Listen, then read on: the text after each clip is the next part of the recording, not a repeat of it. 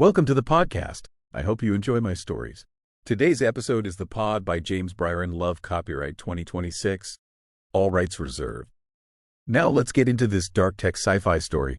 Marcus Hale walked into courtroom 14B with the quiet certainty of a man who had built himself to fit exactly where he stood. The morning light through the high windows fell on the polished wood, catching his dark suit just so, and he straightened his tie with a calm precision. 16 years of deliberate construction had brought him here. The way he carried himself, the subtle arc of his step, the exact confidence of someone who knew the rules so well he could bend them without leaving a trace. He was not tall, but he did not need to be. The room bent to the shape of his presence. Judges, clerks, even the occasional opposing counsel, he understood them all, knew their quirks, their triggers, and their tolerances for theatrics. Today, the Honorable Patricia Sims would preside, and he had prepared accordingly. Brevity over bravado. Efficiency over flourish. That was the law as Marcus understood it. That was how victory came. The case was hardly glamorous. 3 deaths, 19 serious injuries, hundreds of falsified safety records, but in the world of civil liberties litigation, it was concrete. The plaintiffs were warehouse workers whose lives had been quantified into profit margins, whose broken bodies and grieving families were simple line items in a ledger. Marcus had chosen the case not for its glamour, certainly not for its fees, though he did not mind the modest compensation, but because it was winnable and because the injustice was unambiguous. That, he admitted to himself quietly, was enough to justify it. And there was something else, a long-standing personal distaste for any company that decided the math on human life was acceptable. He had never said this aloud, it was beneath his professional persona. But it guided him silently. He began his argument with surgical precision. Words fell into place with the certainty of machinery, succinct, unadorned, cutting at the weaknesses of the defense with relentless clarity. Sims, the judge, had little patience for theatrics, and Marcus never misread the room. He dismantled opposing counsel's statements with a calm efficiency that left no room for distraction or misdirection.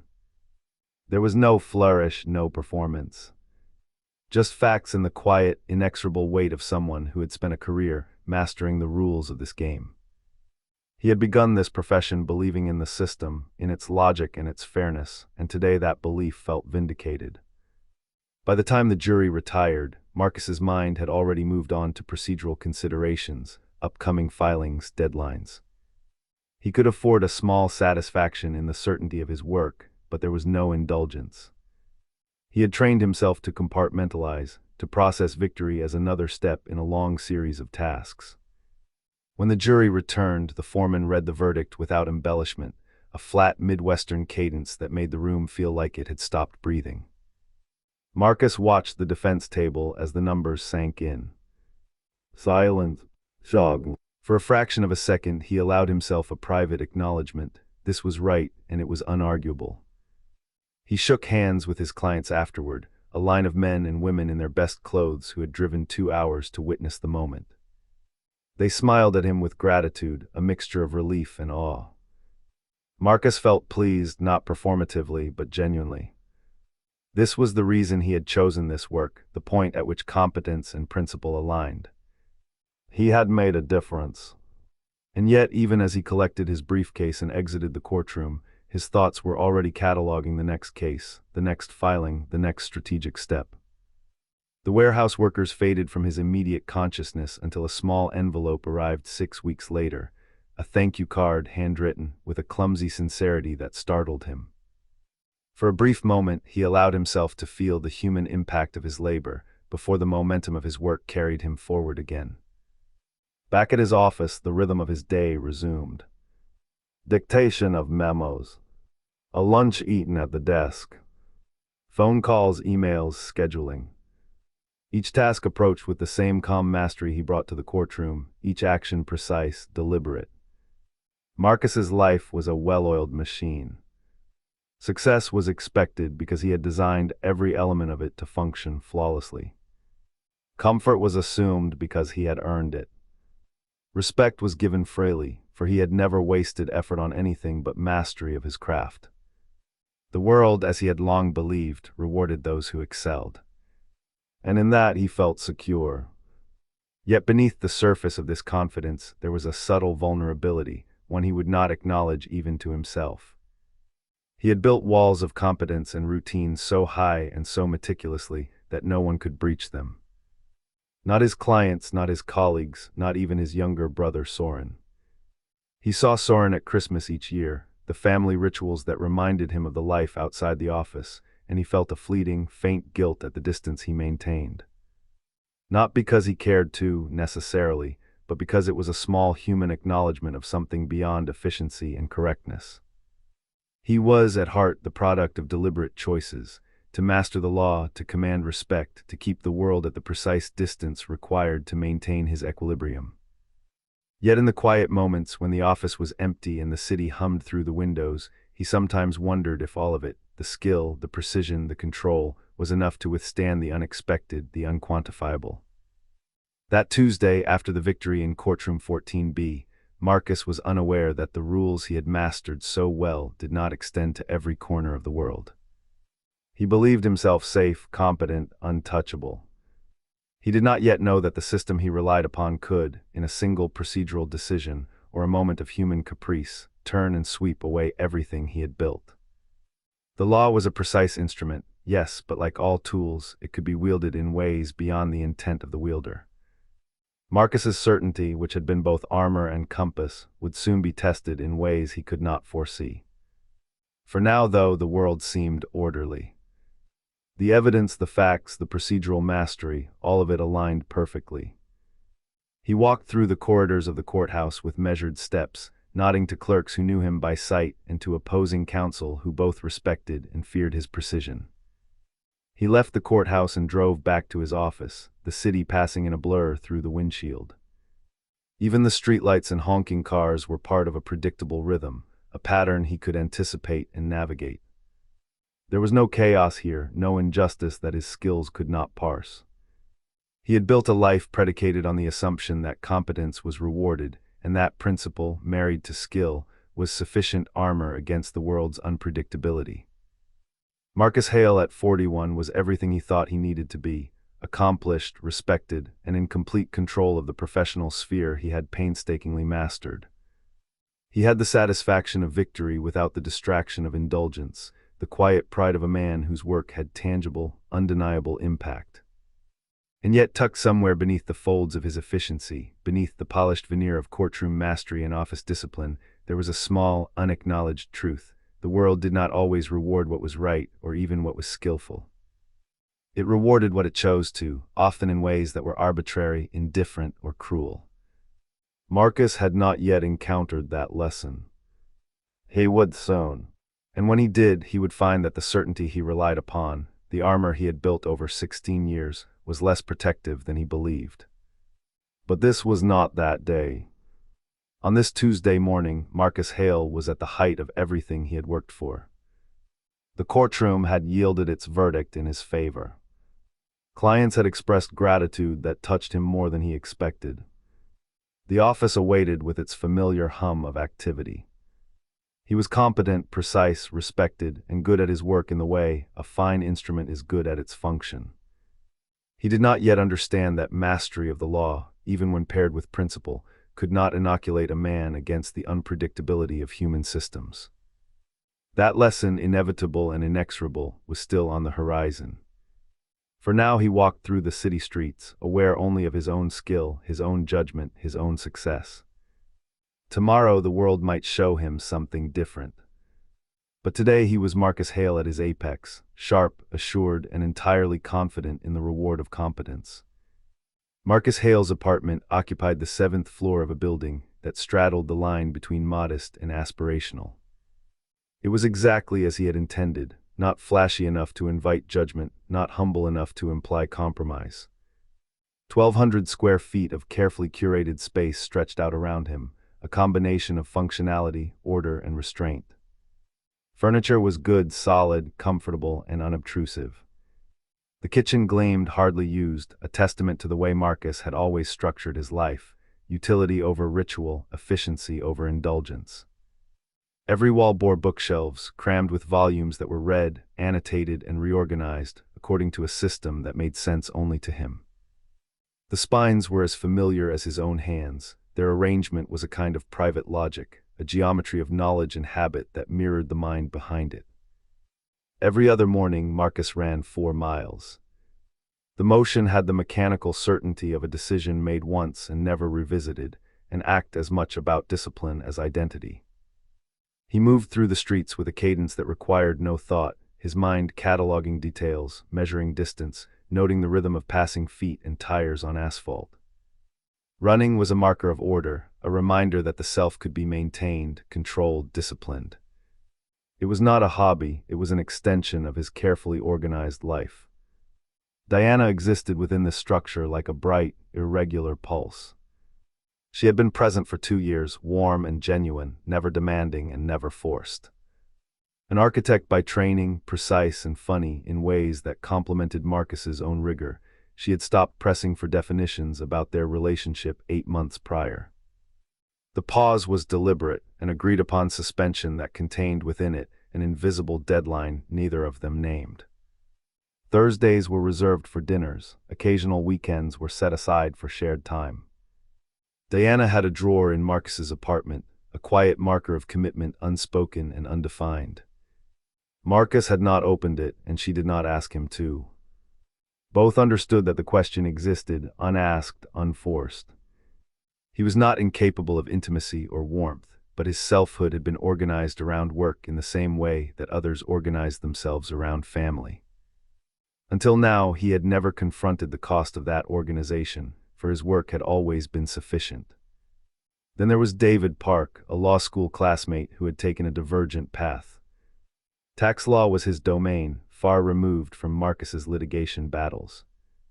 Every few weeks, Marcus would meet David for drinks in a quiet bar chosen for its anonymity, a place where the professional world did not intrude. Here, Marcus could shed the armor of precision, the relentless competence, and speak as a man rather than a lawyer.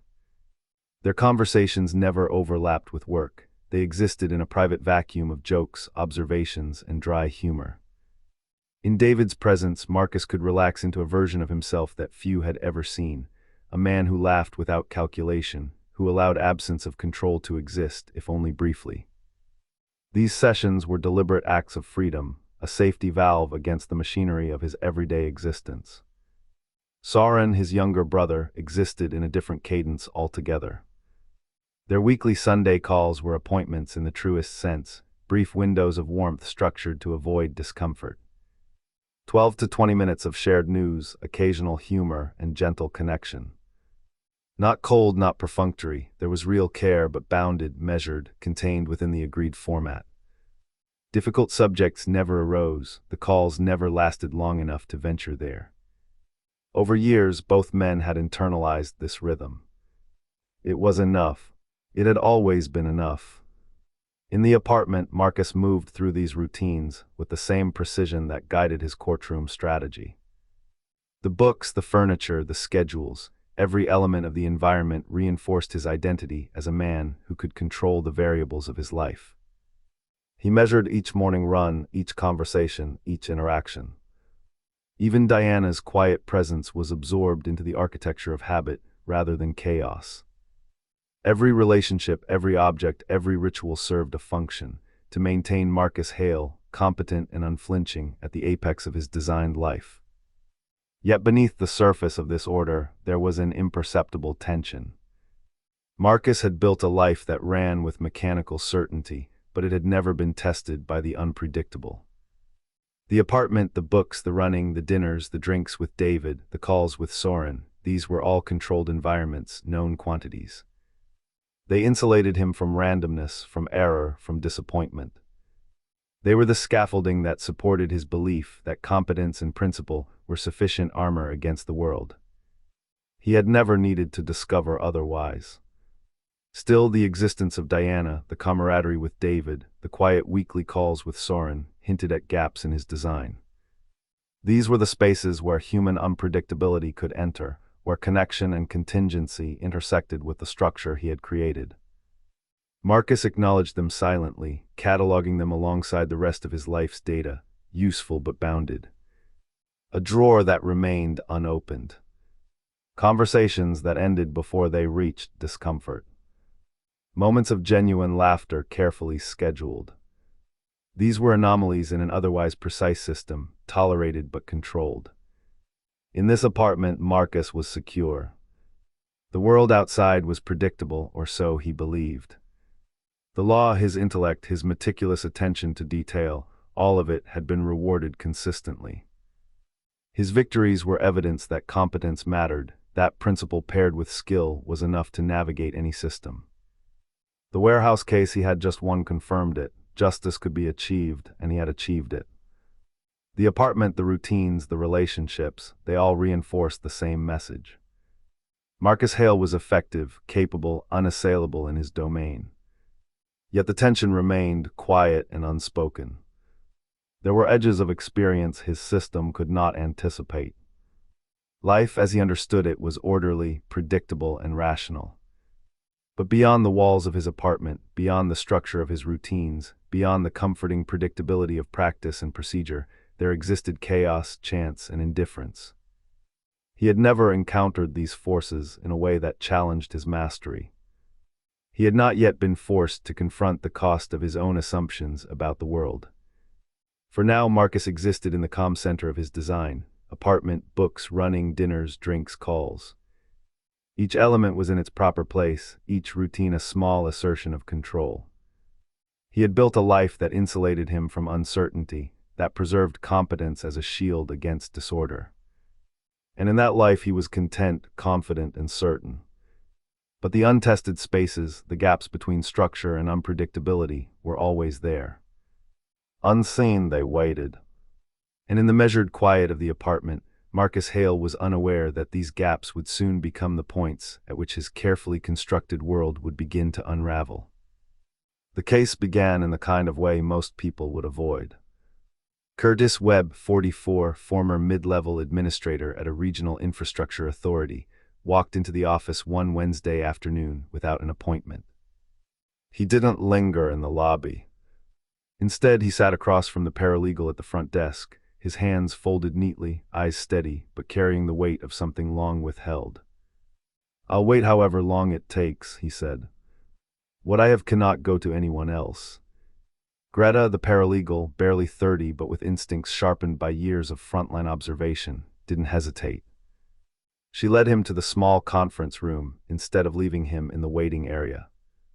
Leaning close to whisper to Marcus, she said, "He looks like someone who's been holding this for a long time, and he's starting to let it go." Curtis Webb had documents. Originals, not copies, each one tangible proof of patterns that had gone unnoticed or ignored. Paper that existed because someone, through arrogance or carelessness, had left a trail. Over 11 years at the authority, Curtis had quietly observed a systematic corruption. Public construction contracts funneled to companies tied to 3 specific city council members, with kickbacks moving through shell accounts that became increasingly blatant as the years passed. He documented everything, not for glory, not for reward, but because doing otherwise would have felt like complicity.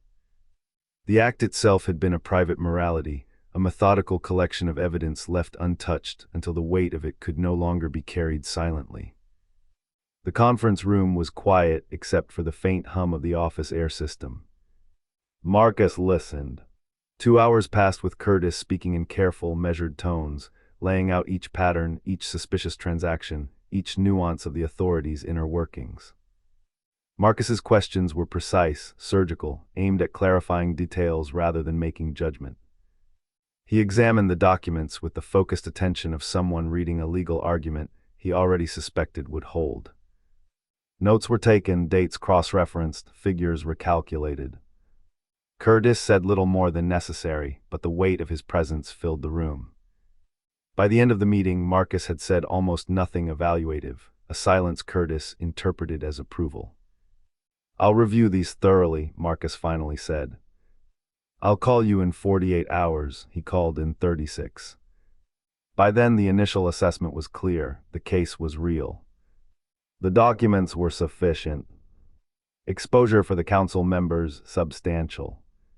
He agreed to take the case on contingency. Curtis could not pay, and Marcus had calculated that the potential gain, in both principle and legal outcome, outweighed the risk. It seemed straightforward, controlled, predictable. Marcus had handled cases like this before: corruption, negligence, misuse of public trust. His methods were precise, honed by years of experience. He had built his career on the certainty that the law, if properly wielded, could uncover truth and impose consequence. This, he believed, was one of those cases, the kind that made his work meaningful, the kind that confirmed that diligence and skill were enough. But there was a miscalculation, subtle and invisible at first, a risk not evident in contracts, shell accounts, or evidence chains. It would take 4 months before Marcus would understand the full scope of the error, 4 months before the consequences, carefully measured and calculated in his mind as manageable, would reveal themselves as far larger than he had anticipated. For now he compartmentalized the complexity, filing it away neatly alongside other cases, other risks, other obligations. Curtis's documents were arranged in neat stacks, cross-referenced with legal codes, statutes, and precedents. The office hummed with a sense of order. Marcus believed, correctly in this moment, that he was in control. He had taken the case for all the reasons he always took cases: principle, logic, and the certainty that skill could guide outcomes. Curtis Webb left the office without fanfare. No promises were made beyond what had already been agreed. Marcus would review the materials, make a determination, and act. The client did not linger in doubt, because he had spent 11 years accumulating evidence quietly, privately, without expectation of action. His responsibility was to document. Marcus's was to act. In the small conference room, the two had aligned, unknowingly stepping onto a path neither fully understood. At the moment of agreement, the risk felt acceptable.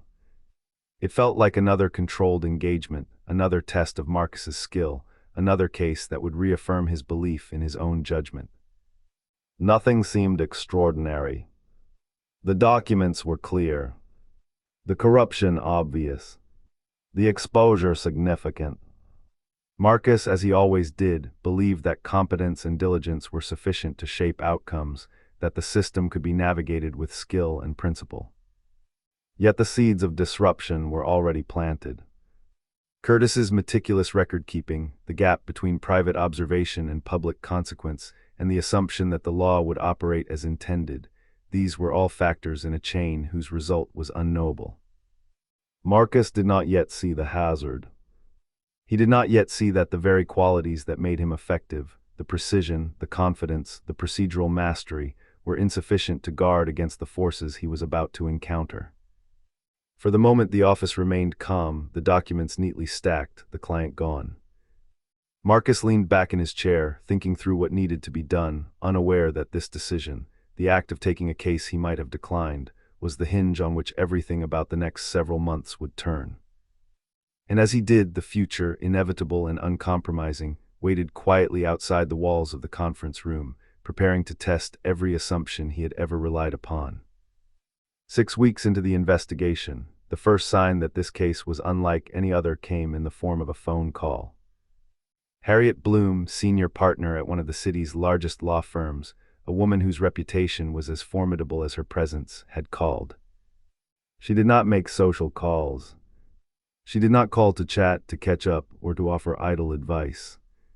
She called because she meant to speak seriously, and she did it with the precision of a surgeon wielding a scalpel rather than a scalpel wielding a surgeon. The invitation was simple: lunch at a restaurant Marcus recognized as more expensive than necessary for casual conversation. The selection was deliberate, he knew this. When Harriet Bloom spent money on ambience, it was never to indulge herself. It was a signal. The restaurant's softly lit dining room, polished wood panels, and quiet hum of conversation created a controlled environment where words could be measured, received, and processed without distraction. Marcus arrived early, as he always did, noting the details: the placement of the napkins, the angles of the chairs, the staff's attentive but unobtrusive service.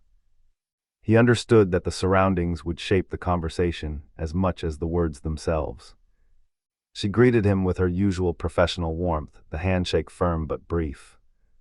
Her eyes held a calm intensity that suggested both familiarity and caution, the sort of careful attention one reserves for someone who is competent but about to tread near danger.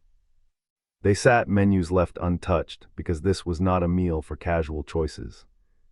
The opening exchange was polite, small talk about the weather and traffic, surface-level friction to mask the gravity beneath. Marcus read the room as he always did, attuned to subtle signals, to shifts in tone and posture. And then she asked about the people behind the council members. Not the council members themselves.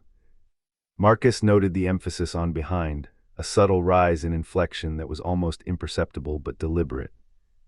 It was enough to make him pause, enough to alert him to layers he had not yet considered. "How thoroughly have you looked into the people on the other side of your client's allegations?" she asked, her voice carefully moderated. The question was framed in warmth, almost maternal in tone, yet it carried a weight that Marcus could not dismiss. She mentioned Meridian Partners. He had not encountered the name in any of Curtis Webb's documentation. Marcus realized immediately that he had missed something. The subtle, carefully restrained, preemptive grief in her expression told him she knew something, had seen patterns, and understood what could happen if one miscalculated. Yet she did not say outright, "Drop it," that would have been futile. Marcus had built a career on pursuing the cases that were worth pursuing, and direct warning was the surest way to make him hold tighter. Instead, she provided the hint, the subtle nudge, the invitation to think further without stating the obvious. The remainder of the lunch was carefully balanced. Harriet spoke of a case of her own, of her daughter's graduate program, and the declining quality of a restaurant they both remembered fondly. The conversation was intentionally mundane, yet every word, every smile, every turn of phrase was calculated to reinforce her underlying message without directly delivering it. When they stepped outside onto the sidewalk, Harriet did something Marcus had never experienced. She held his hands briefly in both of hers. She said, "You are a very good lawyer. I hope you are also a careful one." A warning, yes, but one delivered with trust and respect, and a gravity that Marcus could not ignore even if he tried. He drove back to his office, replaying the lunch in his mind. Harriet Bloom was risk-averse, he reasoned, shaped by years of comfort, caution, and the stakes that came with her position. Her warning, he decided, reflected her thresholds, not his. She had not told him to stop, she had merely suggested vigilance. That was enough to satisfy him at the time, a rationalization that allowed him to continue his work without pausing in self-doubt. By that evening the room was quiet, the city outside dark and still. Marcus sat at his desk in the apartment, the soft glow of the lamp illuminating the stacks of documents, the notes he had accumulated from Curtis Webb's folder. He began researching Meridian Partners, tracing every connection, every subsidiary, every known association. 4 hours passed in a blur of focus, a relentless dissection of corporate filings, public records, and financial statements. What he discovered did not fit neatly into the framework he had expected. Meridian Partners was not merely a property development group. It was a complex financial architecture, elegant and layered, designed to insulate power and obscure accountability. Its tentacles extended into municipal contracts, state infrastructure funds, and 2 state senators, finally branching outward to the 3 city council members Curtis had documented receiving kickbacks. Webb had uncovered the edge of the corruption. Marcus was beginning to see its roots. He sat back in his chair, the apartment dark except for the light of the computer screen. There was a stillness in him, a rare and precise quiet, the kind that occurs when a man sees something clearly that cannot be unseen. The implications were enormous. Every pathway, every connection, suggested systemic reach far beyond the initial scope of the case. The depth of the entanglement startled him, even as the patterns of it appealed to his analytical mind.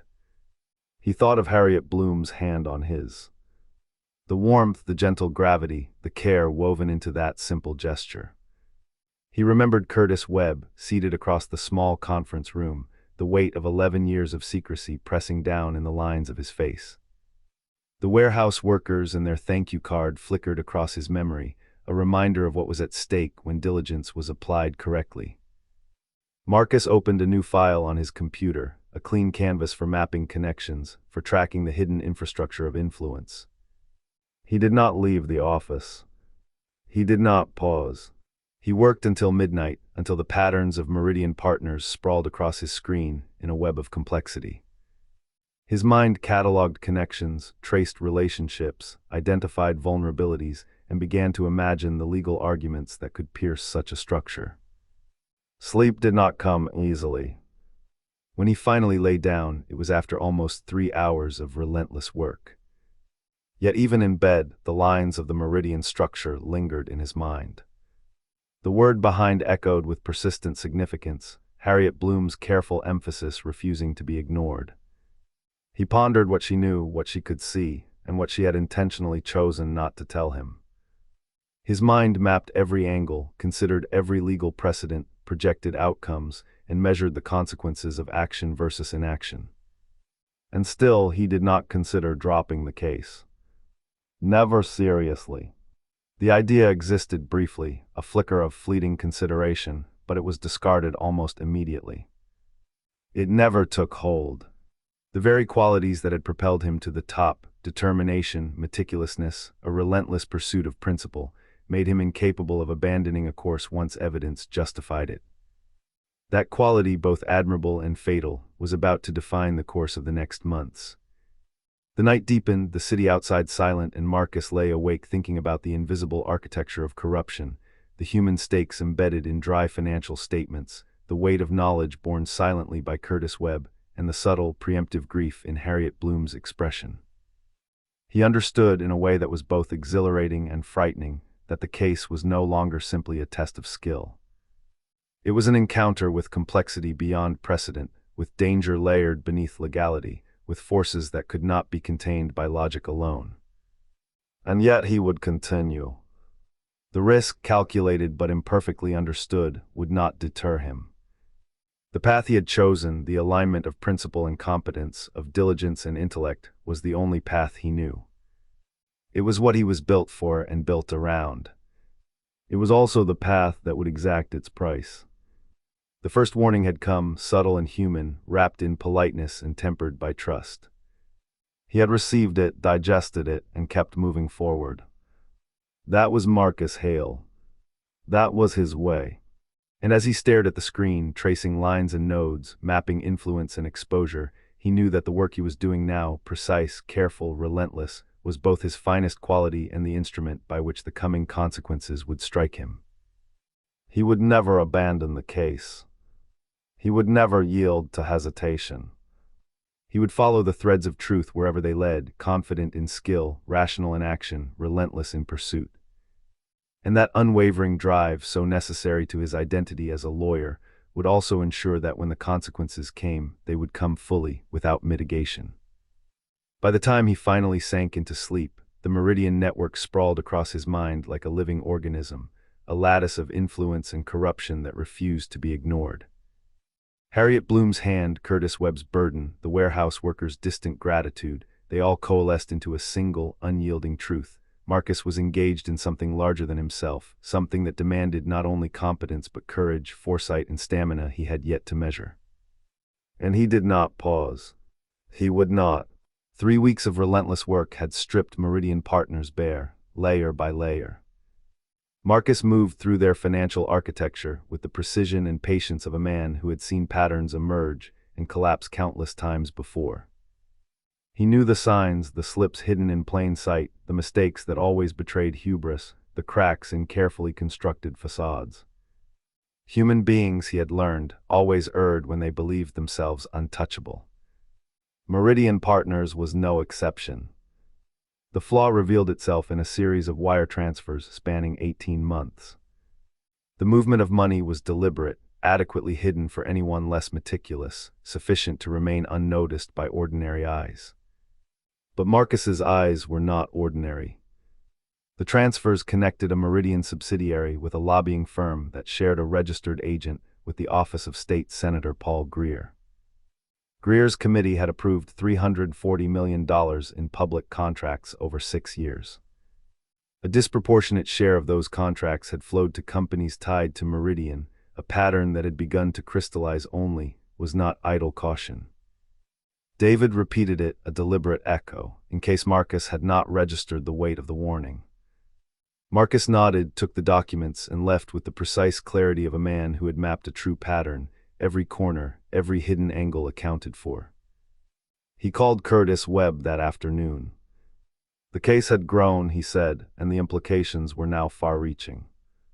Curtis responded without hesitation, his voice carrying the quiet assurance of a man who had borne the burden of knowledge in isolation for years. He was prepared. He had always been prepared. Marcus listened, filed the information, and noted the measure of readiness in Curtis, a patient, steadfast endurance that had simply awaited someone capable of tracing the lines to their conclusion. Marcus's perception of control remained unshaken.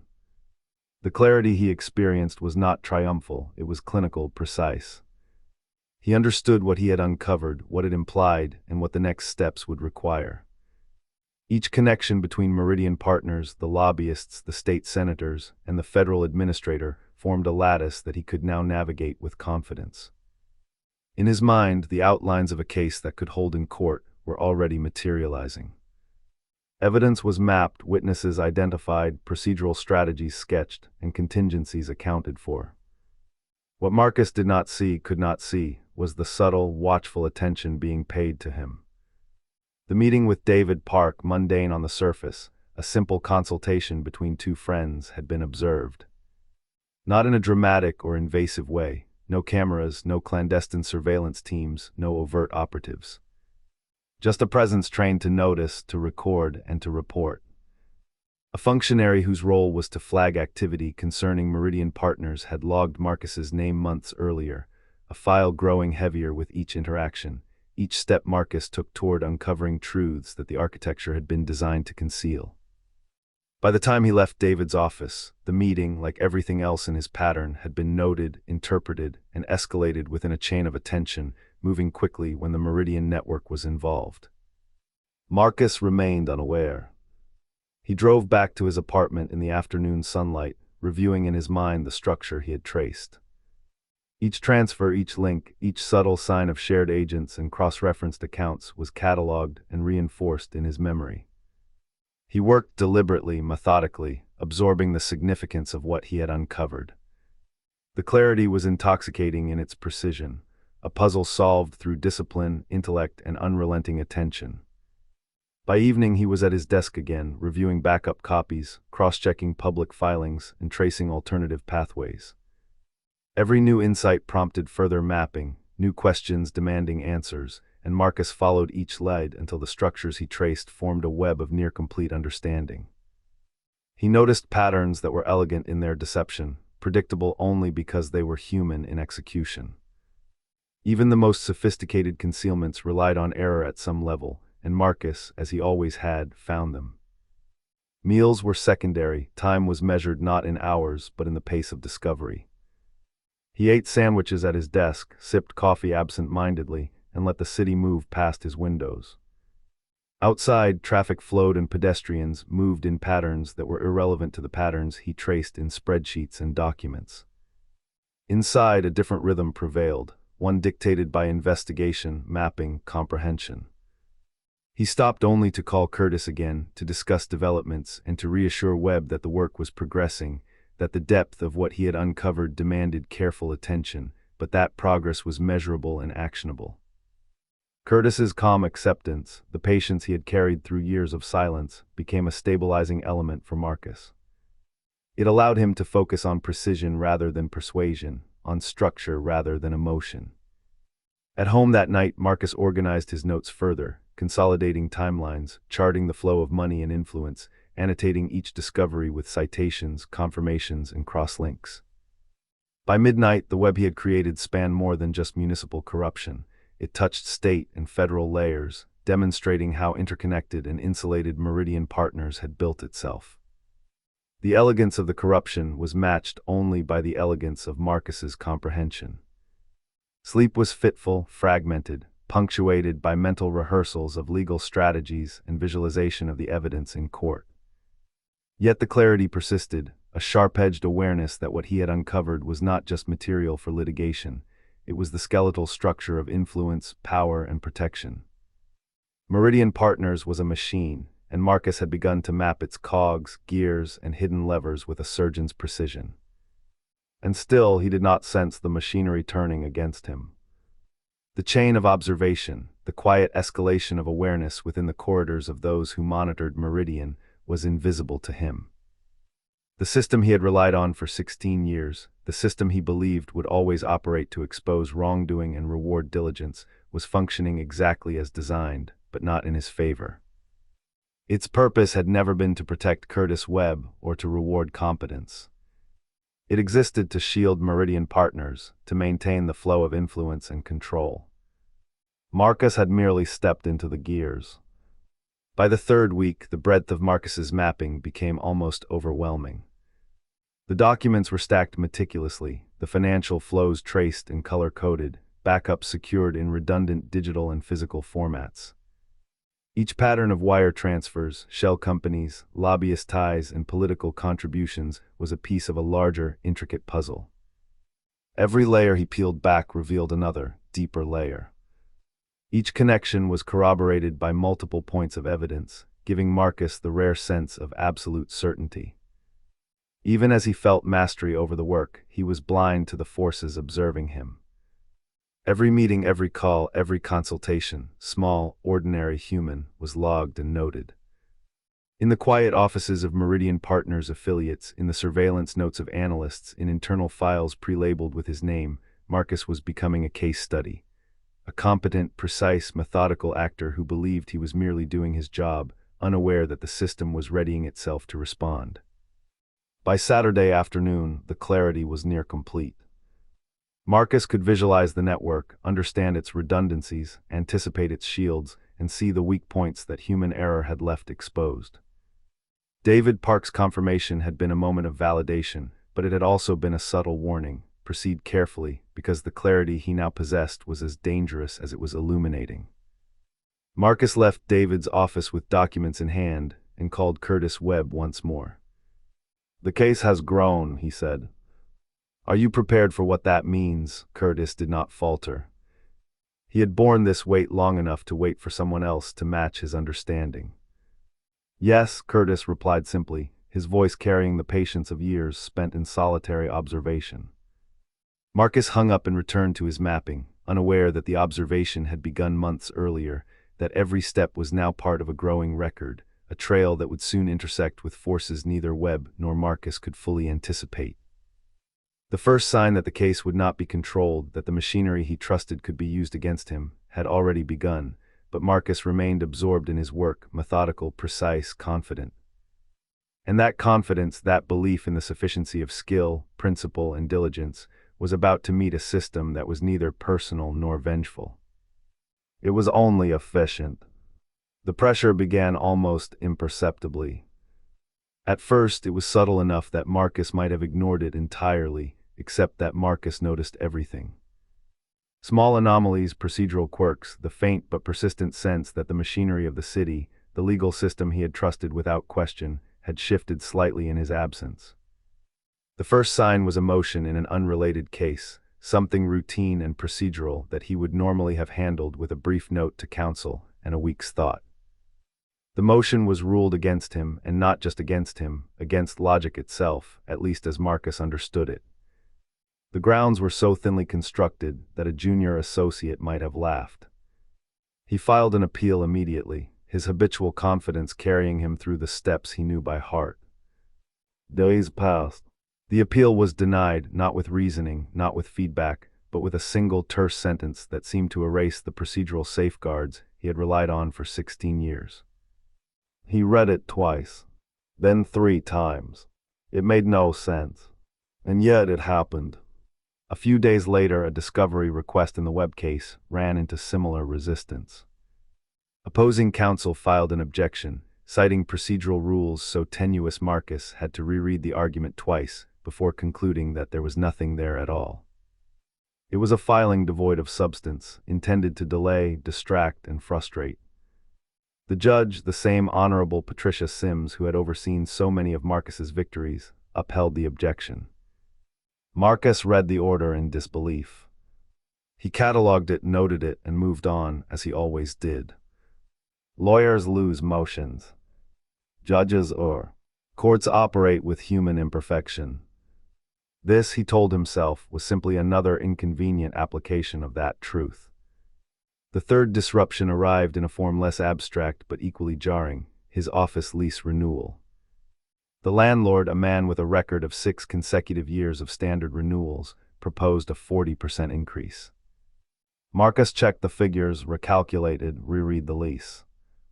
Everything was in order, legally correct, binding, and still unjust in the way that bureaucratic increments of power can feel. Marcus filed the paperwork, noted the anomaly, and continued with his work. The sequence of small irritations was, in isolation, manageable. Taken together, however, they formed a faintly troubling pattern. And then Curtis Webb was audited. Marcus's first call came as a controlled panic from Curtis, the voice steady yet taut, measured, but carrying the undercurrent of something a man who had carefully maintained his life for 11 years could not completely control. 7 years of returns were under scrutiny. The audit moved at a speed that, according to every tax attorney Marcus called discreetly for advice, was unusually rapid for a person of Curtis Webb's profile. There was no irregularity in the returns themselves. Curtis had never filed a dishonest return. The files were complete, meticulous, and accurate. Marcus instructed him to cooperate fully, to document everything, and to alter nothing. Every step taken, every page reviewed, every question answered was part of a precise, careful process. The audit found nothing because it was never intended to find anything. The point had not been to punish Curtis. The point had been to deliver a message, a quiet, formal, unmistakable reminder that someone was watching, someone was capable of intervention, and that someone could move with efficiency and authority beyond scrutiny. Marcus received the message as intended. It was clear, it was unambiguous, and yet it did not change his course. He documented it, logged it, and proceeded as before. No external warning was needed. The subtle pressure had taken hold. Marcus could feel it in the quiet tightening of his own attention, the way his mind processed every procedural filing with the heightened awareness of someone who knew they were being observed, though he could not see the observer. Each anomaly, each obstruction, each targeted disruption was a whisper in the corridors of a larger system, and Marcus, as he always did, catalogued it. He catalogued it and pressed forward. Yet the human world around him began to respond before he did. Diana noticed the shift first. She did not confront it, did not prod or question with insistence. She had learned Marcus's architecture over 2 years, knew the limits of persuasion and the consequences of confrontation. Instead, she adjusted herself. She stayed closer, appeared on nights beyond their customary Thursday dinners, lingered with small, incidental presence in the apartment. Her attention was careful, unobtrusive, loving in a way that was calibrated precisely to the man whose greatest quality and greatest flaw was his inability to accept help gracefully. One evening she asked directly if he was in trouble. Marcus said no, and the words came with conviction that was incomplete, half certain. Diana held her gaze, measuring, weighing, acknowledging the partial truth without forcing confrontation. She let it go. Marcus lay awake that night, tracing the contours of the exchange. He understood in the dim light of his apartment that he had done to her exactly what he had done for 2 years to everyone around him: prioritized the case, elevated principle and professional pursuit above the person who mattered most in that moment. He recognized it, noted it, and felt the weight of her acceptance, a quiet endurance that was meant to protect him from guilt, yet made the situation worse by demonstrating the patience and love he was deflecting. Soren called on Sunday, as usual. Marcus was distracted, shorter than usual. The brief conversation was punctuated by abrupt answers, clipped and professional in tone, even when addressing his own brother. Soren, working class, blunt, and loyal in the way that men who love quietly tend to be, pressed no further. He asked as carefully as he could what was going on. Marcus replied, "Work." Soren accepted the answer with flatness, a voice devoid of enthusiasm, neither approving nor encouraging. Flatness that carried the weight of unspoken understanding. He knew, he intuited, and he would wait. This call was the last normal exchange between the brothers for months to come. The small disruptions escalated almost imperceptibly over the following weeks.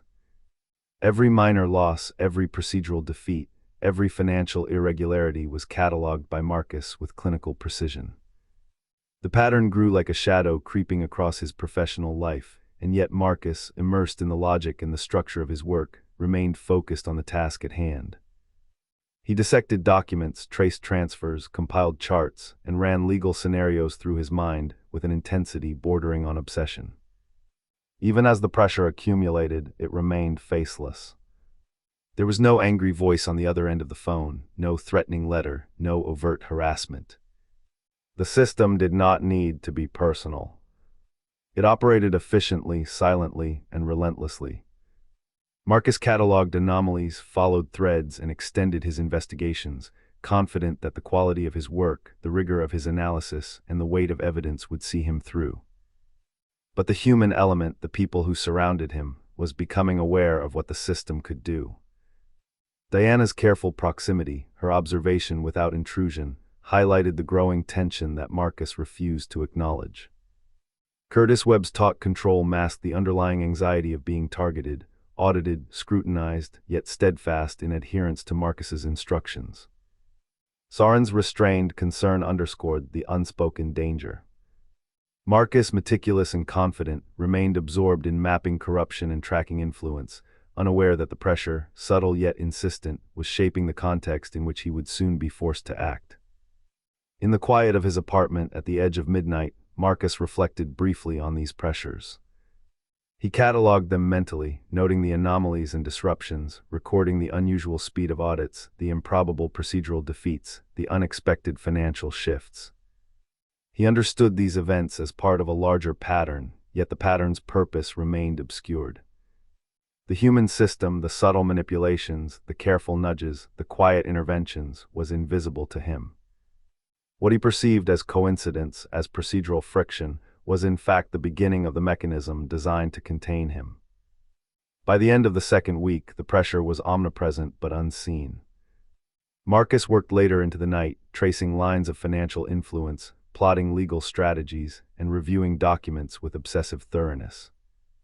The weight of awareness was internal, cognitive, abstract, and yet it pressed in on him in ways that would soon become tangible.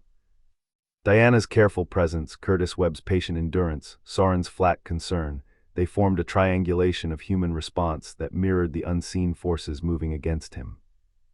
Marcus, confident, principled, and meticulous, cataloged everything. He continued to dig. He continued to map, cross-reference, and connect, unaware that the subtle pressure, initially almost invisible, had begun to compress the space in which he could operate. The machinery that would ultimately bring him down was not visible, not personal, not hostile in a human sense. It was simply efficient. And he moved forward anyway. The line did not announce itself. There was no flare, no siren, no clear moment of moral collapse.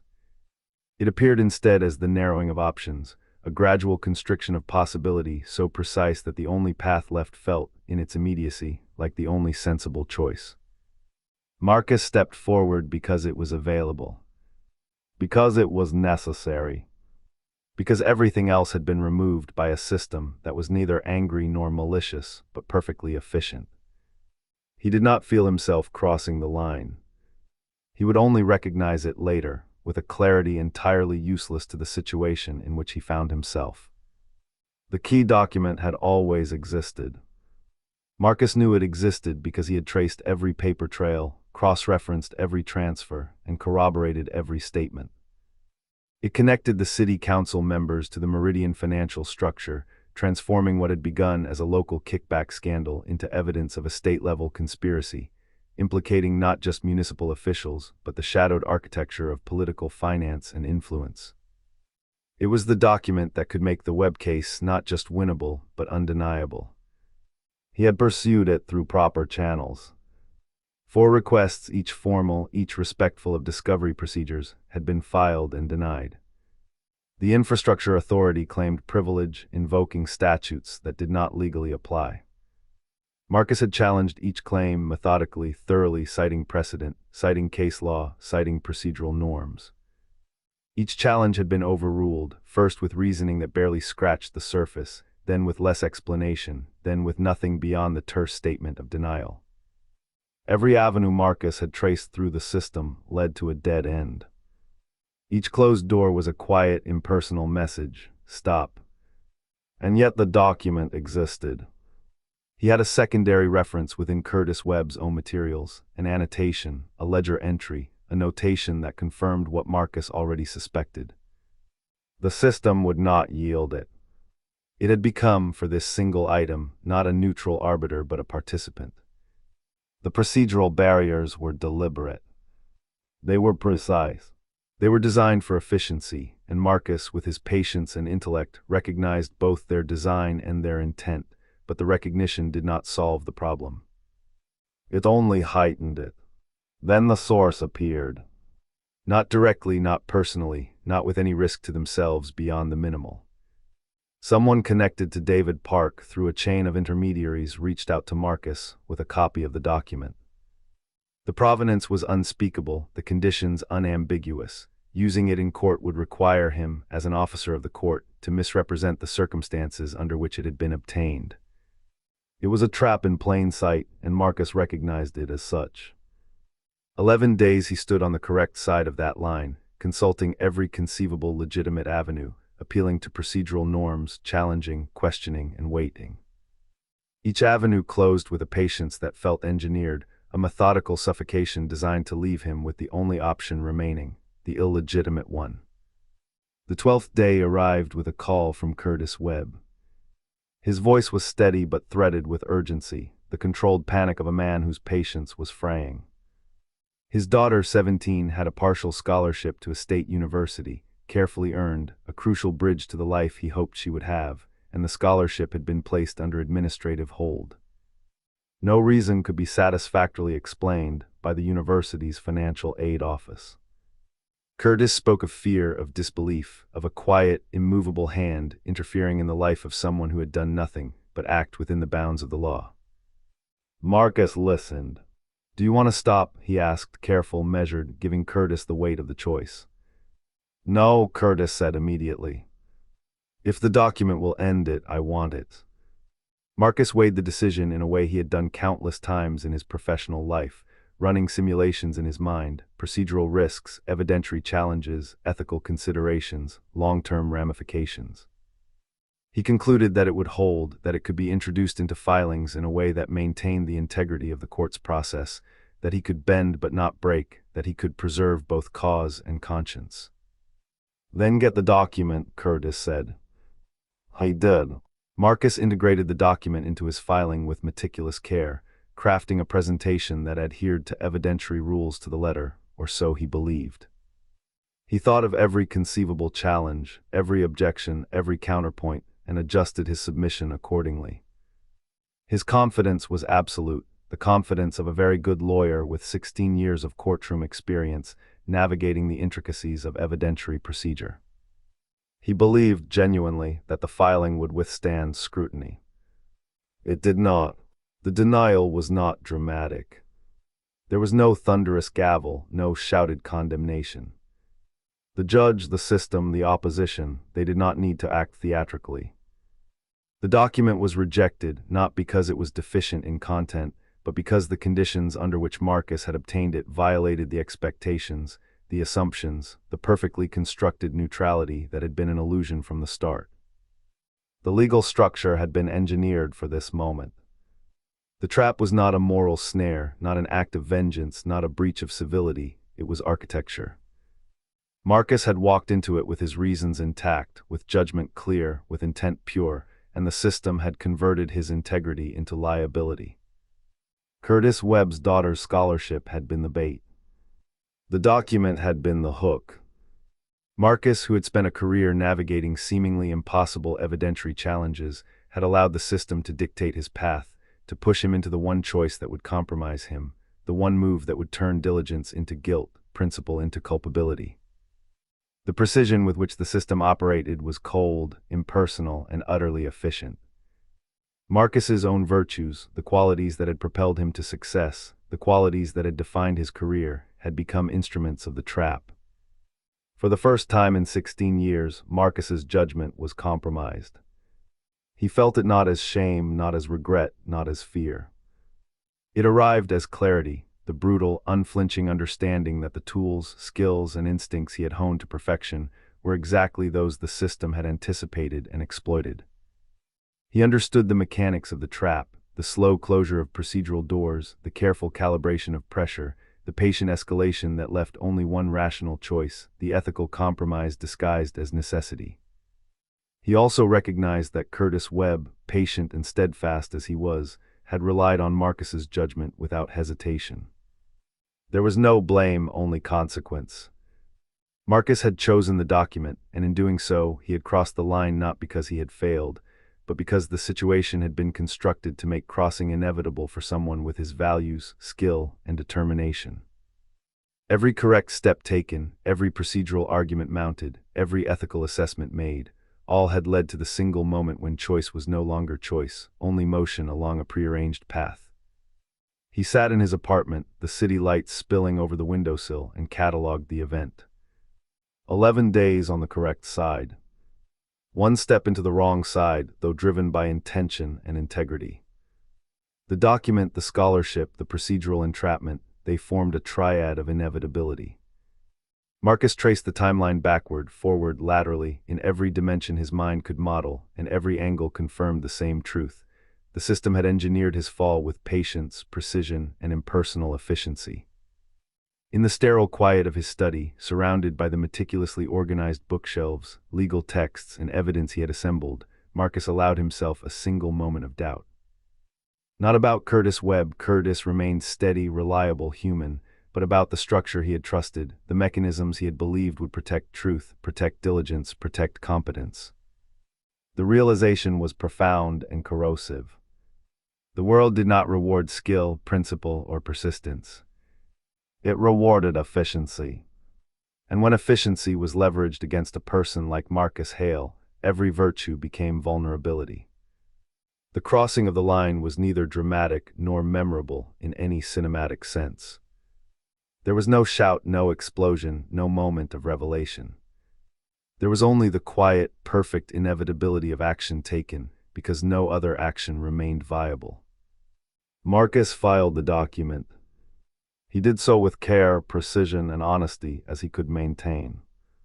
He did so understanding that his choice was anticipated, engineered, and trapped from inception. He would later catalog the moment with cold, retrospective clarity. The document, Curtis Webb's daughter, the system's orchestration, all would be points in a timeline, annotations in a record, evidence of inevitability. Marcus had crossed the line because he could not do otherwise. Because the alternative, inaction, would have been incompatible with the man he was, competent, principled, relentless in pursuit of justice, and incapable of abandoning someone he believed had been wronged. And that was precisely why he fell. The morning was clear, brisk, and unremarkable, the kind of Tuesday that feels ordinary only because nothing extraordinary has happened yet. Marcus Hale stepped out of his apartment building on the 7th floor, coffee in hand, keys in pocket, briefcase in the crook of his arm. He had run the 4 miles he always ran mechanically, and had dressed in the suit he always wore, navy, perfectly pressed, shoes shined. The world had never failed him before, and on that morning nothing seemed different. Except it was. 2 detectives approached him with quiet, measured politeness, the kind that feels professional but is designed to convey authority without theatrics. Their uniforms were crisp, their badges gleamed in the early sunlight.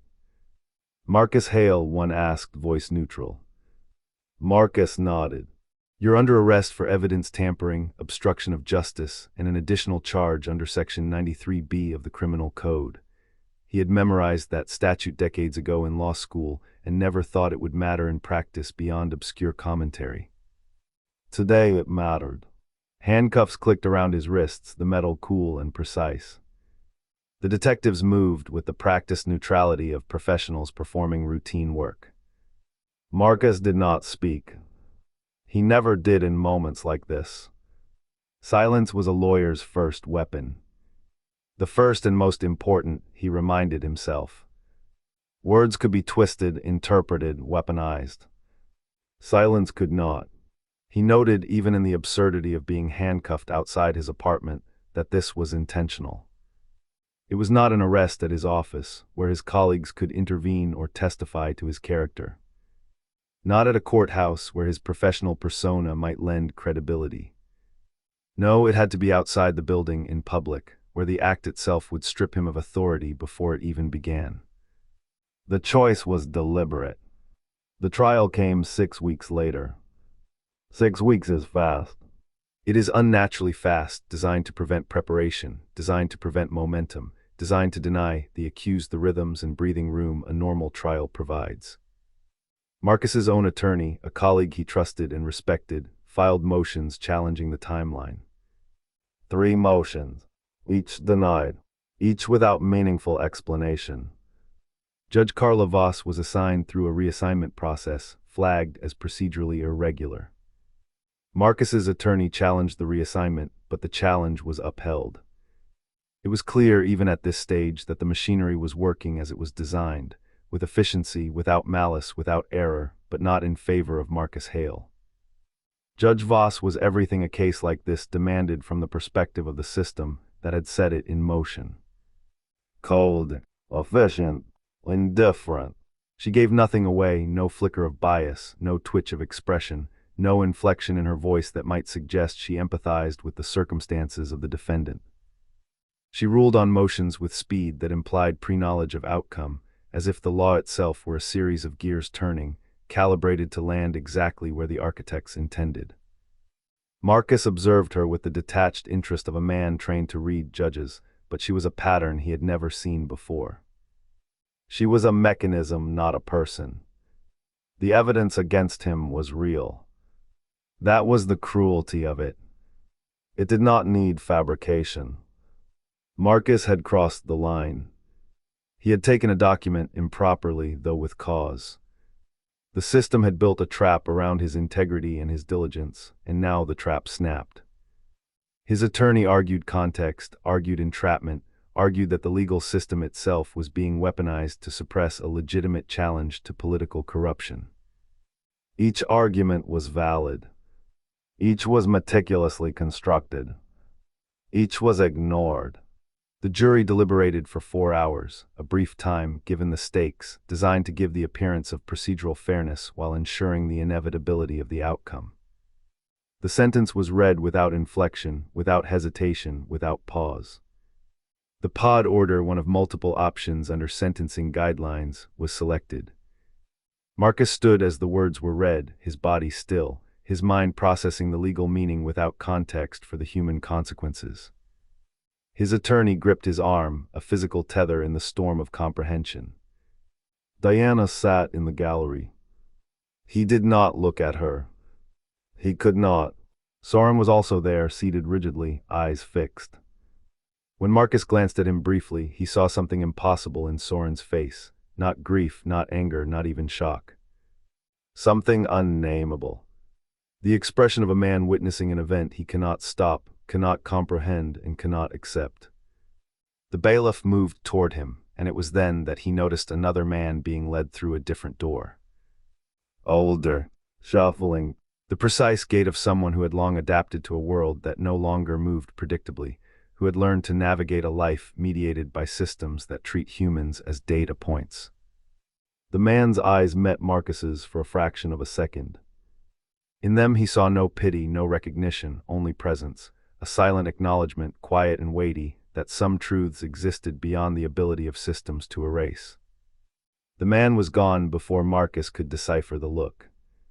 He would not understand it for months. By the time he did, he would understand everything. In the days following the arrest, the machinery continued its work with tireless, impersonal precision. Routine life outside the courtroom became a closed loop of forms, notices, and letters. Marcus received packets of documentation, warnings about conduct, instructions about facility preparation, all of which were phrased with the soft language of administrative neutrality. He could not argue, could not appeal, could not negotiate. The gears had already turned, and he was now a part of the machine's output, not its input. Even the courtroom had seemed normal at first glance. Witnesses appeared, testimony was given, documents presented, cross-examinations conducted. Yet beneath this ordinary facade was the pattern Marcus would come to recognize as characteristic of the pod system's architects. Every decision, every movement, every delay, or lack thereof, calculated to remove human agency. Every procedural step reinforced the final outcome, designed so that no lawyer, no judge, no appeal could alter the trajectory once a single line had been crossed. His professional pride was irrelevant. It did not protect him. His reputation, meticulously constructed over 16 years, meant nothing in the face of procedural inevitability. The system did not act out of vengeance, did not seek to punish, did not even calculate fairness. It only executed. Marcus understood this gradually, the way one observes a slow chemical reaction. The efficiency was inhuman. The precision was clinical. He was a subject in a process he had once believed was impartial. Outside the courtroom, life for those watching, the gallery of friends, family, and observers, became a stage of quiet horror. Diana's eyes were wide but controlled. She remained seated, her understanding of Marcus's character allowing her to contain herself even as the sentence dismantled it. Soren, uneducated but shrewd, absorbed each word, each motion, each inflection, and kept a mask of comprehension while his mind calculated, parsed, and measured what he could do or could not do. In the absence of melodrama, the moment was absolute. There were no tears, no outbursts, no gestures of defiance. Just the finality of the pod order, written in the neutral syntax of law, delivered with bureaucratic efficiency, witnessed by those who understood in ways Marcus could not yet appreciate. He would learn later that the machinery did not rely on error, did not require active cruelty. It was the system itself, the seamless integration of law, procedure, and administrative neutrality, that produced the result. Every human choice had been accounted for and rendered irrelevant. Marcus left the courtroom for the last time as a free man, only in the literal sense. Legally, physically, he could still walk. But the space between freedom and autonomy had vanished. The pod was already present, waiting in procedural instruction, in logistical paperwork, in the faint hum of anticipation that pervades a system designed to deliver maximum compliance with minimal resistance. Each step Marcus took was prefigured by the system itself. The efficiency of his own downfall was matched by the cold exactitude of those orchestrating it. The arrest outside the apartment, the speed of the trial, the dispassionate delivery of the pod sentence, all were elements of the same design, a framework that rendered every skill, every instinct, every moral assessment of Marcus Hale irrelevant. It was not personal.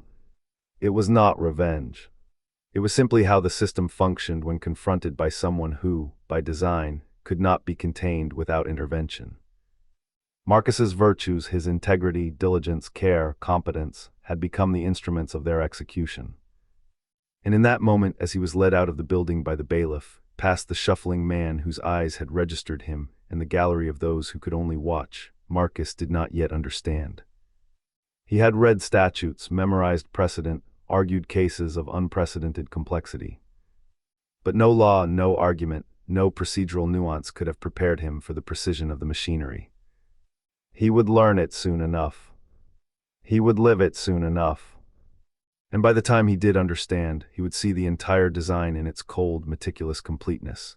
The trap, the bait, the line, the inevitability, and the human cost contained within each perfectly calibrated motion. The bus is white, clean, and almost anonymous, its exterior reflecting sunlight like a blank page. Inside, it is cooler than comfort dictates, the air conditioning humming steadily, producing a slight vibration that Marcus notices in his teeth before he consciously acknowledges it. The seats are utilitarian, synthetic leather, slightly stiff, spaced adequately, and arranged in two columns separated by a narrow aisle. The windows are tinted dark enough to obscure most details of the world outside. Light and shape filter through, but nothing more. It is a deliberate erasure of context, a neutral curtain placed between the people inside and the life they once inhabited. There are 11 others. Marcus counts them with the precision of someone cataloging variables for a case study. 3 are young, no more than 23 or 24, with the kind of slack-jawed blankness that comes from trauma compressing their emotional registers. Their bodies do not protest the loss, their minds do not yet know what is gone. 2 are middle-aged, seated rigidly, knuckles whitening around the edges of their chairs, familiar with the routine of compliance. They do not fidget. They do not speak. They know, as Marcus will come to know, that stillness is a currency. The rest occupy the space between, a scattered assortment of ages, genders, and appearances that suggest either randomness or the appearance of randomness, which in the system's eyes may be functionally the same thing. The silence is complete. There is no guard issuing commands, no posted regulations, no formality beyond the driver's partition and the slow hum of the air conditioning. Yet the silence carries weight. It is the product of uncertainty, of lives suspended in a space where action has been preemptively removed. 11 people, 11 separate experiences of sudden displacement, each generating their own internal static, none willing or able to externalize it. Marcus notices this instantly, the way a lawyer notices the tone of a room before a case has been argued.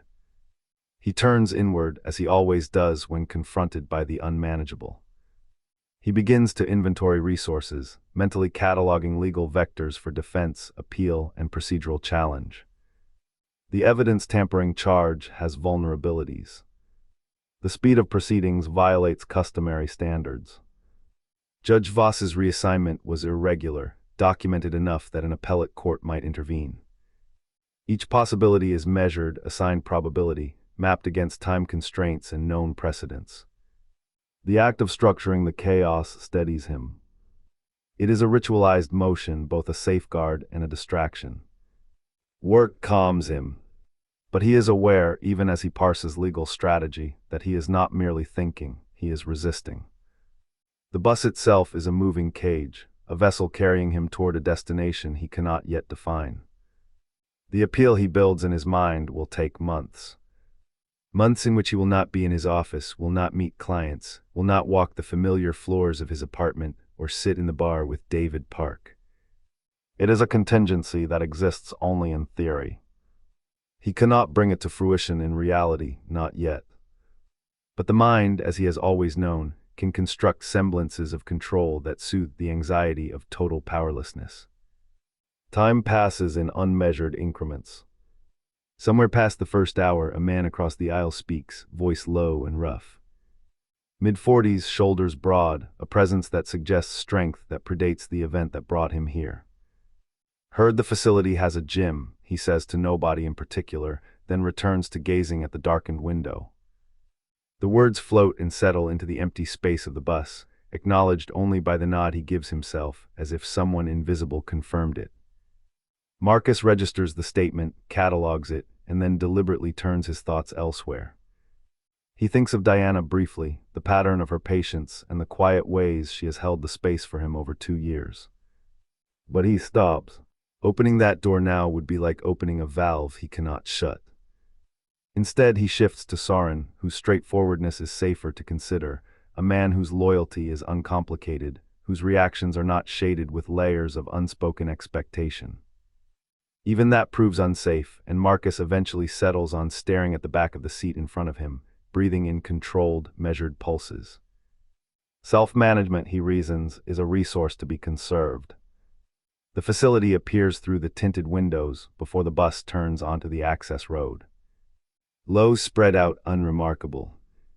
No nameplates, no banners, no architectural flourishes to mark it as extraordinary. It resembles a regional hospital that has never received promised funding, institutional but not forbidding, a place that will contain what must be contained with efficiency rather than spectacle. Marcus observes this dispassionately, noting proportions, access points, distances from the main road, even the density of landscaping. He registers that it is smaller than he expected and then corrects himself. He cannot define what he expected, and expectation itself is a mistake in the presence of a system that refuses to fit any preconceived frame. The bus slows, tires crunching against the gravel of the entrance drive. Marcus notes the lack of signage, the absence of visible security personnel, the uniformity of the building clusters. The color palette is muted, grays, faded whites, institutional tans. There is no drama, no alarm, no theatricality. The neutrality is the point. There is no threat here that requires expression. The entire system is a threat simply by existing. He observes the other passengers again. The young men remain inert, heads tilted slightly to one side, their blank eyes fixed on some distant thought or no thought at all. The middle-aged men are statues in synthetic leather, torsos stiff, faces impassive. One woman, possibly in her late 30s, adjusts her hair once and then sits still, staring into a muted landscape. Marcus notes these behaviors without judgment. They are data points, variables in a calculation he does not yet have the tools to complete. He catalogs the bus's infrastructure too, the location of emergency exits, the partition that isolates the driver, the angle of the mirrors, the subtle curvature of the windows that limits outside perception. Every detail is a potential leverage point, a contingency, an anchor in a situation where control has been removed. This is habit, instinct, and training colliding in a context for which it was never intended. The bus turns into the main drop-off point, a small courtyard leading to the intake building. The driver slows, stops, and gestures to a door on the far side. A uniformed officer, clipboard in hand, waits. Marcus notes the procedure before it occurs. The officer will check each name, confirm identities, escort each passenger individually through a series of stations, and ensure the flow continues uninterrupted. He anticipates each step, not because he believes anticipation will alter it, but because structuring the unknown keeps him functional. He imagines how this will be logged: time of arrival, duration of escort, entry points, each acknowledgement of receipt. Marcus can see the invisible chains of record-keeping extending from this point into the facility's database, each click and pen stroke feeding a system designed to transform individuals into categories, categories into cases, and cases into data points. Efficiency replaces humanity. Observation replaces agency. He recognizes it all without panic. Recognition, he has learned, is an armor of sorts. The bus doors open.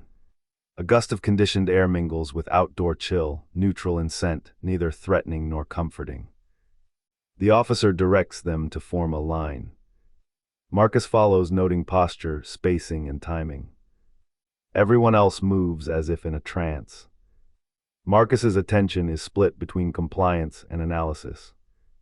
Each step is catalogued, assessed, and prepared for the inevitable questions, forms, and signatures awaiting inside. Inside, the fluorescent lights flicker faintly. The linoleum floors are clean, institutional, deliberately uniform. Marcus's eyes sweep the room, counters, stations, personnel. Everything is functional. Nothing is personal. He mentally bookmarks each desk, each filing cabinet, each interaction point, assigning probabilities to every potential procedural error or anomaly. He already knows that no anomaly will matter, that the system will correct itself before it is noticed, that efficiency is its own form of inevitability. When he is asked to present identification, he does so calmly. Fingerprints, photograph, signature, documentation of prior proceedings, all catalogued meticulously. Marcus notes the exact phrasing of each question, the neutrality of each response, the sequence of movements. He files everything in his mind in a manner resembling case preparation. This is his last domain of control, the only way in which Marcus Hale remains Marcus Hale inside a system that has removed everything else. By the time he reaches the holding area, a small room with metal chairs and an institutional clock, the bus ride is already a memory. The air in the room carries a faint antiseptic odor, underscored with the mechanical hum of ventilation. Marcus sits and catalogs again.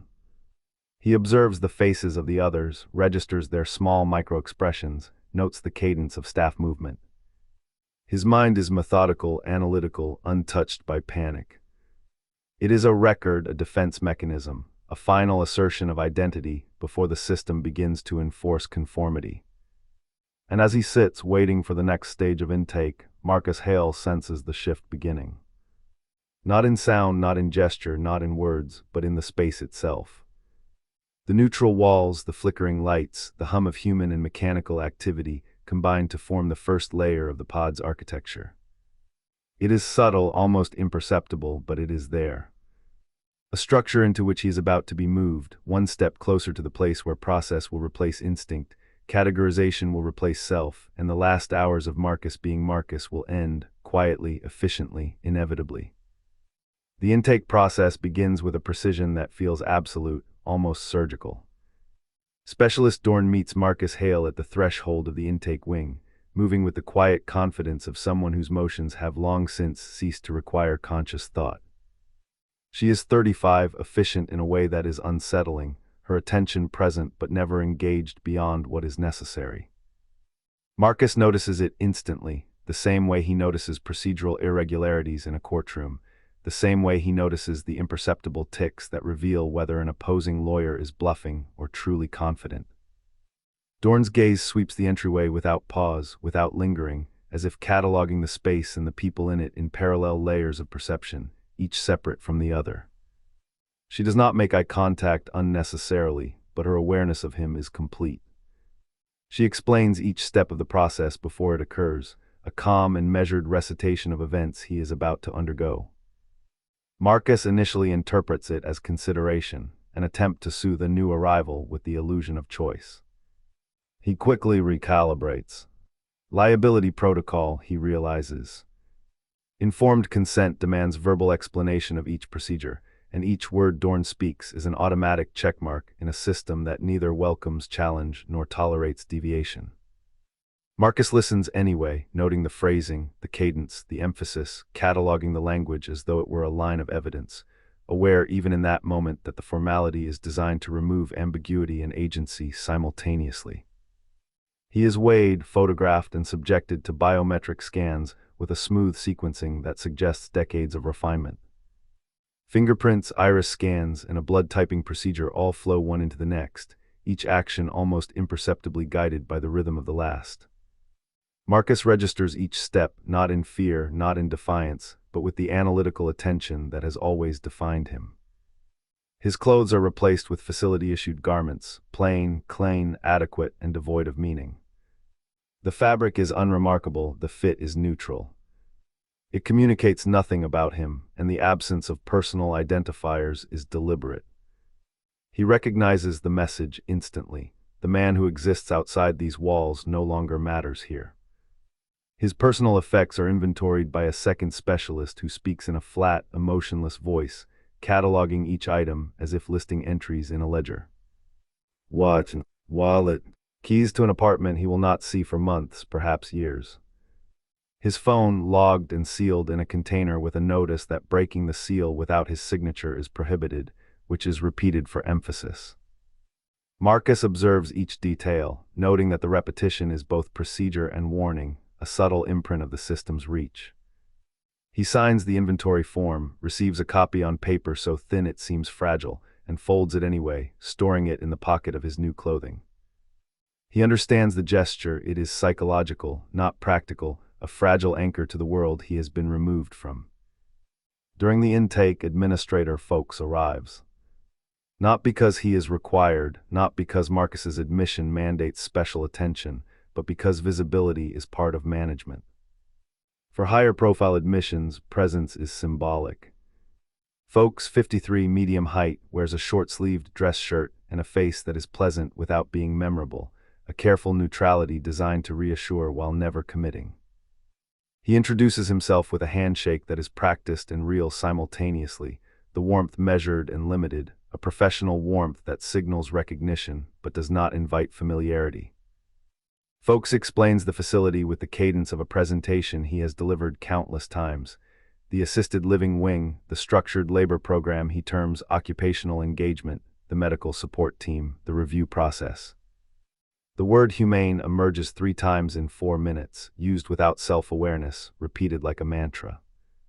Marcus listens as if receiving opening statements from opposing counsel. His mind catalogs the internal logic, the gaps, the ways in which the language of management must cover what cannot be covered by fact alone. Each word is a vector, each phrase a potential misdirection or shield. He notes the inconsistencies silently, filing them away with the same precision he applies to a deposition transcript. When Folks finishes, Marcus asks one singular, precise question: which statute defines the criteria for sanity certification, and has it been subject to constitutional challenge at the appellate level?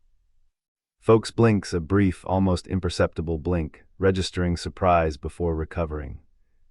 The legal team, he says, can address those questions, and Marcus will have access to a facility counselor to direct him to appropriate resources. Marcus thanks him with a politeness that conceals a precise measure of contempt, a quantity detectable only to those trained to observe the calibration of attention, intent, and professional performance. Folks departs, leaving Marcus in the hands of Specialist Dorn, who resumes the intake with unflinching efficiency.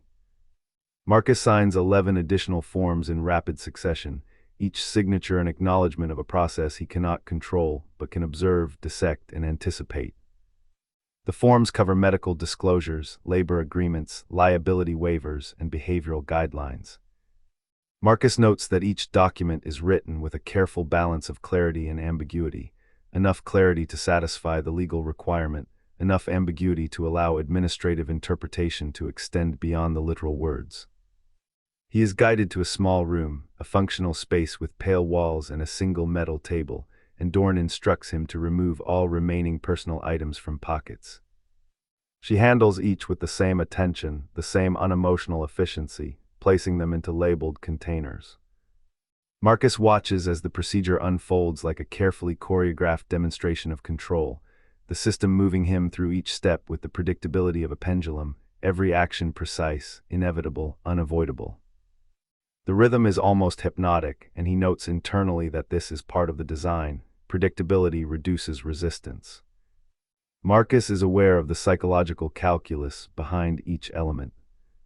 The sterile environment, the uniform clothing, the inventory of possessions, the repeated verbal instructions, each is a node in a network designed to transform his attention, to redirect it from self to compliance, to reduce his sense of agency while preserving the appearance of consent.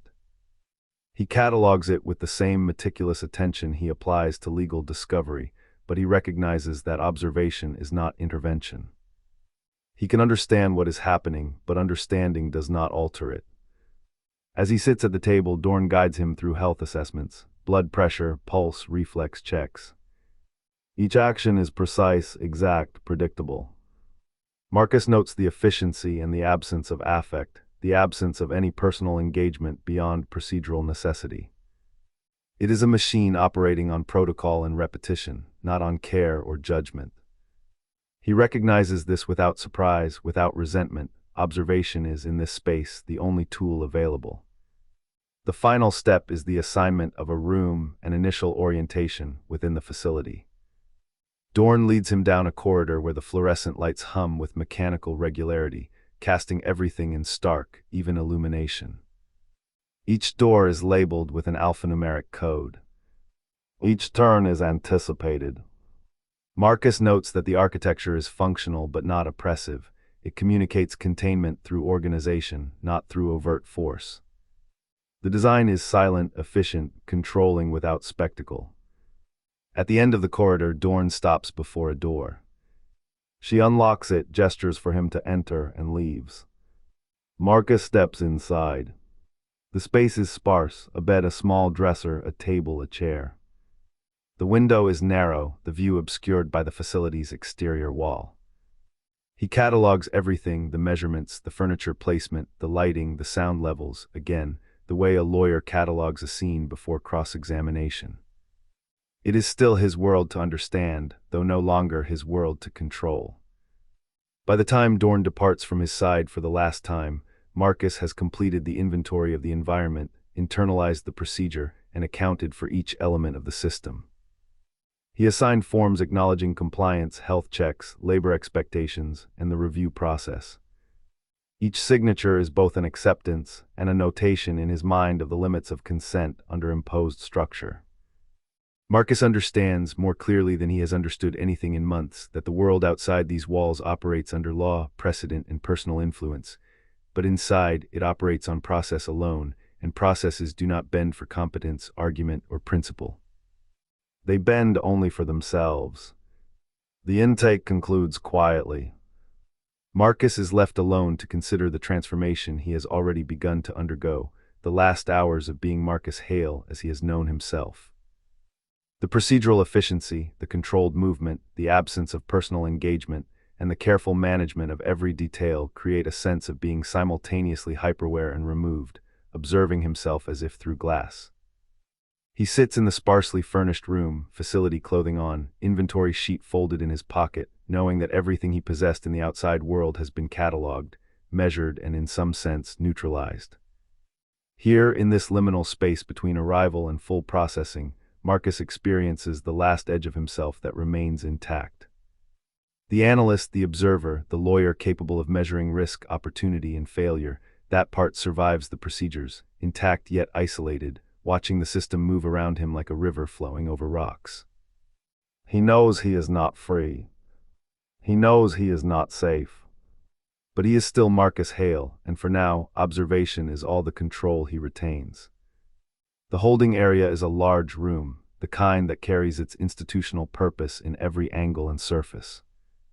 The chairs are molded plastic with metal legs, bolted to the floor, arranged in rows that enforce a quiet geometry.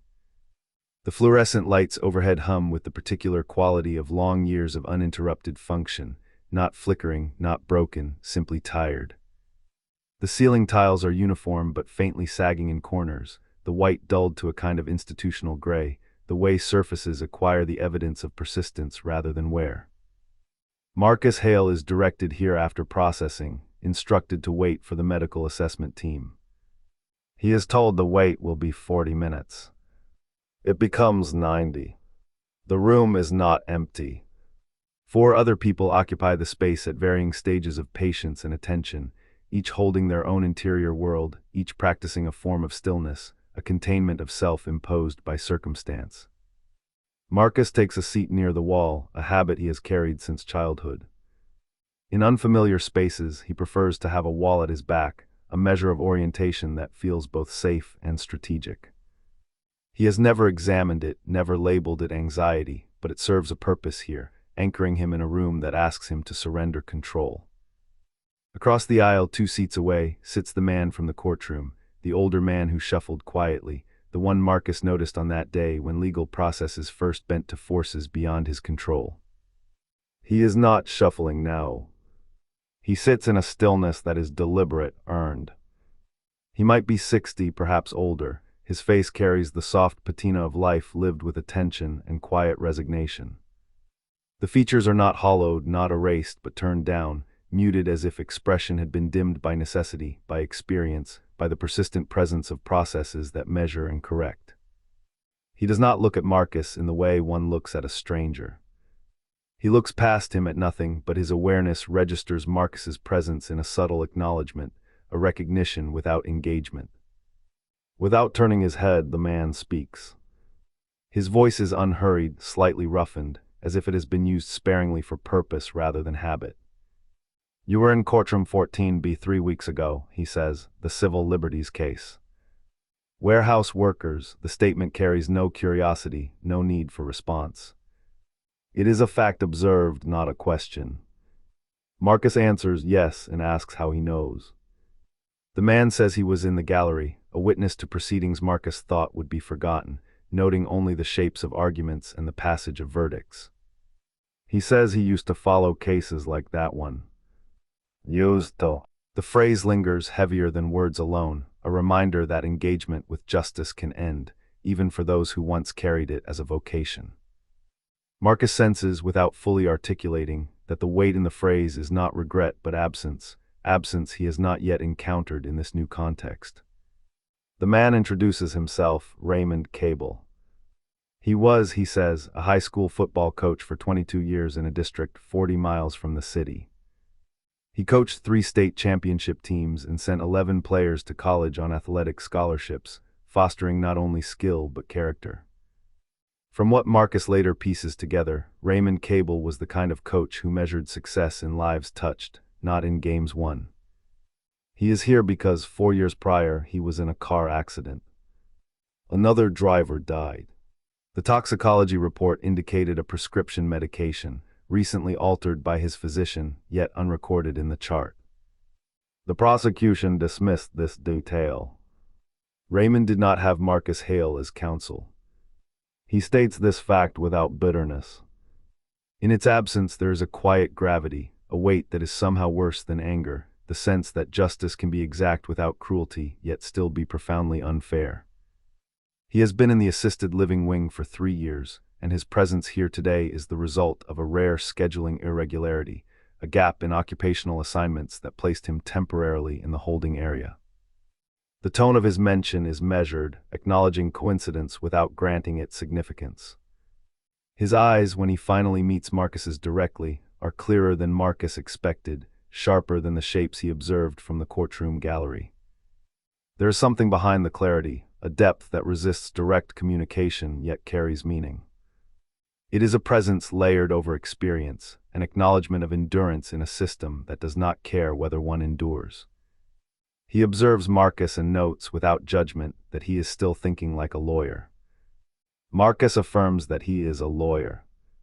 Raymond nods subtly, as if that is neither a revelation nor entirely good news. Before the medical team arrives, Raymond imparts 3 pieces of information, each delivered with the weight of experience and the quiet authority of someone who has survived what Marcus is only beginning to understand. The first is about time. The appeal Marcus is calculating in his mind will take longer than his attorney has suggested. The estimate in Marcus's head, the carefully timed construction of legal vectors, is insufficient. Raymond says carrying that estimate here in the waiting will cost Marcus more than it is worth. Marcus notes this but does not immediately act upon it, cataloging it as another datum. The second is about access. The facility maintains a legal resource library, technically available to residents, practically difficult to reach. Raymond advises Marcus to begin requesting access immediately and in writing. The paper trail is crucial, he emphasizes, a chain of documentation that cannot be ignored. Marcus recognizes the instruction as part advice, part survival measure, the kind of detail that procedural environments rarely volunteer but always require. The third is something learned only through lived experience, a lesson that cannot be abstracted into forms or procedures. Raymond repeats the advice he once gave in the courtroom, now in close proximity, his words carrying the weight of a man who has learned them through trial rather than observation. Stop fighting it in your head. Marcus, trained to measure, calculate, and verify, finds that he cannot dismiss the statement. It is past argument, past judgment. The truth of it exists not in proof, but in the authority of survival. He feels it in the way a lawyer feels precedent, the authority of something that cannot be challenged, only recognized and respected. The medical team arrives. Marcus is called, rises, and moves toward the door. His attention is measured, procedural, cataloging the steps he is about to undergo. He turns once, asking Raymond quietly if it gets easier. Raymond pauses long enough that Marcus fears he will not answer, then says, "Easier is not the right word. You just get to know the shape of it." The phrase carries both instruction and description, the language of adaptation, not comfort. Marcus nods, registering the distinction, and steps through the doorway. The room beyond is a neutral space, the medical assessment area organized to efficiency, devoid of personal affect. Marcus follows the procedure, measured, noting each motion of the staff, each movement of equipment, the sequence of observations and tests. Even here he assesses, catalogs, and anticipates, understanding that observation is the one currency still fully his. Back in the holding area, Raymond returns to his quiet stillness, eyes observing the space without need for conversation. Marcus leaves a residual awareness of him, the weight of information and perspective shared not in instruction but in presence. The advice, the timing, the insight, the recognition of enduring mechanisms, all of it becomes a part of Marcus's mental architecture, a scaffold for navigating a world stripped of the assumptions he carried into it. As the medical team works, Marcus notes the other residents, young, blank, and shocked, older, resigned, and silent. They occupy the room with varied histories, lives intersecting at this holding point in ways arbitrary and procedural. Raymond's presence provides a quiet counterpoint, a demonstration of accumulated experience surviving systematic processes, a model of internal stability that does not depend on external validation. The observation of him, the cataloging, the recognition of patterns and the subtle shift in the room's dynamic continues to occupy Marcus even as he moves through formal assessment. He notices how efficiency displaces empathy, how process displaces judgment, how the mechanics of the facility define space and expectation. The human element exists only at the edge, in gestures and advice, in eye contact that carries more meaning than any procedural form. Raymond's brief interactions are the only spontaneous variable in a system designed to eliminate surprise. By the time Marcus returns from the medical assessment, the holding area has shifted subtly. New arrivals, departures, the quiet rhythm of waiting, the hum of fluorescent lights, the weight of absence, all create a space that is simultaneously full and empty. He remembers the advice, the warnings, the guidance imparted without coercion, and begins to see the structure of the system as Raymond described, something that can be navigated if one accepts its constraints rather than resists them in the mind. The room, the people, the light, the pattern of waiting, all these coalesce into a framework for understanding, even if it offers no comfort. Marcus has moved through intake, he has met Raymond, he has absorbed, with the careful attention of a lawyer, the lessons of survival that are not written in statutes, not argued in court, but discovered in lived experience. The presence of someone who has endured, who has internalized the system and still retains a measure of clarity in self, becomes a reference point, a marker of what is possible even within constraint. By the time he leaves the holding area to be placed in his room, the impression of Raymond lingers. Marcus understands, though he does not yet articulate it, that survival here requires a redefinition of strategy, a temporal patience that differs from legal calculations, a measured acceptance of limits. The advice about letting go of mental struggle, the importance of paper trails, the patience regarding timelines, these become operational components, an architecture of navigation within a system that does not yield to intellect alone. The door closes behind him, and the holding area resumes its quiet rhythm, fluorescent lights humming the same tired note, chairs bolted, walls impassive. Raymond Cable remains seated, still, an anchor in a space designed to depersonalize, to contain, to normalize compliance. Marcus carries forward both the presence and the instruction, understanding that in this space, perception is survival, and the lessons of those who have gone before are more valuable than any procedural knowledge. The medical assessment takes 2 hours. It is thorough in the particular way of evaluations designed to establish a baseline rather than diagnose, a documentation of what exists, not what might be wrong. The staff are systematic, quiet, and precise. Marcus moves through each step with the same composure he has carried through every unexpected or controlled circumstance in his life. They measure vitals, test reflexes, evaluate coordination, review his medical history, and run through the mental status components without deviation. Marcus notes the order, the efficiency, the way the sequence produces a record of process. He is not resisting, not because he is passive, but because resistance would itself create a record, documentation of non-cooperation. Even here, in this moment before the pod, he is a lawyer managing his own evidentiary trail, a professional even when the situation is designed to strip him of professional context. By the time he finishes, he is assigned a room in the pre-pod residential wing. It is private, which he is told is standard for the first night. Marcus understands, without being told explicitly, that standard in this context also means an assessment has been made. He is likely to be difficult in shared accommodations during the adjustment period. The room is small, clean, and functional. A bed pushed against one wall, a desk with a single chair, a window looking onto an internal courtyard where a tree has lost most of its leaves, a lamp that glows warm enough to be almost normal. He sits on the bed and does nothing. Doing nothing is alien to Marcus Hale. He has structured days, controlled evenings, routines built around work, preparation, contingency. Here, doing nothing is itself information. It is a measure of distance from the life he occupied 36 hours ago, the life that still exists in memory but cannot be enacted here. The quiet, the stillness, the absence of personal agency, it is a data point, a calibration of his own resilience against the machinery of the facility. He is allowed one phone call. He does not call Diana. He does not call Soren. He calls his attorney. It is the correct professional choice, the decision Marcus makes with full awareness that it also shields him from the emotional labor of hearing their voices tonight when he has nothing to offer. Listening to Diana's measured concern, hearing Soren's cautious interrogation, would demand energy he does not have, energy he cannot spend without diminishing the control he still retains. His attorney is brisk, familiar in the cadences of practiced reassurance. Marcus listens, absorbs the information, and files it as data. The appeal is in good shape, conservatively 6 to 8 months. Marcus does the arithmetic, aligning projected timelines with procedural realities. He keeps it off his face, though no one sees him. The exercise is as much about self-preservation as it is about planning. After the call, Marcus sits at the desk. He retrieves the facility notepad, unused until now.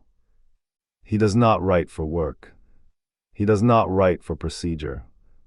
He writes for himself. Words form sentences, sentences form a rhythm that had been dormant since law school, when he kept a journal for 2 semesters before abandoning it as self-indulgent. He writes about the warehouse workers, the small thank you card that held disproportionate significance. He writes about Harriet Bloom's hands on his, the warmth and unspoken warning, and the quiet preemptive grief he had failed to acknowledge at the time. He writes about Curtis Webb's daughter, the scholarship quietly suspended, the moral decision made under duress, and questions whether he would make the same choice again. He surprises himself with the answer, yes. Whether this is integrity or stubbornness, he cannot tell. The line between the two has always been indistinct in his own character. He writes about Raymond, about the words delivered across the holding room and repeated with equal gravity, "Stop fighting it in your head." Marcus cannot write around them, cannot skirt them, cannot subvert them into abstractions or logic. They demand acknowledgement, sit in the center of the page, unmoving, immovable. To address them fully would require accepting his current position, the reality of the pod, and the coming adjustments that will strip the competence he has relied upon for 16 years. He is not ready to accept that. This is the last night of being fully himself, the last night before the environment, before the pod, before the procedural mechanisms that will diminish him in ways subtle and cumulative, begin their work. He folds the pages carefully, slides them into his pocket alongside the copy of the inventory form. The physical act of folding, placing, and retaining is a ritual, a final assertion of control in a space designed to neutralize it. He lies on the bed without undressing.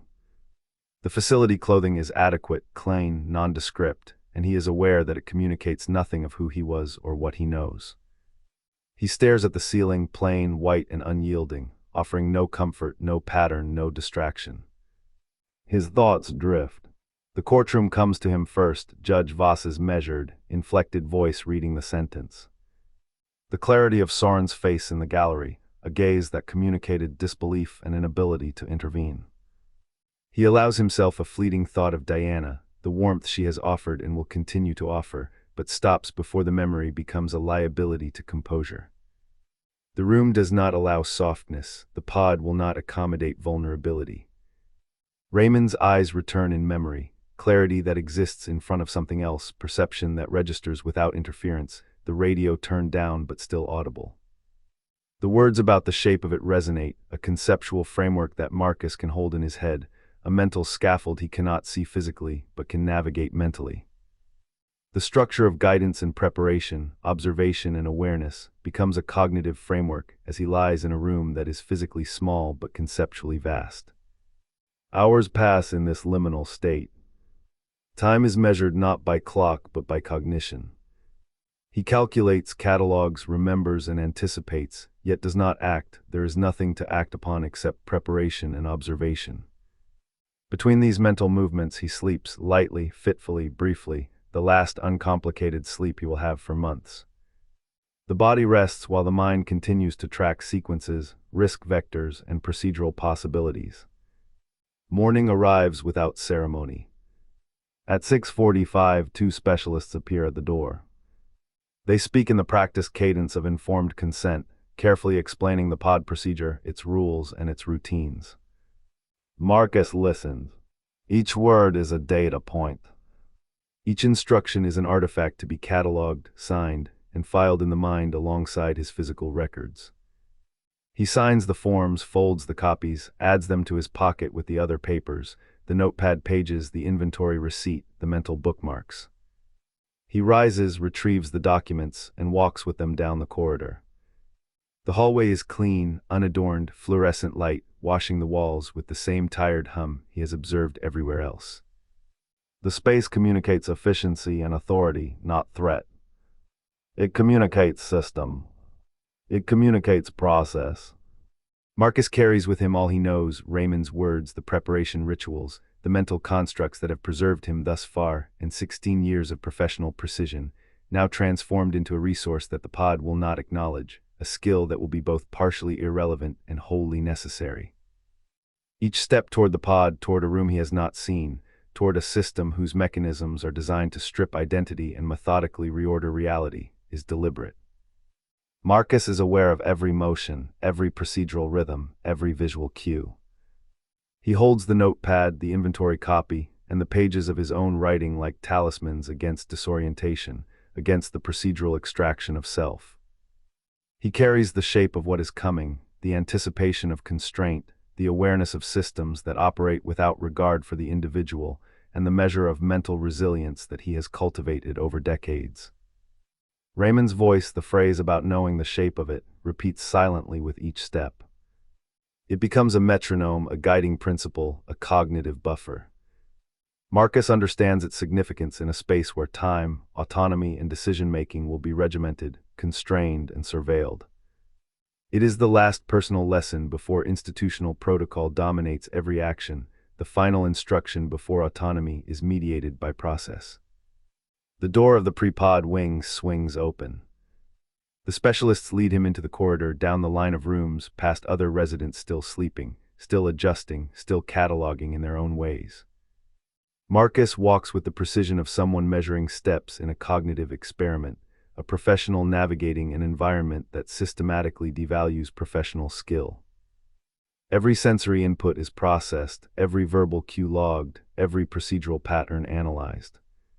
He is not naive, he is acutely aware of the mechanics around him. Yet for the first time in a long while, the external environment is less consequential than the internal structure he carries. The folders in his pocket, the rhythm of thought, the knowledge of what has come before and what will endure. He is ready. Not for comfort, not for control, not for normalcy. He is ready in the sense that he has structured his presence, aligned his cognition, and preserved the last vestiges of his pre-pod identity for reference. The pod will require adaptation, compliance, endurance, and patience. Marcus Hale, lawyer, strategist, observer, carries within him the tools to survive, and the knowledge that surviving will demand more than intellect alone. The specialists open the final door. The room waits. Marcus steps inside. The door closes behind him. Fluorescent light hums, walls are bare, and the room is no different from the many he has seen, except for what he carries into it. He is physically intact, procedurally correct, mentally cataloged, and quietly aware of the coming transformation. The last night, the last moments fully himself, are over. Everything else will be navigation, observation, adaptation, and endurance. He is in his apartment. This is the first thing, and it is entirely convincing. Every detail is present in the way only the brain can construct when memory, desire, and perception align perfectly. The morning light through the bedroom window carries the specific warmth of late February, filtered through thin blinds. Dust motes drift in the beams, catching as they always do, slow and deliberate. The blanket has the familiar weight and texture, the one that presses just enough against his shoulders to register a boundary between self and space.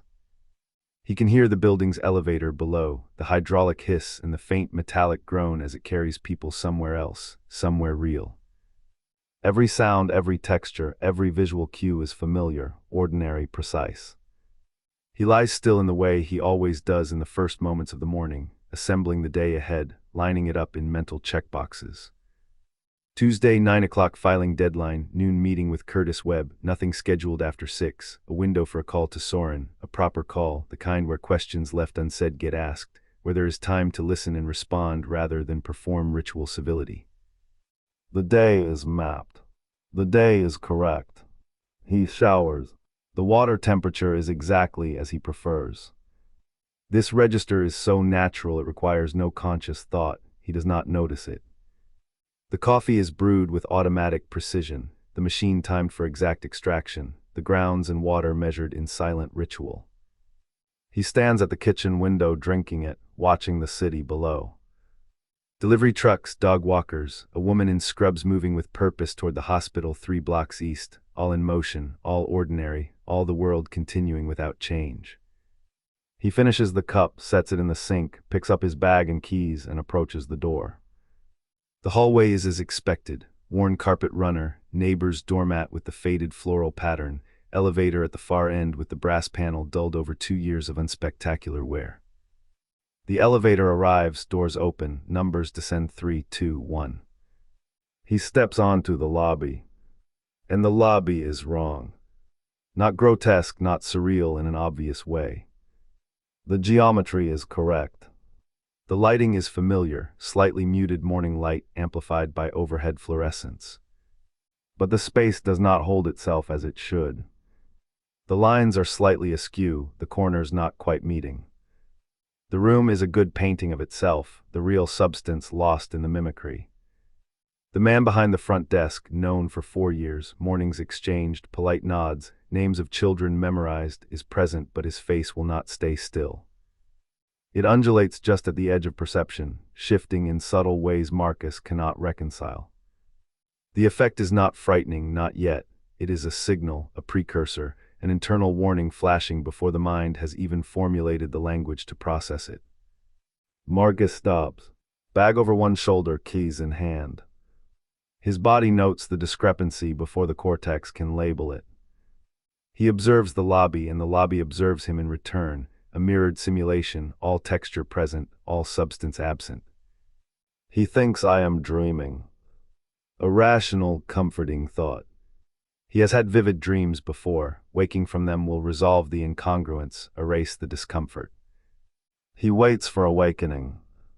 He does not wake. Minutes stretch without definition. The lobby persists. The man behind the desk says good morning, the voice correct enough to register as him, wrong enough to set the teeth of perception on edge. Marcus replies automatically. He approaches the door, opens it, steps onto the sidewalk. The street is wrong. The city is correct in superficialities, traffic signals, parked cars, the curve of the curb. But the feel, the weight of angles and depth is slightly off. A truck in the distance travels with just a hint of delay in its trajectory. A pedestrian moves in an almost mechanical rhythm.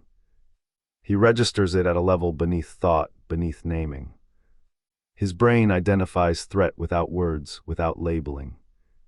Something is profoundly incorrect. He processes, catalogs, assesses, the instinctive lawyer's mind, a trained risk assessor, mapping the environment, calculating options. He has none. The sense of control he has relied upon for 16 years dissolves in increments he cannot arrest. The world is itself, and yet it is not. Then the car comes. He does not perceive it in time. No one would. From the left, at a velocity incompatible with the street's geometry, it appears with an inevitability that is mechanical and absolute. Marcus reacts, turning toward the sound in the final fraction of a second. The impact is immediate but incomplete in cognition, a collision, a shift in body and space, a sudden eruption of physics that the mind cannot yet reconcile. The world fractures into sensation and then disappears. He is back in his apartment. Morning light through the bedroom window. Blanket weight exact. Elevator hums below. Every detail reconstructed, perfect, ordinary. He lies still. He assesses. Nothing has changed. Yet he has been changed. He showers again. Water temperature, coffee, city below. Every cue identical, every sensory input expected. He notes the repeated loop. He moves with mechanical precision, aware of replication, yet comforted by its fidelity. He walks to the elevator. Numbers descend. He steps into the lobby. The lobby is wrong. Again, the desk clerk's face shifts. Geometry resists solidity. Marcus stops. He acknowledges the dissonance internally, but does not panic. He catalogs, observes, prioritizes information. I am dreaming, he thinks again. The logic that soothed him before now trembles under the strain of repetition. The realization comes subtly, comfort does not return. Each loop compounds the anomaly. Each repetition embeds a trace of uncertainty. The street outside is wrong again. He steps out. A pedestrian crosses incorrectly, a delivery truck pauses in mid-motion, then resolves. He notices the motion, the delayed logic of cause and effect. Awareness does not prevent the hazard, it only prolongs anticipation. The car comes. Impact. Nothing. Apartment. Morning. Blanket. Elevator. He begins to map the loops. Timing, trajectory, angles, durations. He notes the environmental cues, the repetition of object and sound. He runs scenarios in his head, each more improbable than the last. Each exit, each avoidance fails. Each success is temporary. Each restart leaves the ordinary fully reconstructed and subtly malformed. He moves through the morning rituals again, aware of each small discrepancy. Water flows, coffee brews, city lives. But the knowledge accumulates, layering beneath the surface of perception. This is not ordinary, this is not real, or at least not real in the way reality once was. The loops persist. Each one exact, each one subtly wrong, each one embedding the ineffable. Consequence cannot be avoided, only survived. The car comes again. He sees it sooner. Reaction time stretches to milliseconds that feel eternal. He anticipates the impact. He braces. It occurs anyway with the inevitability of law. He wakes in the apartment yet again. Light, blanket, elevator, ritual. Each detail reinforced. The loops are cumulative, teaching not through pain, not through sudden terror, but through the insistence of repetition. Marcus Hale understands at a level deeper than conscious thought that he will survive. That he is alive. That the apartment will return. That the street will return.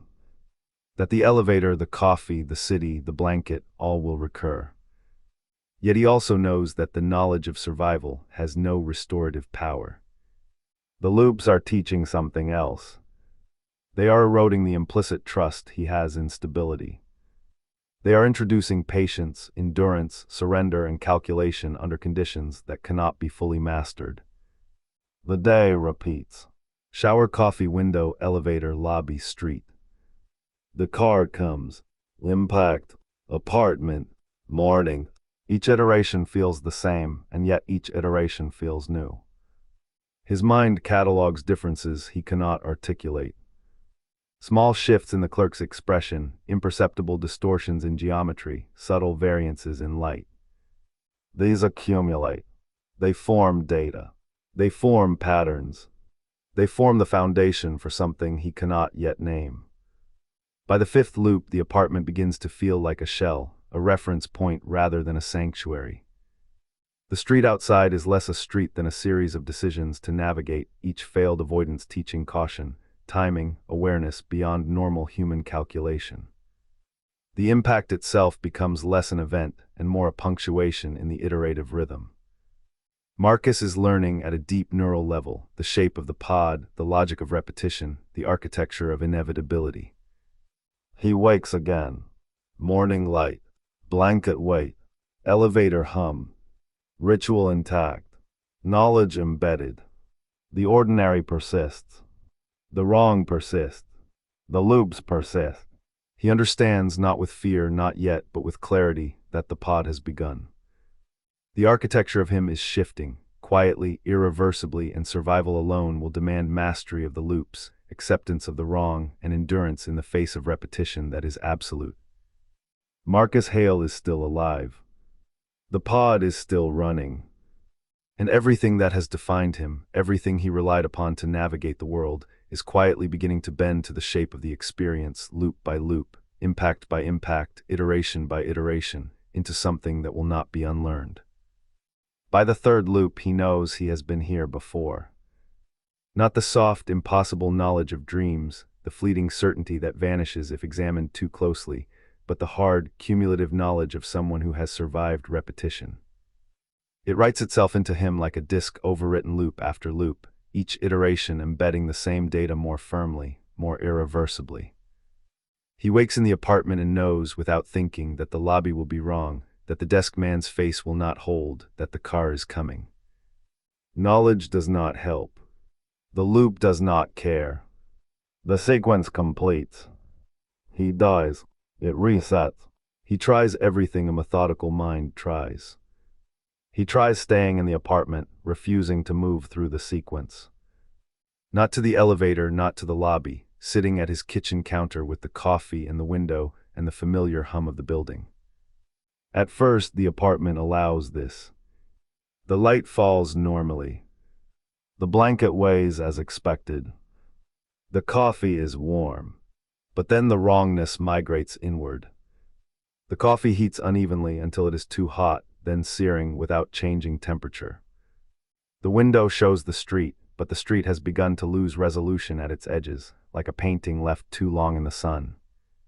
The walls of the apartment no longer feel like walls. They are the idea of walls, abstract and hollow. The room compresses. Not visibly, not physically, but in a way Marcus feels in the marrow of his bones. Ceiling, floor, walls less than they were, a space contracting without mass. Pressure blooms in every nerve ending simultaneously. It is unbearable. He goes to the elevator because the elevator is better than this. Any motion is better than the slow collapse of the apartment's interior. He tries the street. Third loop, fourth loop. He positions himself for the car, timing it with precision. He moves. The car adjusts. Not consciously, not intelligently, but with the same inevitability as water finding the path around an obstacle. The vehicle adapts around him, through him, over him. Every attempted dodge is irrelevant. There is only one outcome. The loop ensures it. He tries talking to the desk man. Asking questions. Where are we? What is this? Can this be stopped? The man replies with smooth, practiced normalcy, "Good morning, Marcus." Of course, Marcus. The banal politeness is horrifying because it is the closest thing to reality the loop offers. The clarity it provides only highlights how far everything else is from real. By the seventh loop, he stops trying. Trying granted agency, the analytical leverage of a lawyer over a problem, the habitual identification of structure and weakness and method of applying pressure. Enduring offers none of this. Enduring is being present in the loop without action, without leverage, walking through the apartment, the lobby, the street, fully aware of the trajectory and the outcome, unable to change it. The dread is new. It is not fear because fear implies potential avoidance. It is certainty. Complete knowledge of what is coming with zero recourse. Standing in the lobby, seeing the desk man's face fray like a failing digital image, knowing the car waits beyond the door, and knowing that knowing will not save him. The lobby is worse than the apartment. The elevator is worse than stillness. The sequence compels motion toward the singular ending. The mind strains against inevitability. The dying itself is bad, not instantaneous. The car does not kill quickly. Damage unfolds with agonizing deliberation. Every nerve, every organ, every bone processes catastrophe stretched into durations the body should not sustain. Yet the dying ends. Reset. Loop again. Counting begins. Not to escape, that is meaningless. Counting is assertion. Control at the smallest possible scale. tracking the untrackable, asserting the mind's presence in a system designed to dissolve cognition. 1, 2, 3, 4. He loses count. Begins again. Each loop embeds the numerical tally in his awareness, a scaffold for sanity amid inevitability. By the 10th loop, subtle distinctions are etched into memory. Morning light falls slightly differently through the blinds. The hum of the elevator has a perceptible harmonic shift. The desk man's voice carries micro-variations in intonation. The car's approach timing has imperceptible differences. Marcus catalogs them all. He cannot affect the outcome, but the observation itself forms a lattice, something solid against the chaos of repetition. By the 15th loop, the apartment itself becomes a teacher. Small anomalies accumulate, the weight of the blanket is just a fraction heavier, the hum of the building just a fraction lower, the coffee tastes subtly metallic. The mind learns calibration. Sensory acuity becomes survival skill. Awareness itself is sharpened into a weapon against the loop's interior logic, even if it cannot break the logic. By the 20th loop, a subtle rhythm emerges. The lobby, the desk, the street, the car, they form a sequence he can anticipate with mathematical precision.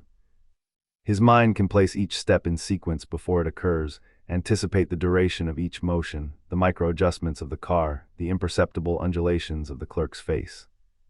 Still, prediction does not alter the outcome. It only allows endurance to feel a little less chaotic. He begins noticing timing, pattern, intervals.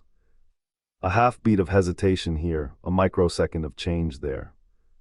He catalogs loops within loops, counting second-order variations, tracking imperceptible changes across iterations. Awareness alone becomes ritual. The ritual itself is a shield. By the 25th loop, fatigue begins. Not muscle fatigue, the body is reset each time, but mental fatigue. The endless calculation, the repeated observation, the constant cataloging of micro-variation wears on the prefrontal cortex. Yet endurance persists. The loops have no empathy, they do not relent. Only he can choose to relent internally. He does not. Marcus Hale, the lawyer, the analyzer, the problem solver, begins to feel something unfamiliar. Not despair, he has not reached despair yet. Not resignation, not yet. Something deeper, almost physiological, comprehension of scale, understanding of the system's patience, recognition that the pod's curriculum is not physical, not sensory, not punitive in the conventional sense. It is structural. It is architectural. It is a slow reconfiguration of the self, the imprinting of knowledge that cannot be unlearned, loop by loop. The lobby is the crucible.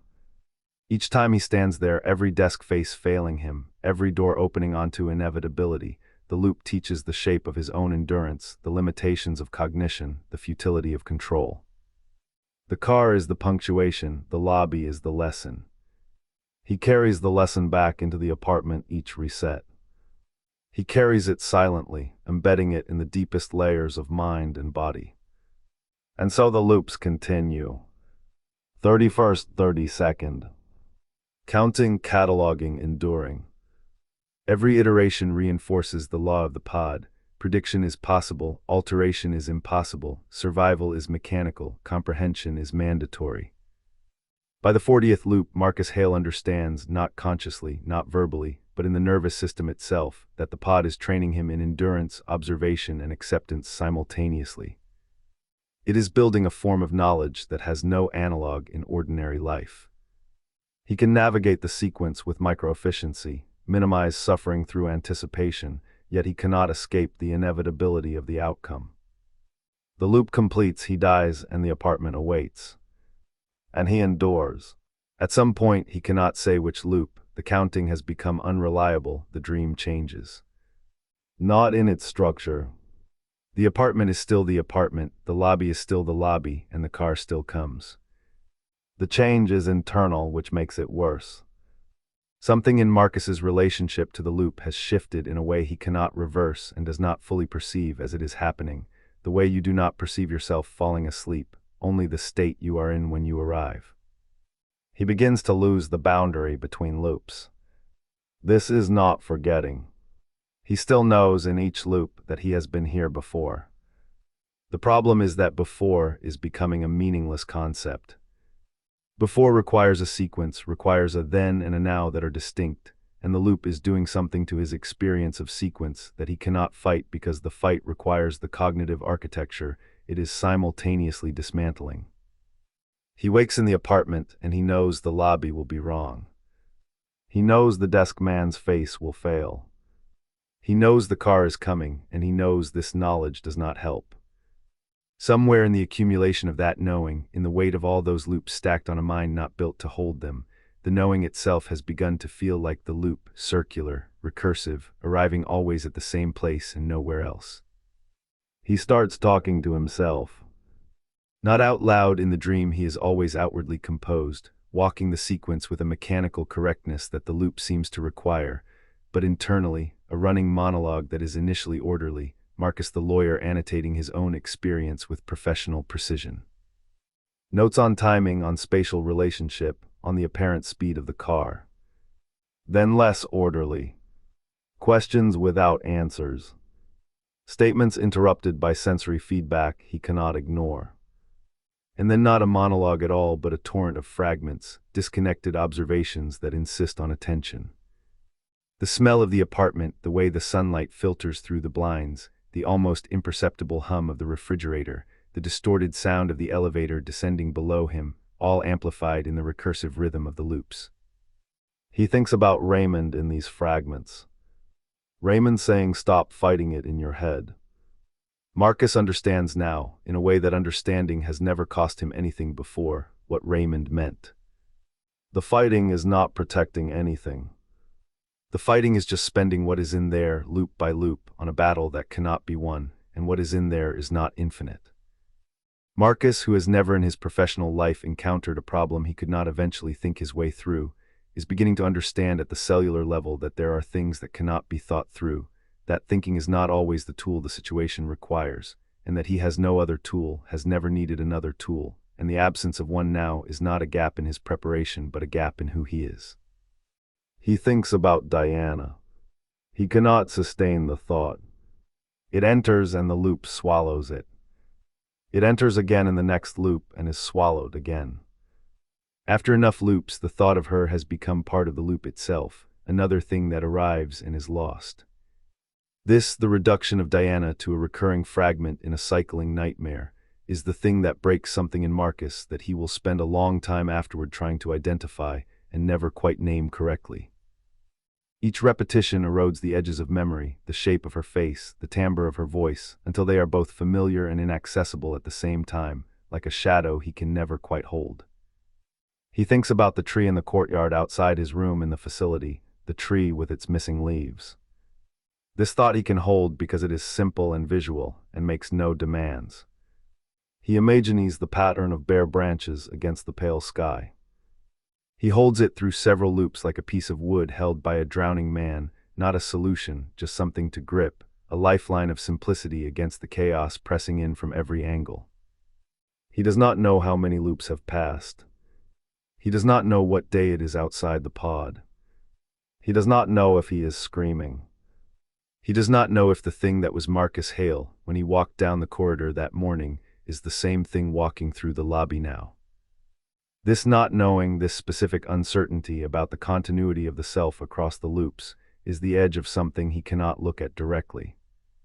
He looks at it anyway. This has always been his nature.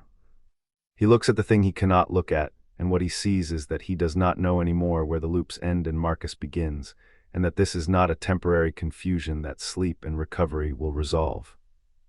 Raymond's eyes, the clarity in front of something, the radio turned down, were not the eyes of a man who had come through something. They were the eyes of a man who had learned to live in what the something left behind. The clarity is not calm. It is not acceptance.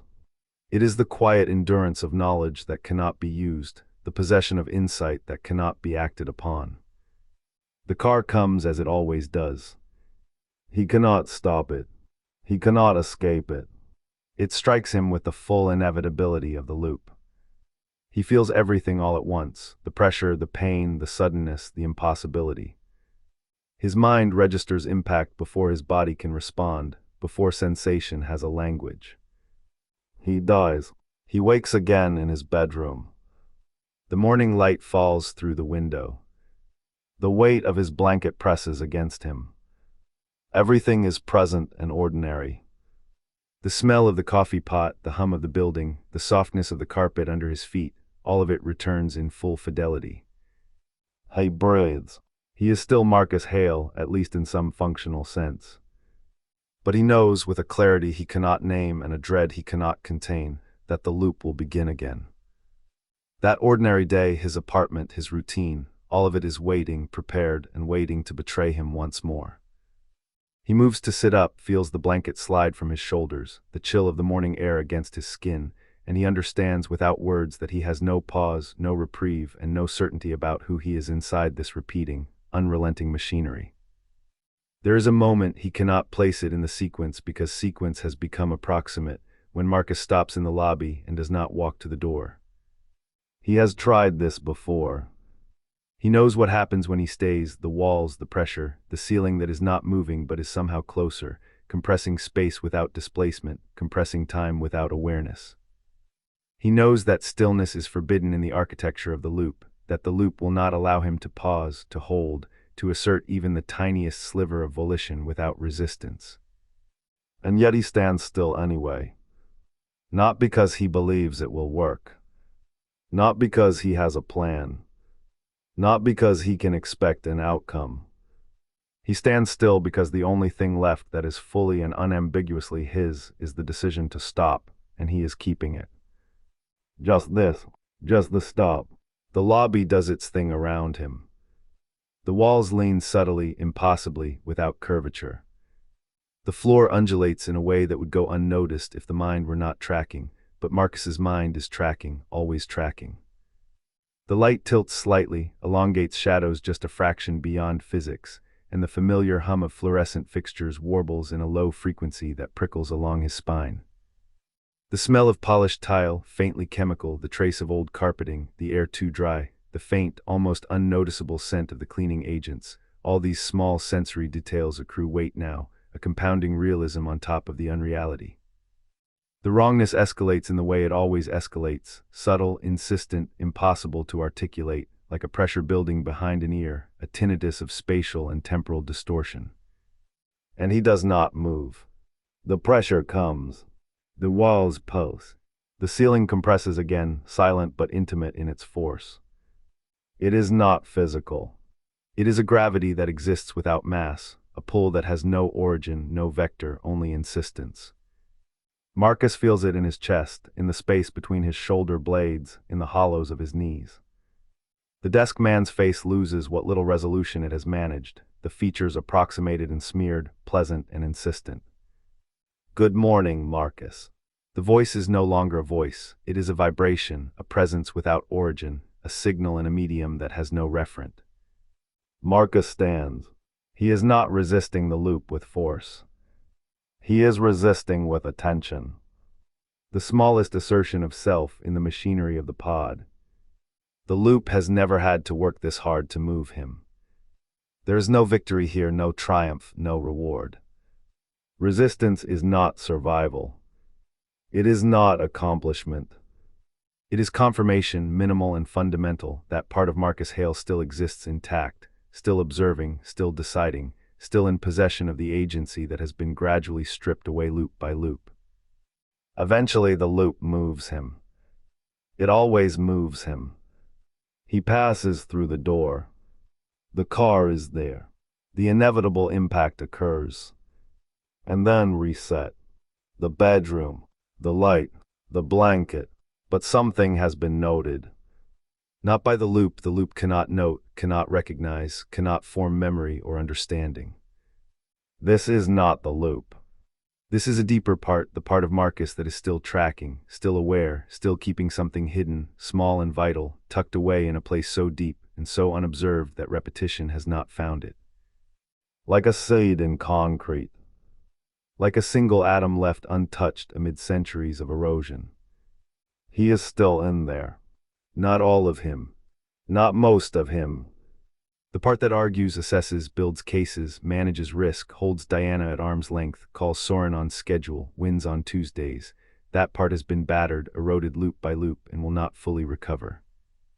It is no longer sufficient to negotiate the environment, to plan an escape, to track and count.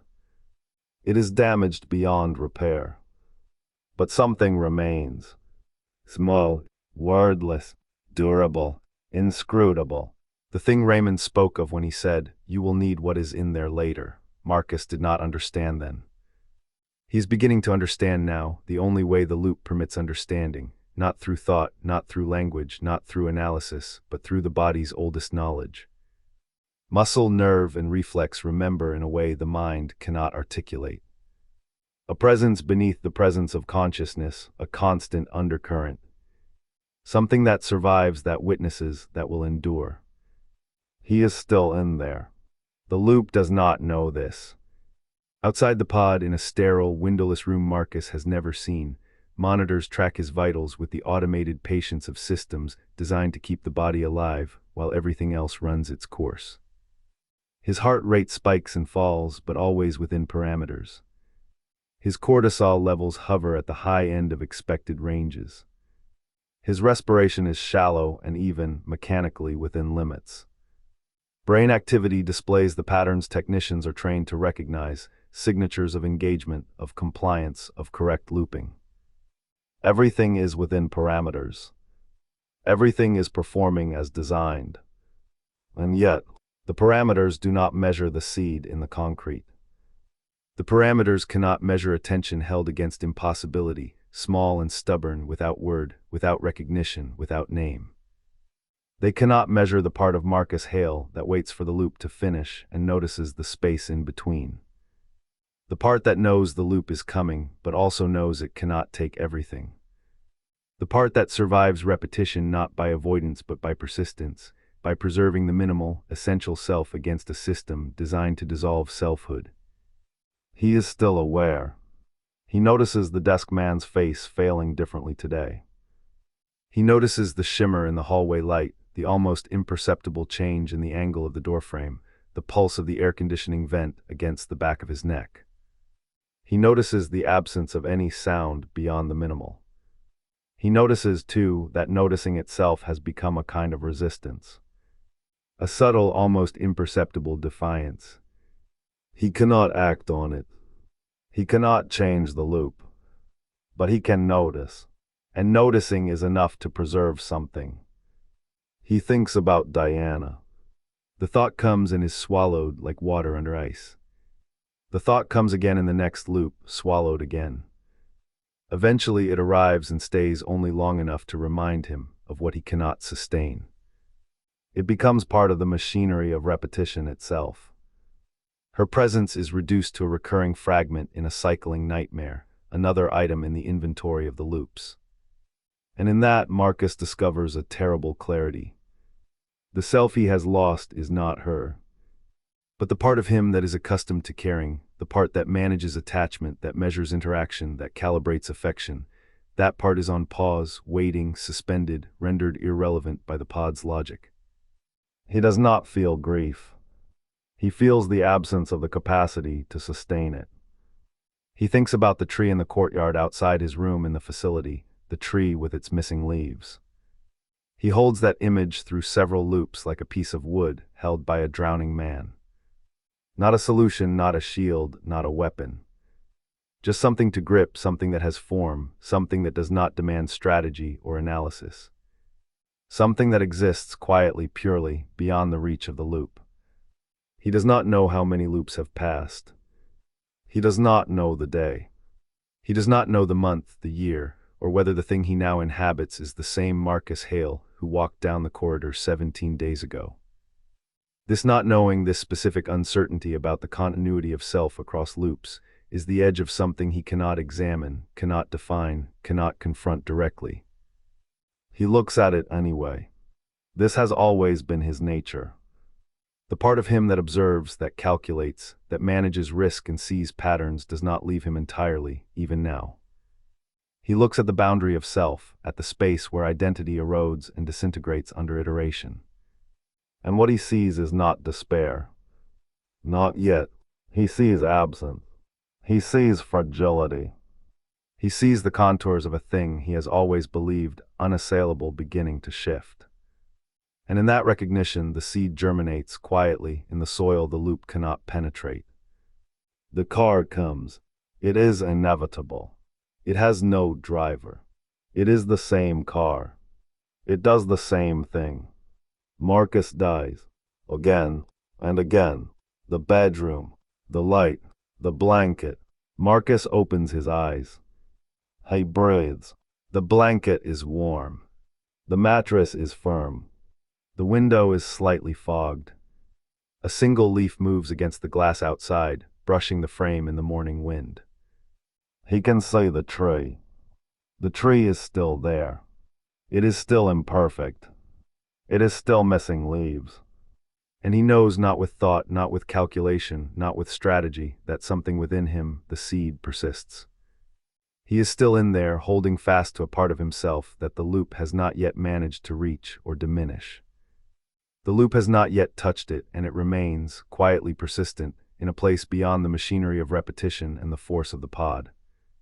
No parameter, no sensor, no measure designed to track compliance or vital signs can detect it. It exists outside the scope of any monitoring system. The process will continue as designed. The loop will reset once more, the pod will keep running, and the machinery will insist upon its endless repetition. And yet, in spite of all of this, Marcus Hale will endure, sustaining in some fundamental and irreducible way a part of himself that the loop cannot erase. The pod opens at 6:14 in the morning on a day Marcus does not know, and will not know for some time, because knowing the date requires a continuity of days that he does not currently possess. Time has been abstracted, compressed, and stretched across 17 days of loops and resets, and the passage of days has ceased to have meaning, except as a series of experiences stacked one atop another in a mind not built to receive them. Specialist Vance, the technician assigned to open the pod, moves with a calm, measured rhythm that only years of repetition can produce. She is in her late 20s, 3 years into this specific work, and has learned that the emotional response to this moment is a liability. Not cold, not cruel, simply managed. The difference is subtle, but Marcus would have recognized it immediately 3 weeks ago. Now he lacks the bandwidth to register the subtlety. His mind is busy noticing everything else. He is sitting upright when the pod opens. He does not remember sitting upright. The pod's interior is dim, climate-controlled, and redolent of antiseptic and something faintly organic, a smell that will persist in his memory for months, embedding itself in the background of any other olfactory recognition. The transition from the pod's interior light to the room's light is not dramatic, yet it strikes him as if it is. His eyes water involuntarily. He raises a hand to shield them, and the hand is his hand, fully correct, with the bones and joints responding with the precision of familiarity, and the sight of it, the undeniable reality of it, moves through him with a physicality he has not encountered for 17 days. Nothing has felt real for 17 days, and this moment overwhelms him with its simplicity, its ordinariness, its confirmation that some things persist in spite of the pod. Marcus, Specialist Vance says. The name arrives carried on a tone that is calibrated warmth, neither sharp nor loud, like a gentle instruction to wake. It is professional, measured, but in the context of his isolation, it is almost miraculous. He turns toward the sound and sees her face fully resolved, the edges holding, the contours complete, and the relief is not abstract. It flows through him as if a current has been restored. He has not seen a face that holds its edges in 17 days. Not a single face. The wonder, subtle and quiet, presses against the nerves of his body. He studies it for longer than anyone would find necessary, and she does not withdraw or flinch, because she has been trained to recognize this moment, to log it as within expected parameters. And Marcus, looking at her, feels the sensation of recognition he has not felt in weeks, not recognition in thought, but recognition in the body, in the cells themselves, as if some part of him that had been suspended has been turned back on. She asks how he feels. The question is simple, but it is freighted with the gravity of 17 days, with the weight of every loop and reset pressed into the space between the syllables. Marcus considers the question. How he feels is not a simple inventory of physical sensations. The body is present, stiff, the mouth dry, a headache dull but insistent, limbs responding with a slight delay, a consequence of medication, fluids, and 17 days of minimal movement. But beneath this physical layer, beneath the muscles and the headache and the dryness, there is another sensation, something pre-verbal, preconceptual, a body memory of absence. He feels the shock of expected order displaced, the way you reach for a glass in the dark and find only the table. It is not pain, not precisely. It is the tangible knowledge that the expected thing is missing, that reality has shifted while he slept or did not sleep, while he survived and yet did not. He tells her he feels okay. It is not a lie. It is the most accurate report he can give, a report stripped of interpretation and narrative, limited to what can be articulated in the first encounter with the world. And yet, even as he speaks it, he feels the impossibility of the words. Okay is not enough, but it is all he has, and it is correct within the parameters he can measure. Specialist Vance assists him to his feet. Her hands are steady, her movements precise, and his legs hold. For the first time in 17 days, the simple act of standing feels miraculous. He is grateful in a way he has never been grateful for his own legs, for the mechanism of walking, for the simple coordination of body and intention. The gratitude is elemental, visceral, unmediated by thought, and it makes him aware of how fragile the ordinary had become during his confinement in the pod. They move down the corridor together. It is fluorescent lit, linoleum-floored, faintly smelling of institutional cleaner, a corridor like any other, but seen through Marcus's eyes with the acute attention of someone relearning reality. Each step is deliberate, each footfall placed with care, a negotiation with muscles that have been underutilized.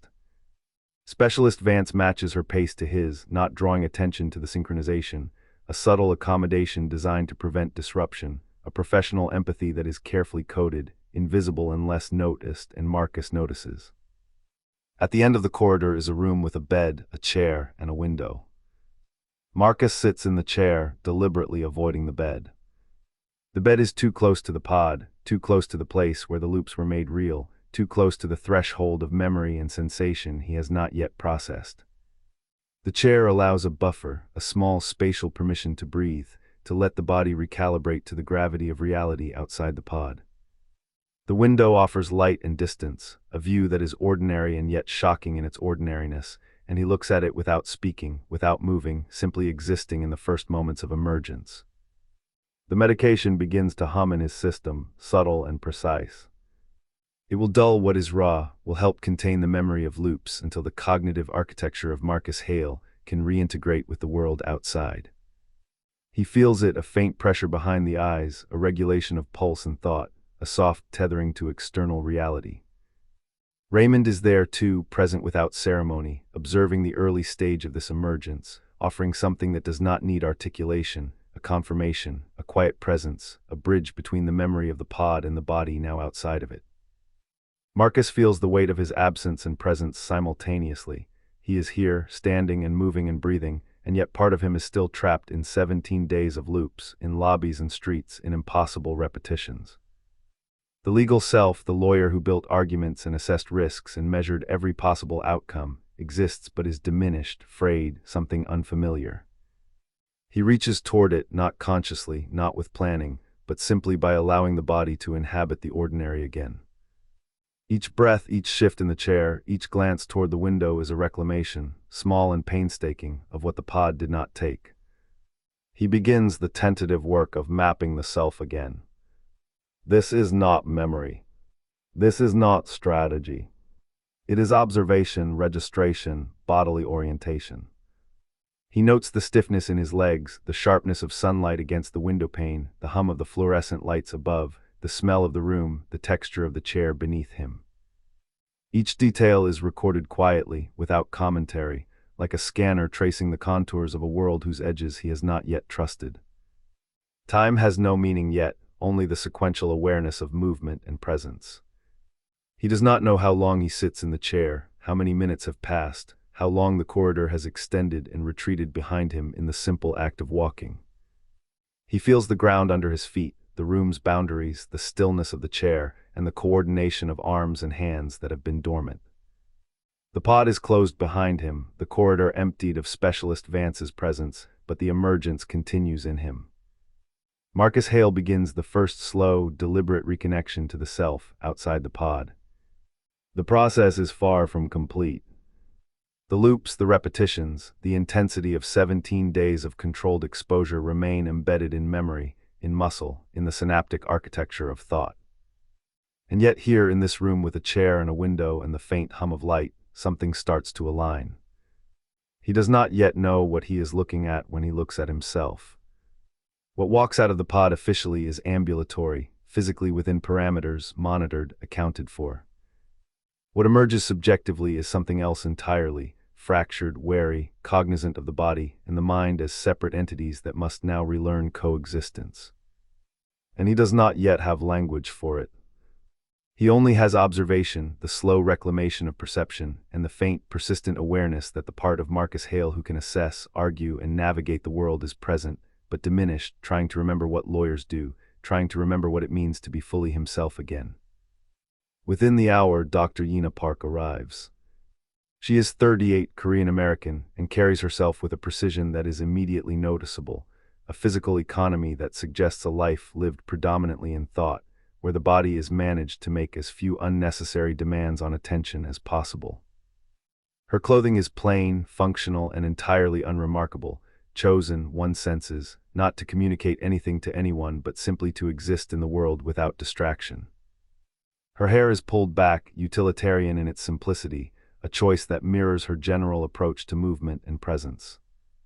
She carries a tablet in a small case, and she sits across from Marcus with a posture that is neither casual nor performatively rigid, but deliberately straight-backed, as if the furniture itself is an extension of her professional efficiency rather than a place to relax. She does not lean, does not shift, does not fidget. She is here and yet she is elsewhere, the attention of her mind already calculating, assessing, and organizing, while the body remains anchored in the chair. She introduces herself as the facility's primary psychiatric liaison. The words arrive softly, naturally, without the performance of gentleness or clinical empathy. It is the voice of a person for whom loud or emotive tones have always been excessive, unnecessary, a quality ingrained perhaps by culture, habit, or temperament. She begins a series of questions drawn from the standard orientation battery: the day, the date, the location, the current head of state, and Marcus's own date of birth. His responses are careful, deliberate, filtered through the post-pod fog of 17 days of loops and enforced stillness, but he answers correctly for all except the date, which he misplaces by 4 days. Dr. Park corrects him without emphasis, without judgment, and moves forward, logging the answers with a stylus on the tablet, her face unchanged, expressionless in the classical sense, but attentive in a way that Marcus, even at 40% of his usual cognitive capacity, registers instinctively. Then she asks something that is not part of the standard battery. She says evenly, clinically, almost without inflection, "Tell me what you remember about the legal resource library request process." The question lands in his awareness in 2 stages. First, understanding what she has asked, and second, realizing why she has asked it. The realization arrives gradually, like a dim light brightening. She has accessed his file, seen the record of his inquiry to administrator folks during intake, the question about the statute governing review process, and is checking whether that specific fragment of him, that detail he committed to memory and acted upon, survived 17 days of controlled loops. She is measuring what has endured. He remembers.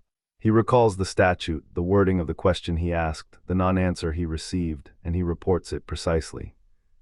Dr. Park notes it on the tablet, her face unchanged, her attention subtly sharpened in a way that Marcus detects, faint as a faint vibration beneath awareness, the same kind of microsignal a skilled lawyer recognizes in a jury member who has begun to register an argument.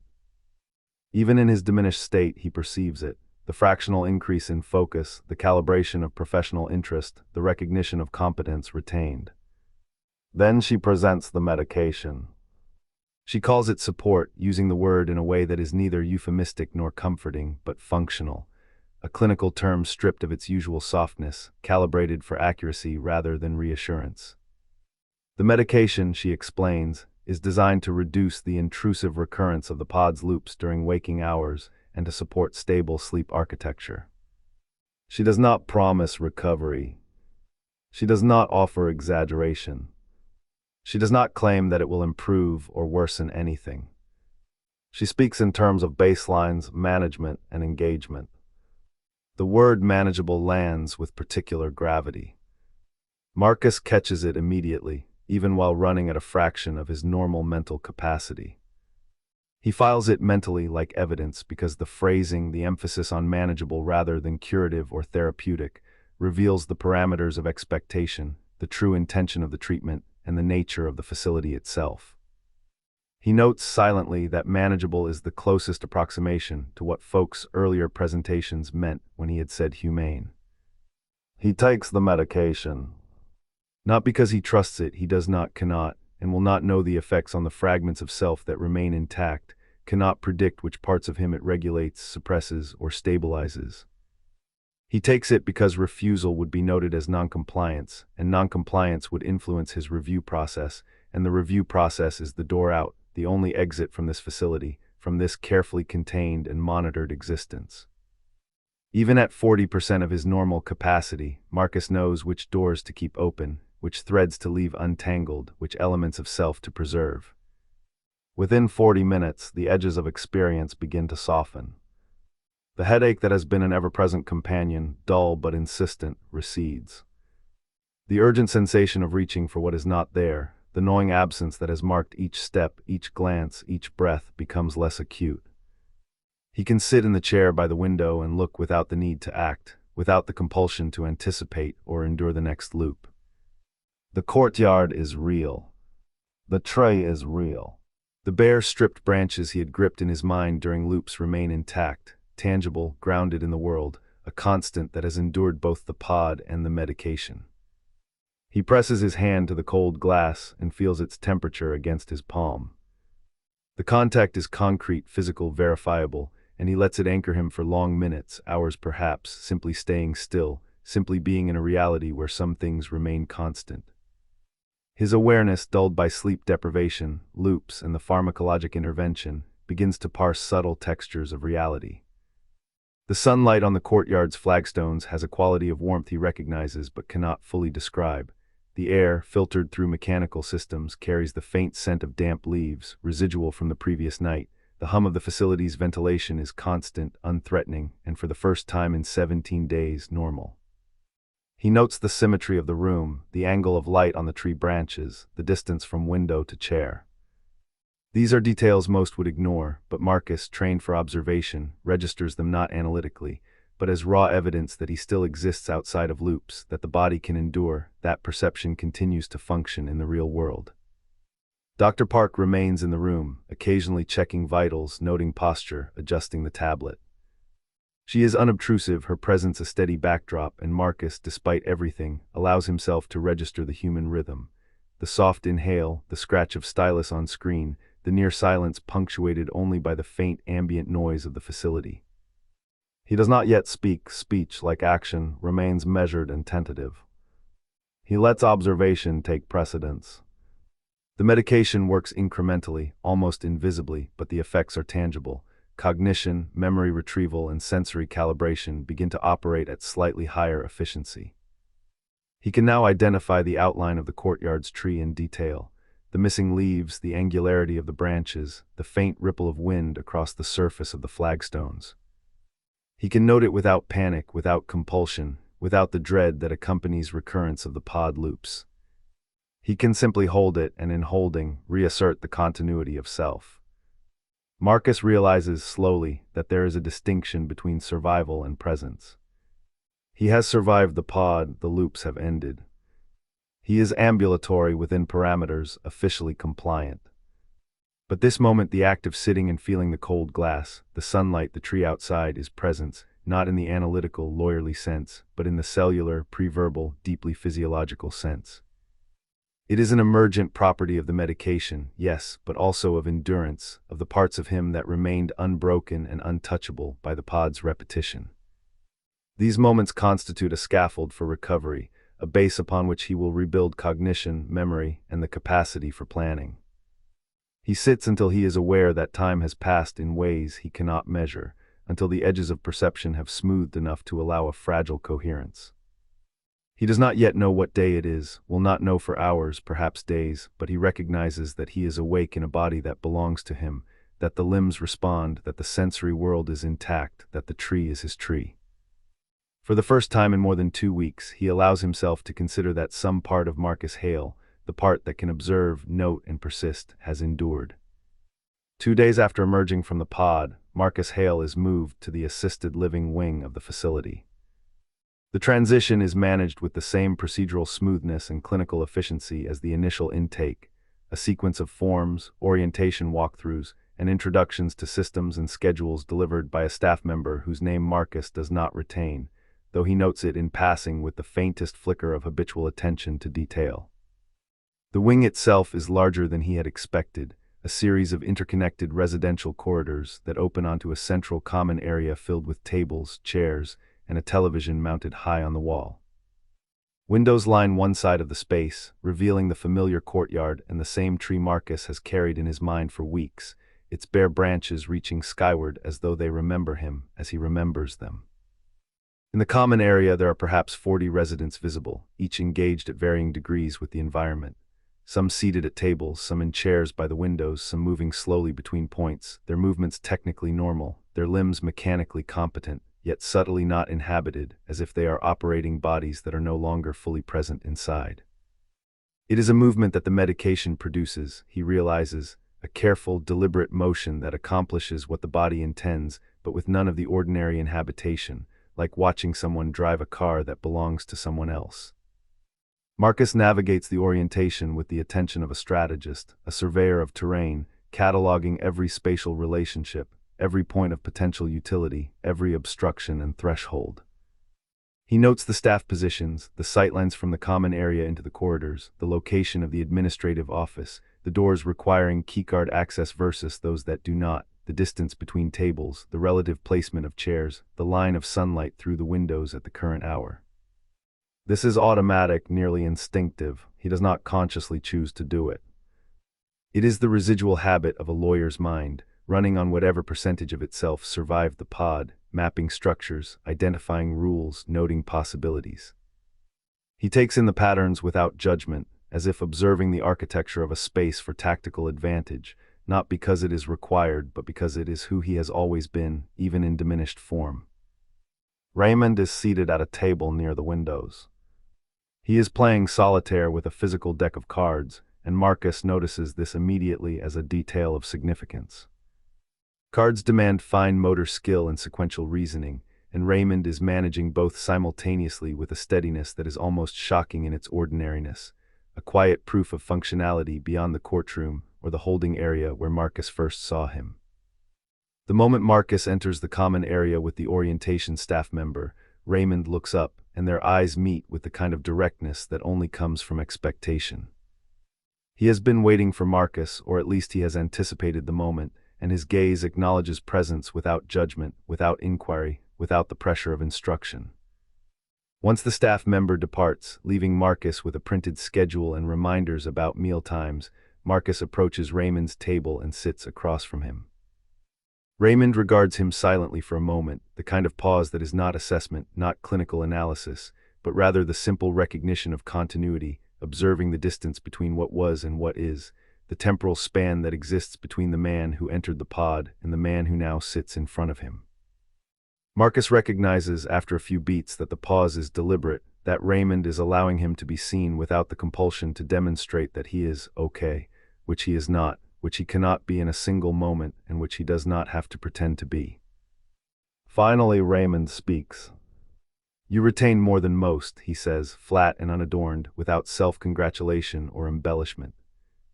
Marcus asks how he can tell, genuinely curious despite his depleted state. Raymond answers matter-of-factly, "The way you walked in." He explains that most individuals who come from the pod into this wing move as if the floor is not reliable, as if each step is an experiment in survival rather than navigation. Marcus, he notes, walks differently, tired, cautious, aware of fragility, yes, but still expecting stability. His expectation matters. It is the first thing the pod tries to erase, and in most cases it succeeds quickly. Raymond does not know why Marcus's expectation survived, why it was not fully undone, and he advises Marcus not to waste time trying to figure out the reason, because figuring out the reason will not alter the presence of what remains, and having it is enough. Marcus watches Raymond play solitaire. The cards make a crisp, specific sound as they are moved and turned, a sound that registers not merely as auditory information, but as a signal of precision, of presence, of something carefully preserved. He notes the steadiness of Raymond's hands, the deliberate motion, the economy of movement, the concentration that is neither anxious nor performative but simply exact, almost ritualized. Marcus considers, with the quiet gravity of reflection, what 16 years of being very good at his job looks like from the outside when the job is gone. It is not the accumulation of victories or the documentation of success, but the capacity to do one thing well and to preserve that integrity in whatever remains, a deck of cards on a table near a window, a small locus of precision and competence in a world that has been fundamentally altered. He asks, finally, how long the medication takes to stabilize. Raymond turns another card and speaks with the same steady clarity he has maintained throughout their interaction. 3 weeks before you can think in a straight line for more than 20 minutes, he says. 6 weeks before you stop reaching for the thing that isn't there as often. Some of the reaching never stops. He delivers the last part without bitterness, without self-pity, simply as a verified observation, a matter of fact. Marcus registers it fully and does not respond verbally. The observation is sufficient, and the weight of it does not require an immediate response. He nods slightly, not as acknowledgement of instruction, but as recognition of a truth that exists whether he acts upon it or not. Raymond turns another card. They sit together in the quiet of the common room, the courtyard visible beyond the windows, the television on mute above them, and the ambient hum of 40 people inhabiting the space around them. Each individual moves within constraints, carefully, deliberately, a diminished but functioning version of life. Marcus does not speak of what he feels in this company. There is no need. The presence of another who understands the remnants of capacity, of function, of endurance, is in itself sufficient. The room, the tree, the cards, the muted television, and the soft movements of the residents constitute a kind of shared gravity, an acknowledgement of what remains. For the first time since the white bus carried him away from the city and into the pod, Marcus feels the unspoken companionship of another human being who is, in subtle ways, tethered to the same experience, even if the details of their knowledge are inaccessible to one another. There is no analysis, no articulation, no declaration, simply recognition, quiet and deep, which is the most honest company he has had in weeks, the only company he needs in this moment. That night Marcus lies in his assigned room in the assisted living wing, a space that is larger than the post-pod room he had been given initially, with a narrow window that lets in a pale light and a small desk pushed against the wall, the kind of institutional furniture designed to be serviceable but never comforting, and he feels the residual weight of the medication he has taken settling in him. A subtle, slow-moving current that softens the edges of perception and makes the edges of the day themselves softer. Less sharp than they were, less like something to be endured and more like a place to inhabit, while the loop has returned only as a faint presence, a hint, a trace, not the overwhelming, corporeal, self-erasing force of the pod, but the way a smell returns to memory, uninvited but undeniable, filling the air around him in small, ambient pulses that are just present enough to let him know it exists, and he is lying on his back looking at the ceiling. The same unremarkable white surface that covers every ceiling in the facility, plain, flat, unyielding, and in its very nothingness offering him nothing, no distraction, no guidance, only the quiet invitation to observe and endure. He thinks about the appeal. He tries to organize his thoughts the way he has always organized thoughts in the past, backward from the outcome he wants, each step identified, each probability considered, each potential obstacle catalogued and mitigated. He gets 3 steps in before the sequence begins to collapse, before the next step manifests and then dissolves just as quickly, leaving him reaching for it as it disappears, reaching again and finding nothing, the thought fading like smoke, intangible, ephemeral, a trace of something that once existed but has no substance in this moment. He reaches for the pattern, for the logic, for the tools that have always guided him through uncertainty, and finds the empty space where those tools used to sit, where the ordered architecture of his mind used to provide continuity and support.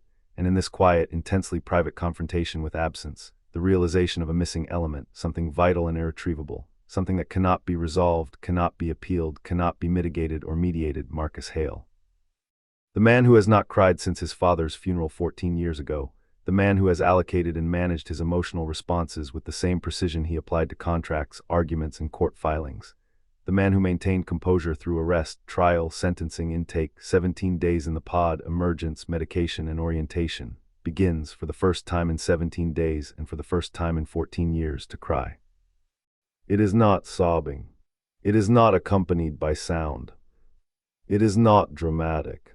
It is the quiet, almost imperceptible acknowledgement of a depth that he did not know existed in himself, the recognition that something has been taken in a way that the appeal cannot retrieve, that the review process cannot restore, that Raymond's steadiness cannot replace.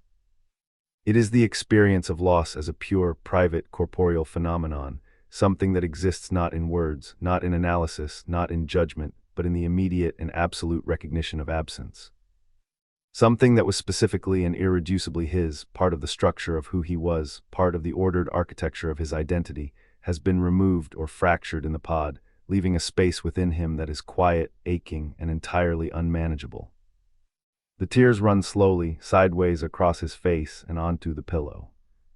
He does not wipe them because wiping them would impose control, would be an attempt to manage the experience, to put it into a framework, and in this moment he does not manage.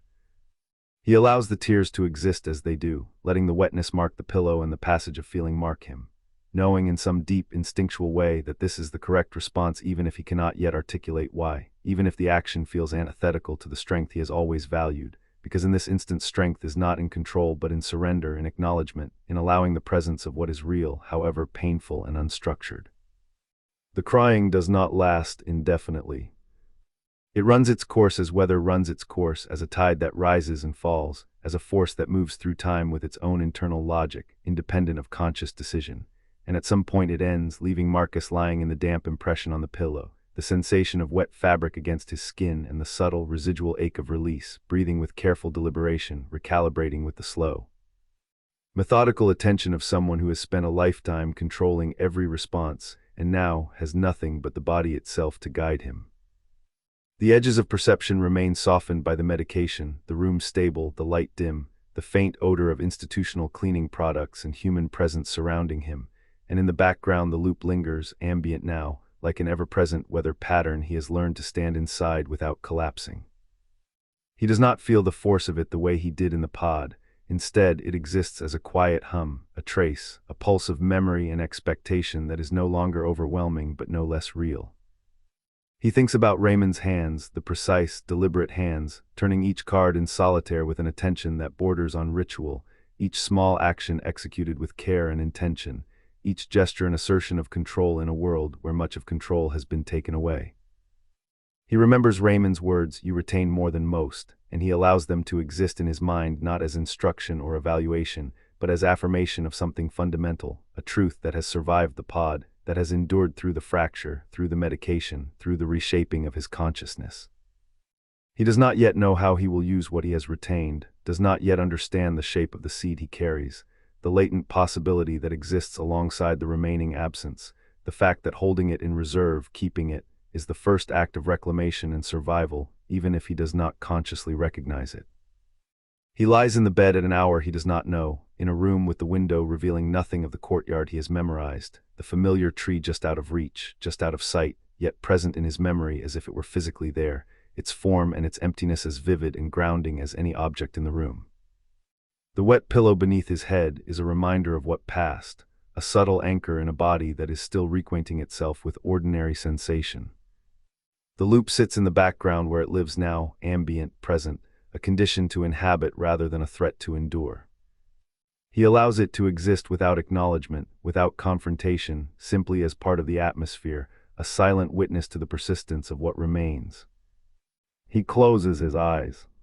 He feels the room around him, the bed beneath him, the faint chill of the glass in the window frame against the side of his hand, the weight of his own body settling into the mattress, the quiet hum of ventilation, the distant murmur of the common area, the subtle changes of light and shadow as the evening progresses. The seed of what is left, the part of himself that the pod did not touch, that cannot be reduced, that exists quietly beneath the surface of thought and memory, remains in place, held in a part of the body that does not need language to know it is there. A tiny, irreducible core of presence that he carries even when the world and the mind itself feel fractured. The loop is present, ambient, like whether he has learned to stand inside. He allows himself to stand in it, to breathe, to feel, to exist without analysis, without expectation, without control. In this moment, with the tears dried on the pillow and the night holding him, Marcus Hale is still in there, still present in the fundamental and irreducible way that defines him, the part that endures, the part that will continue to endure despite fracture, despite loss, despite the slow, difficult reclamation that lies ahead. He breathes fully, deeply, with the body and mind aligned in the only way the loop permits, and in that alignment he knows that whatever else the pod has taken, whatever the review, the medication, and the routines might shape or erase, this quiet, resilient, irreducible self remains, and he will carry it forward because it is the only thing in the world that is entirely his. Marcus Hale has been in the assisted living wing for 3 weeks. During that time, the medication that had been administered immediately upon emergence from the pod has stabilized to the point where he can think in a straight line for stretches long enough to observe the environment, catalog its structure, and begin to map the patterns of behavior, movement, and attention among the people inside it. Not long stretches by the standards of his professional life, not the sustained, meticulous, and architectural thinking that had built his reputation and his career as a lawyer, but long enough to begin piecing together the shape of the facility and the way it functions, both as an institution and as a system that shapes, reshapes, and in some cases erases the individuals within it. He is assigned to the lowest tier jobs in the facility's labor program, a system presented in the orientation materials as a series of rotating assignments designed to provide residents with structured occupational engagement and a sense of contribution to the community of the facility, but which in practice functions as a network of unpaid labor contracts with external companies. Companies that rely on the facility to provide workers for tasks that are legally off-limits to their regular employees. Marcus has discovered the contracts through the library he was allowed to access, a library he obtained after 11 days of formal requests and bureaucratic navigation, with files current only to 8 years ago and missing key appellate decisions, which leaves him cataloging gaps and inconsistencies the way he once cataloged statutes and case law, filing mental notes of problems he cannot yet resolve, marking potential leverage points that may never be actionable. The work itself is simple, repetitive, and physically unpleasant. For his first 2 weeks, Marcus is assigned to industrial waste filtration maintenance in a basement facility 3 miles from the wing. The shuttle leaves at 5:45 in the morning and returns at 2:30 in the afternoon, and the job requires protective clothing that is adequate but minimal, gloves that fit just tightly enough to keep him from being injured, a respirator that allows breathing but leaves the air tasting faintly metallic, and boots that are heavy enough to make the floors feel resistant underfoot. The tasks themselves, disassembling filtration units, washing components, replacing worn screens, and ensuring no residual particulate remains, require attention but very little thought, and the absence of thought is its own specific form of torture for a man whose identity has always been so tightly bound to the engagement of his mind. Marcus performs the work with mechanical precision, understanding, as he has learned long ago, that any failure would be recorded, documented, and later cited in reviews of his compliance, and that negative documentation will cascade into a negative review and impact the only remaining doors he is allowed to consider. His foreman, Briggs, a contracted supervisor with no personal investment in the residents other than ensuring the work is completed according to contract, observes Marcus's precision with a casual nod of approval that is professional rather than personal, noting the thoroughness in a tone that neither elevates nor diminishes the observation, as if it is a data point rather than praise. And Marcus receives it with the flatness of someone whose internal reward system has been recalibrated to recognize that acknowledgement is secondary to function, that procedural correctness is the form of success available to him at the moment, and that even appreciation is something to catalog rather than experience. The other residents on the crew occupy the same spectrum of recovery and medication management, each one shaped and restrained in different ways. Gloria, a former middle school science teacher, works with deliberate, careful motions that Marcus immediately recognizes as the same principle Raymond employs when he handles the cards. The creation of structure through precise, deliberate acts, a holding onto control within the small space that remains available, a conservation of what can be kept when everything else has been eroded. Her hands move with attention that is neither performative nor anxious, each gesture calibrated for correctness, for completion, for the affirmation of her own agency in a context that limits its expression. Pete, by contrast, is gentler and more fractured. His laughter comes at the wrong moments, the timing of a nervous system no longer synchronized with the social or mechanical realities of the task. It arrives before the filter of inhibition can reach it, a spontaneous, premature signal of affect that betrays the partial dismantling of self-regulation. Yet he is cooperative, careful, and the ritual of asking Marcus every morning whether they have met before is not a question of memory, but of habit, of the small social framework that allows him to exist safely in the collective, a stabilizing procedure that provides rhythm and expectation in a world reordered by the pod and its aftermath. Harold, a former accountant, is quiet. He speaks no words and interacts minimally, yet his efficiency surpasses all others.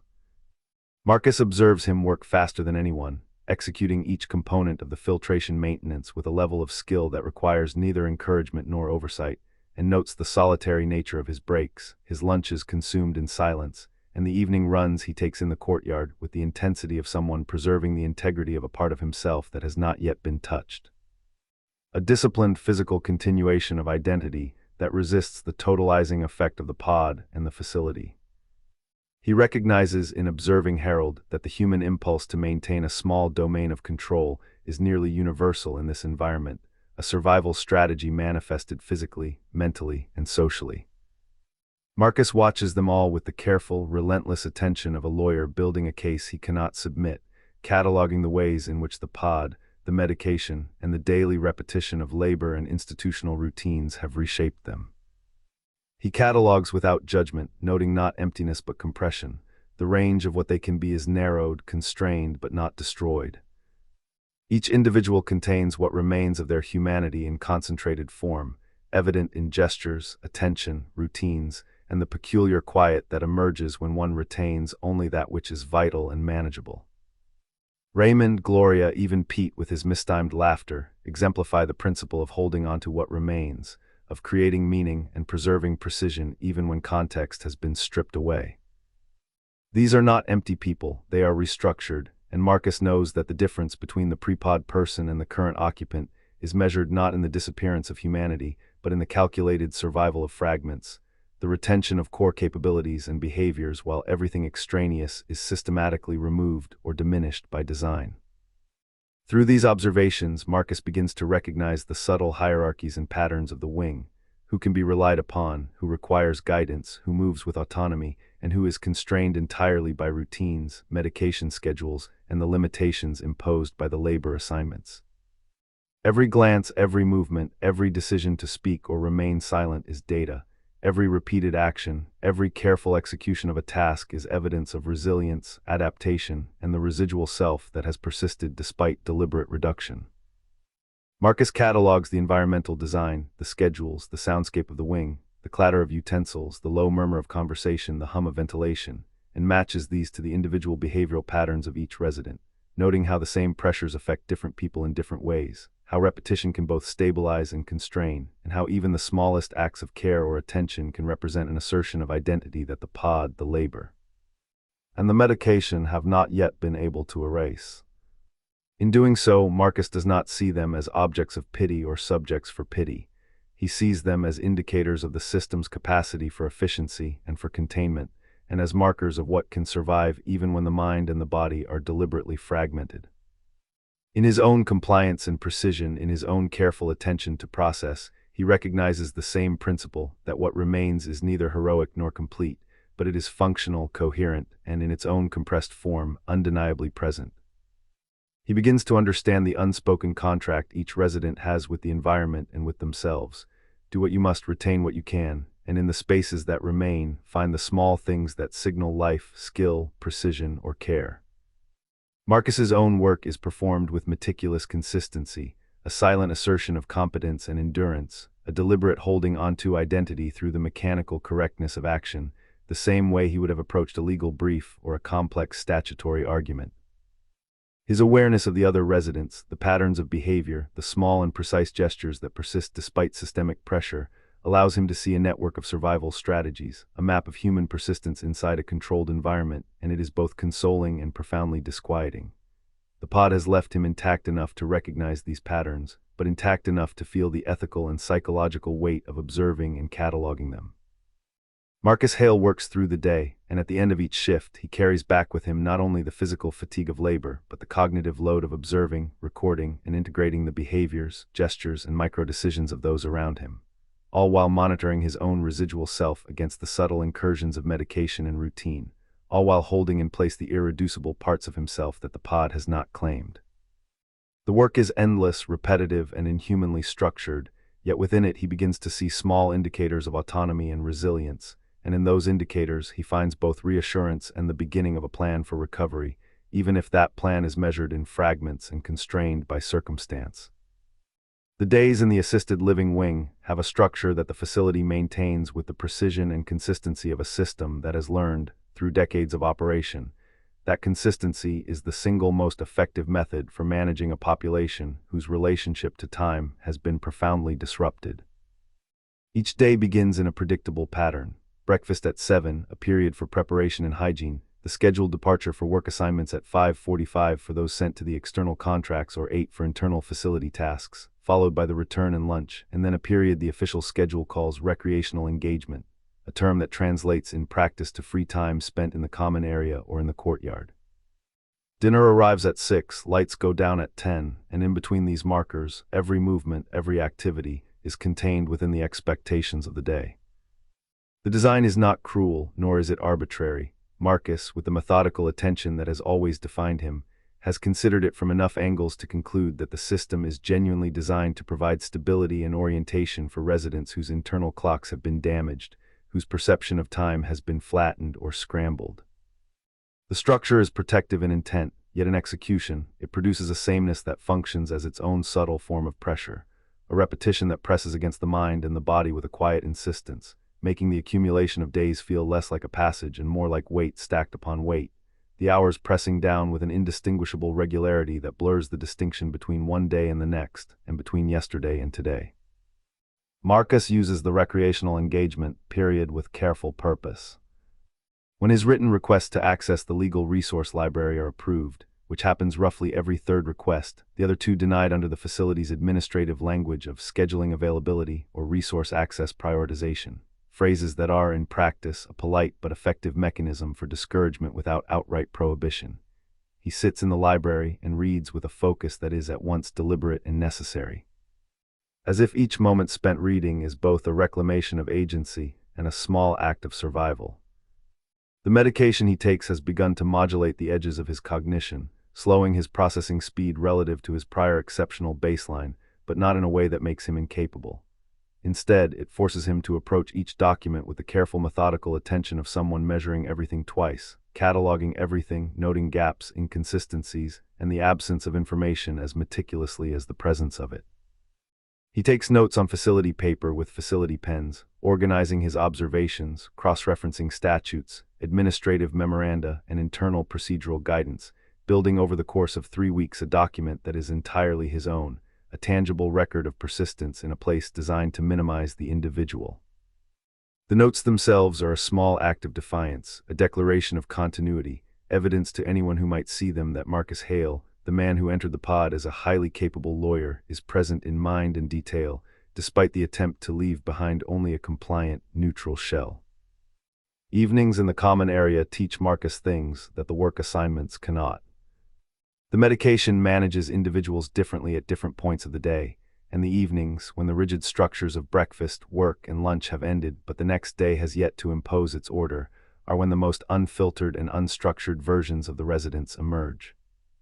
In this window, the suppressed qualities, the behaviors, and the emotional responses that have been tempered by structure leak through.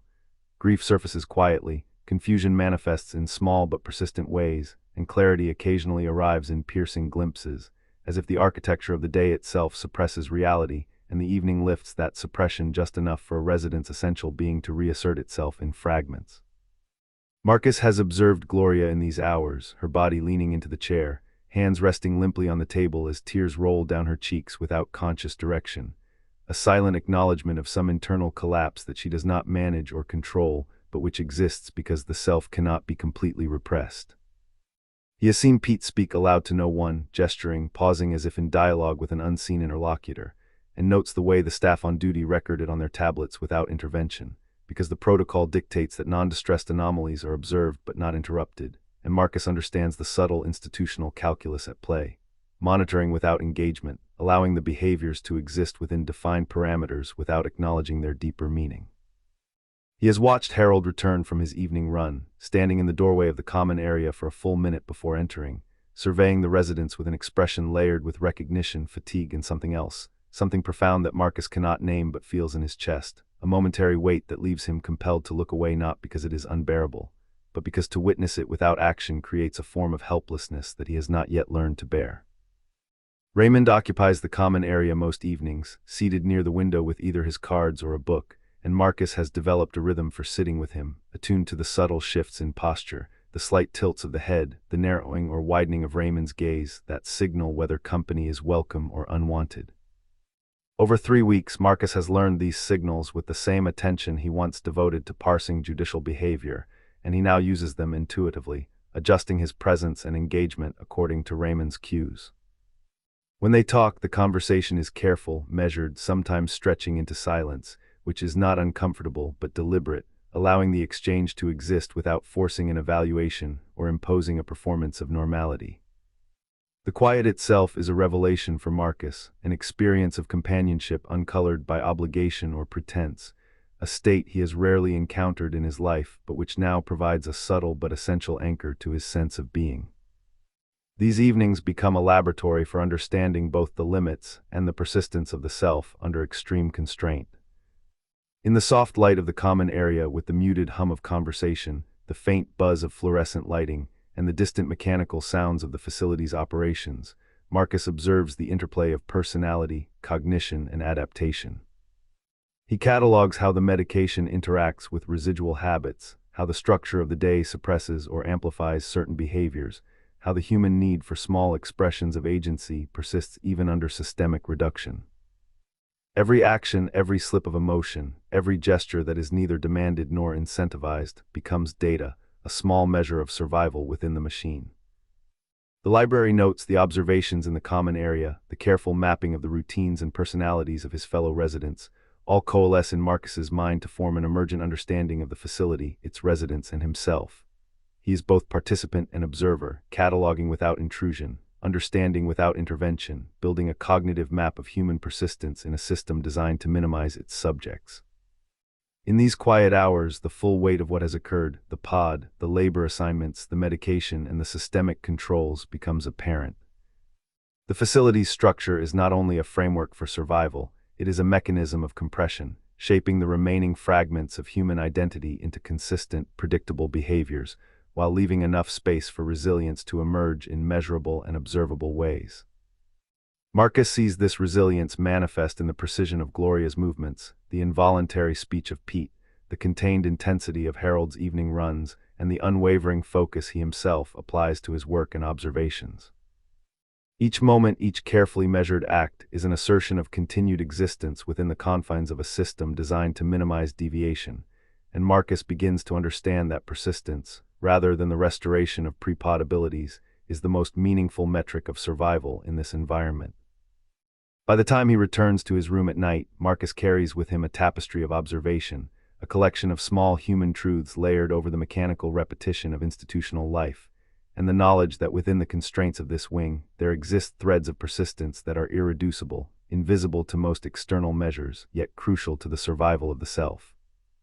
He lies in his bed knowing that the courtyard tree remains visible from the common area, a marker of continuity across the wing and a symbol of survival in quiet resilience, and that he has retained the ability to see it, to witness the small acts of endurance, and to preserve within himself a record of what remains, not just for himself, but as a testament to the fragments of life the pod and the facility could not entirely erase. The formal assessment took place on a Thursday afternoon in a small, deliberately uncluttered room adjacent to the medical wing, a room that contained only 2 chairs, a narrow desk, and a window overlooking a side courtyard Marcus had not yet seen, a courtyard that offered a view of uniform paving stones and a small, skeletal tree that marked the rhythm of sunlight across its branches, but offered nothing more in the way of distraction. Dr. Yina Park sat across from him, her posture perfectly straight-backed, her tablet balanced on her knees, her voice quiet without effort or performativity, and Marcus immediately noticed the same fractional increase in attentional focus that he had observed during their first meeting, a focus that indicated she had reviewed his file meticulously and was now attuned to more than the simple surface of what he presented. She had, as he would learn through careful observation and cross-checking of facility documents, read every component of his file: intake forms, medication logs, behavioral observation notes, legal resource library requests, and the record of all 11 requests, 3 approvals and 8 denials, absorbing the patterns, noting anomalies, and calibrating her approach to a level of precision Marcus recognized as uncommon, even exceptional, within the institutional culture of the facility. Marcus was acutely aware of the parameters under which the assessment would operate. The standard battery of tests designed to measure orientation, memory, attention, executive function, and overall cognitive stability would take 40 minutes to administer. He had anticipated the process not through formal study, but through the disciplined maintenance of whatever function remained after the pod, through the careful attention to daily structure, to the reading and note-taking, and to the observant cataloging of behavior in both staff and fellow residents. Each question, each prompt, each pattern recognition task was approached with the precision of a man who had spent a professional lifetime assessing detail and predicting outcomes. And although his capacity for sustained reasoning had been diminished by medication and by the cognitive flattening imposed by the pod, he executed the assessment with the steady rigor that had always defined his professional identity. By the assessment's own metrics, Marcus scored in a range the facility categorized as moderate impairment, a level higher than most residents at comparable time post-emergence, but insufficient to trigger any review or reconsideration of his classification. He had anticipated this outcome in advance, having studied the scoring methodology in the legal resource library, having cross-referenced it with internal administrative memos and procedural guidance, and he understood exactly what the resulting numeric value meant for his trajectory within the facility, for his ability to access programs, for the preservation of agency within an environment designed to contain autonomy without completely extinguishing it. After the standard battery concluded, Dr. Park set her tablet down on her knees and lifted her gaze to meet his. There was no prompt, no preamble, no scripted transition. The question she asked came unbidden by any official test. She asked what he knew about the constitutional challenge history of the statute governing the certification review process. The moment Marcus heard the words, recognition unfolded with the clarity of a finely tuned mechanism returning to motion. The question was precisely the same one he had posed to administrator folks at intake, reflected back to him 4 weeks later in a form meant to probe not only his memory, but his retained professional instincts. This was not a test of rote information, but of the impulse that had guided him, the pattern of reasoning that had always distinguished him in his career. He understood immediately that the purpose was to determine whether he retained the capacity to identify structural weakness in the system, to interrogate its formal presentation, to parse appearances from function. He answered fully, recounting the limited but non-zero history of constitutional challenges to the statute, analyzing the uneven application of certification criteria across facilities, and tracing the board's pattern of decisions that could be interpreted as arbitrary or capricious under administrative law standards. He did so with meticulous care, presenting facts with both completeness and restraint, and without embellishment, as though the act of documentation and precise communication itself was a demonstration of persistence under constraint. Dr. Park listened, her expression unchanging, taking no notes, her gaze focused but neutral, giving Marcus the freedom to present his account without interruption or the imposition of judgment. The pause that followed his explanation was not uncertainty or indecision, Marcus noted with professional clarity, but the deliberate suspension of judgment by someone weighing the information against a broader understanding of procedure and context, someone deciding what would matter and what action, if any, would follow. Then, in a movement that was unorthodox by any professional standard for her role, she asked a second question, one she had never administered in 4 years of conducting formal assessments in the facility. She asked whether he believed the certification review process, as currently administered, was capable of producing a just outcome for a resident who was genuinely cognitively functional. Marcus, startled for a moment by the audacity and scope of the question, recognized immediately that it was a probe not of content alone, but of reasoning, ethical perception, and the application of analytical rigor to institutional structures. He replied that based on his research and observations, The process was structured to yield predetermined outcomes for most residents, that the certification criteria granted substantial discretion to reviewing psychiatrists which could then be overridden by the board, and that the apparent objectivity was a formal veneer masking a function of confirmation, rather than equitable adjudication, and that such a system was incapable, in his professional judgment, of producing a genuinely just result for anyone the system had identified for exclusion or containment. Marcus observed Dr. Park as she processed the information, noting the length of time she spent writing on the tablet, a duration far exceeding what the answer itself required, a subtle signal that she was capturing not only the content but an additional contextual or analytical layer she would integrate into her own professional evaluation. She then closed the tablet with an unhurried motion and informed him that his next formal assessment would occur in 6 weeks, and that she would annotate her report to reflect his constructive engagement with the facility's programming, a statement that carried the authority of institutional recognition while leaving the interpretation and practical consequence deliberately vague. As she moved toward the door, her hand resting lightly on the frame, she spoke without turning to add a final, quietly delivered observation: that the legal resource library contained a gap in appellate materials covering the last 8 years, and that a weekly legal digest, technically a shared resource under the facility's resident rights documentation, could be accessed upon written request, providing Marcus with a procedural foothold that had not been otherwise apparent. The delivery was effortless, quiet, and authoritative, revealing the depth of her awareness and the discretionary knowledge she possessed while remaining entirely within the facade of professional neutrality. When the door clicked closed behind her, Marcus remained in the chair, staring at the now empty frame through which she had left, and he allowed the significance of what had just occurred to settle fully into his mind. He understood, with that sharp clarity for which he was known, that the encounter had been a carefully calibrated measure of his abilities, both preserved and diminished, and that Dr. Yina Park was not what the facility assumed her to be. She operated with insight and discretion, capable of seeing patterns and potential in ways that exceeded the protocol-bound expectations of her role, and the recognition of this reality was, Marcus realized, among the most valuable pieces of information he had encountered since the revelation Raymond had provided about the ghost claws in the holding area. The implications were immediate, subtle, and profound. Any actions Marcus chose to take from this point forward would require both restraint and calculation, the preservation of the trust implicitly extended by Dr. Park, and a recognition that certain opportunities were invisible to the unobservant, measurable only by the retention of institutional knowledge, analytical rigor, and careful observation of the facility's unspoken patterns. Marcus leaned back in the chair and allowed himself to notice the way the afternoon light fell across the narrow desk, the edge of the window pane casting a line along the floor, and he registered the view of the small courtyard outside. The skeletal branches of the tree caught the light at an angle that reminded him, unexpectedly, of the clarity that Raymond's cards had brought him in the evenings. Precision in small, measured acts, preservation of agency within a constrained system, and the quiet power of understanding what is present and what is absent.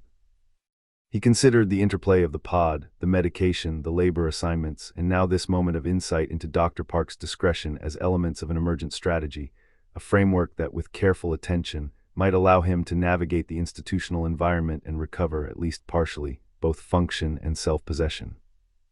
He traced the implications through his mind slowly, noting what could be recorded, what could be verified, and what required patience and observation over weeks rather than days.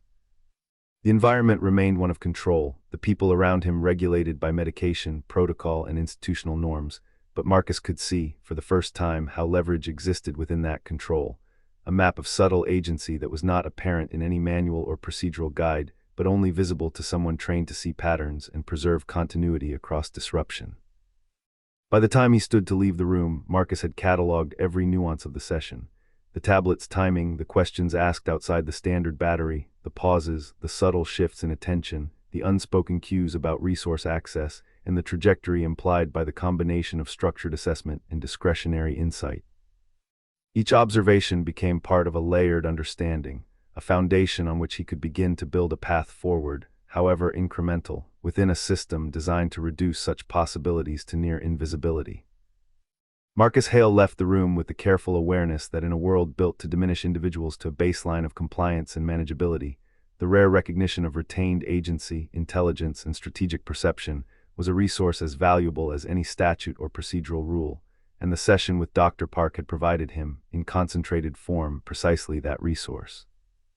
3 weeks into the assisted living wing, Marcus Hale had developed a careful, almost clinical understanding of the terrain his current existence occupied, a mental map delineating with clarity what the medication had altered, what it had left untouched, and the murky, unpredictable spaces that lay between those two realities, spaces that seemed to belong neither entirely to chemical influence nor entirely to unmediated cognition, a territory that required vigilance, subtlety, and patience to navigate because it could shift in ways he could not predict.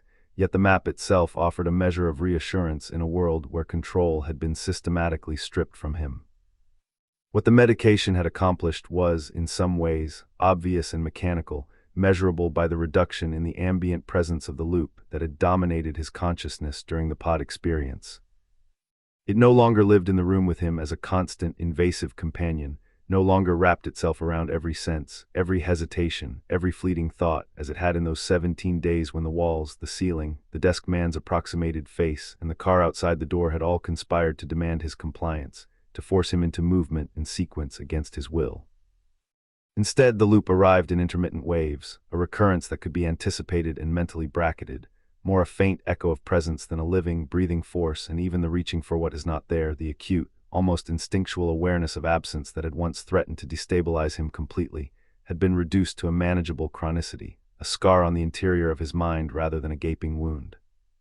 A tangible improvement that allowed him to inhabit the present in ways the word recovery might suggest in theory, even if the full promise of recovery remained beyond reach, suspended somewhere in the distance between what he was and what he had once been.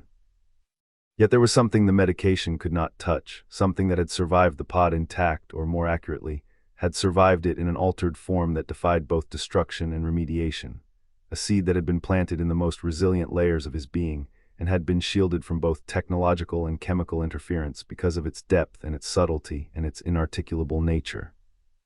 A seed that Marcus himself had not fully understood until the first moments he emerged from the pod and felt, beneath the softening influence of pharmacology, the quiet persistence of that core part of him that the loop had never been able to claim.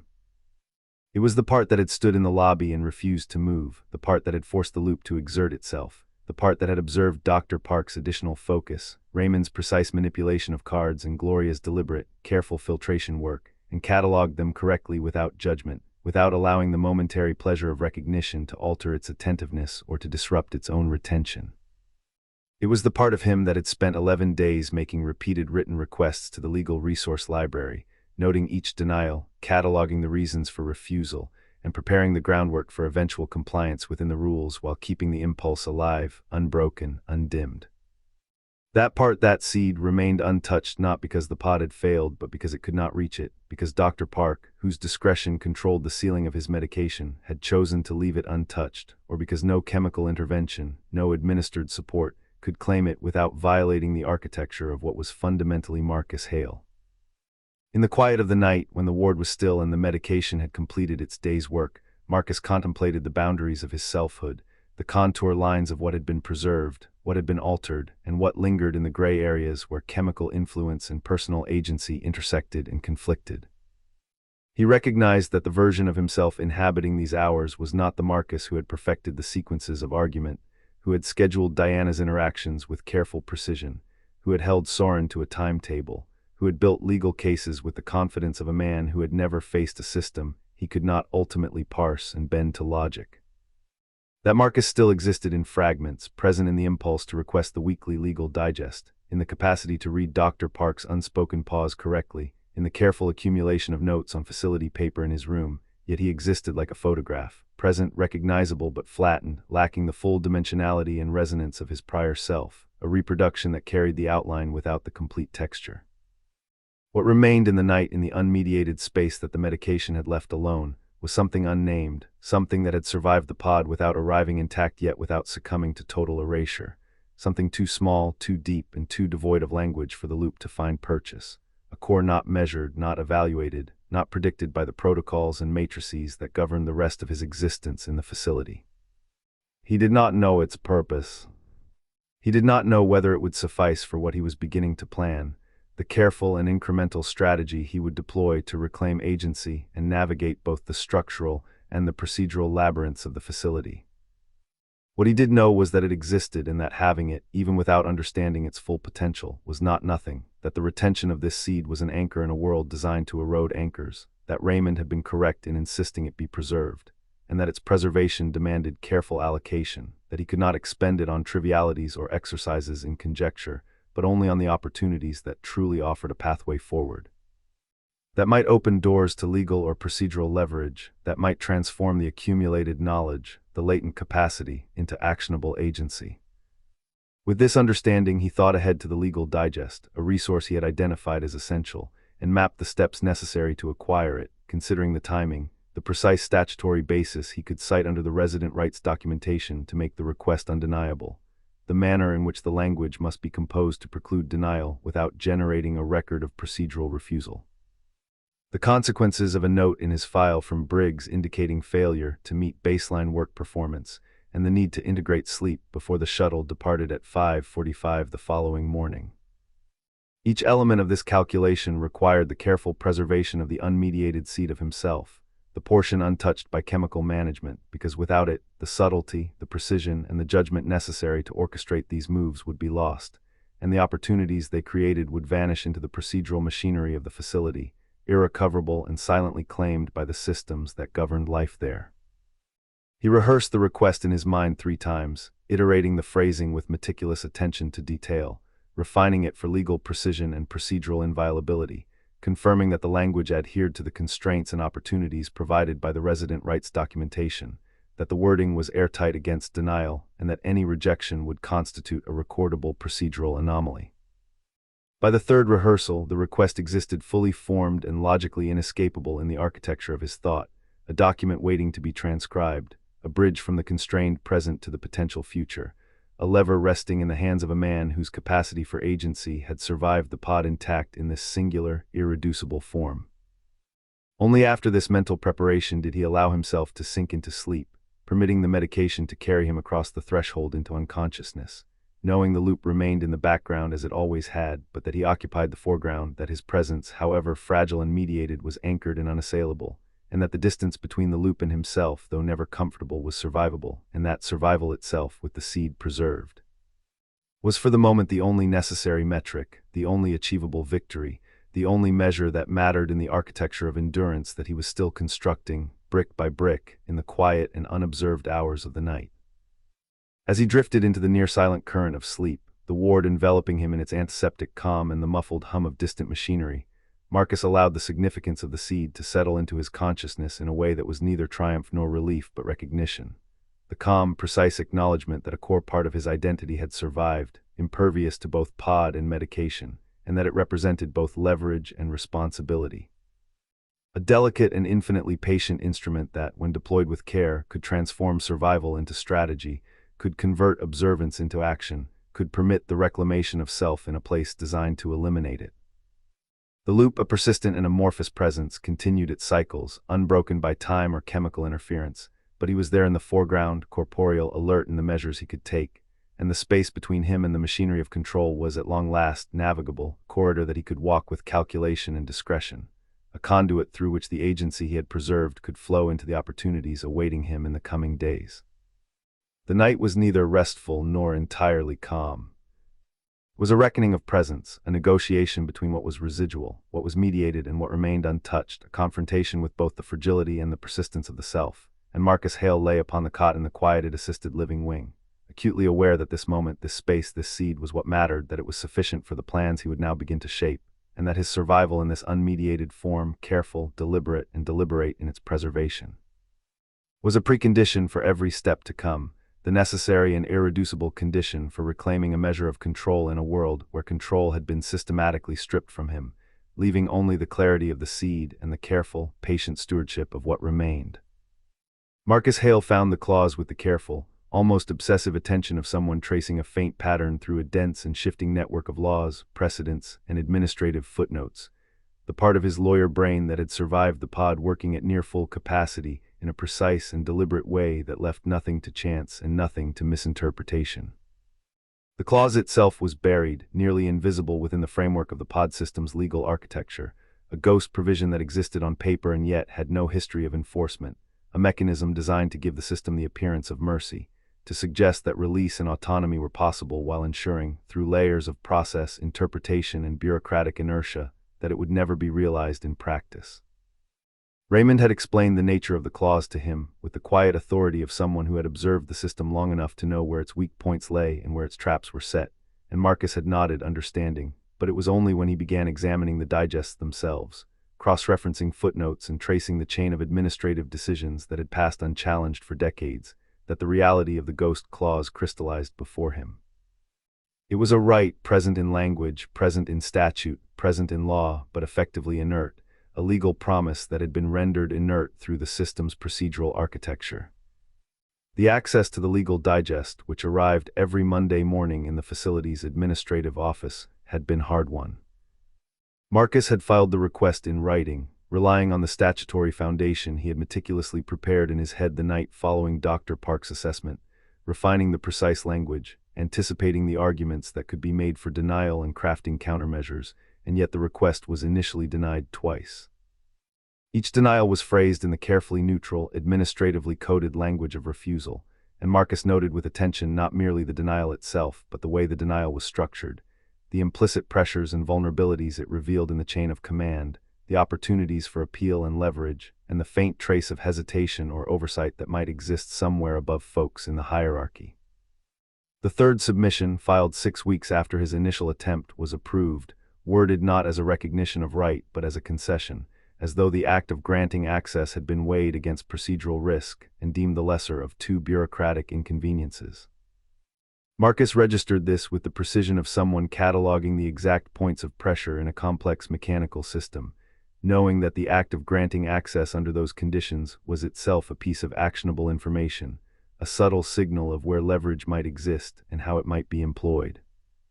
He was permitted to access the digest only on Wednesday afternoons, in the administrative waiting area, at a table positioned outside Folk's office, with a staff member present at all times, and with restrictions on the removal of any materials from the room. Requests for specific issues had to be made in advance, and he complied with this requirement meticulously, specifying the range of digest issues he needed, reaching back 18 months to construct a picture of the appellate landscape that the Legal Resource Library, with its 8-year-old materials, could not provide. He read each digest with the patience of a man mapping a labyrinth, noting procedural nuances, recording the precise citations, cataloging patterns of denial and procedural missteps, tracking the ways in which the language of law had been subverted or sidelined in practice, and all the while maintaining the self-discipline required to operate under observation, aware that every movement and every glance could be recorded, interpreted, and later employed against him if misread. It was in the fourth digest that the clause appeared, referenced in a footnote to an administrative law summary covering a challenge brought against a different facility in another state, not Marcus's own facility, not his own statute, but a cognate provision in a parallel system. The footnote traced the clause back to the originating statute of the pod system's resident review framework, noting it as model legislation from which the challenging state had derived its own provisions, and Marcus read this footnote 3 times in succession, savoring the careful wording, absorbing the precise statutory language, parsing every modifier, every operative verb, every conditional phrase. He then read the digest summary of the challenge itself, which had failed on procedural grounds entirely unrelated to the substantive enforceability of the clause, and he allowed the implications to settle, not rushing, not forcing a conclusion before he had fully apprehended the terrain. After closing the digest, he remained still at the table outside Folk's office, motionless for several minutes, a man suspended in thought, while the staff member glanced at him twice before returning to her own screen, and Marcus was performing a ritual that had become second nature to him. Allowing the shape of the discovery to fully form before any attempt at interaction, because engagement before the comprehension was complete risk distortion, the corruption of the insight into something partial, something misaligned with the law as it truly existed, and he had learned through years of legal practice that the smallest misstep in interpretation could cascade into profound errors later in application. The clause itself existed as Section 14(c), subsection 4 in the originating statute, a provision stating unequivocally that any resident of a pod system assisted living facility who could demonstrate, through independent psychiatric certification, cognitive function meeting or exceeding the threshold defined in Schedule B of the statute, shall be entitled to a review board hearing, at which release from the facility could be ordered subject only to conditions the board might specify. The language was precise, binding, and mandatory, shall be entitled, not may apply for, not the board may consider. Marcus understood the weight of that language intuitively, as a surgeon understands the differences among tissue types when deciding which to preserve and which to excise. The words were a guarantee, an enforceable right, and in that clarity lay both the promise and the vulnerability of the system itself. The right existed on paper, codified, clear, but it had never, in the 22 years of the pod system's operation, been successfully invoked. Marcus considered what this could mean. Perhaps no resident had ever met the cognitive threshold. Perhaps the certification process had never yielded an independent result, or perhaps the board had never allowed the mandatory language to function as mandatory. He suspected that all three had occurred at different times, and that the consistent, exploitable weakness lay in the last scenario, in the board's habitual avoidance of enforcement, and he catalogued this insight with the careful neutrality of a lawyer constructing a case before the facts were even assembled. He returned the digest to the staff member, offering thanks that was perfunctory but precise, and walked back to the residential wing at a pace that would have been indistinguishable from normal, concealing the intensity of the cognitive work he had just performed, the planning, the pattern recognition, the careful alignment of discovery with procedural leverage. In his room, he sat at his desk, unfurling facility paper before him, and beginning to write notes with the quiet, concentrated economy of a man who understood that the medium was limited, that the time available was limited, but whose understanding of the stakes was infinite. Each note a precise instrument, each notation a potential key to doors not yet visible, each line of text a bridge between the law as it existed and the law as it might be applied if wielded with insight, persistence, and patience. His hand moved steadily, deliberately, the words forming in sentences that were long, carefully structured, and deliberate, carrying the weight of attention and the clarity of thought that survived even after the pod, even after medication, even after the system had attempted in multiple ways to erode his capacity for planning, judgment, and strategic anticipation. And with each line he inscribed, Marcus Hale felt for the first time in weeks that he was doing the thing that mattered most.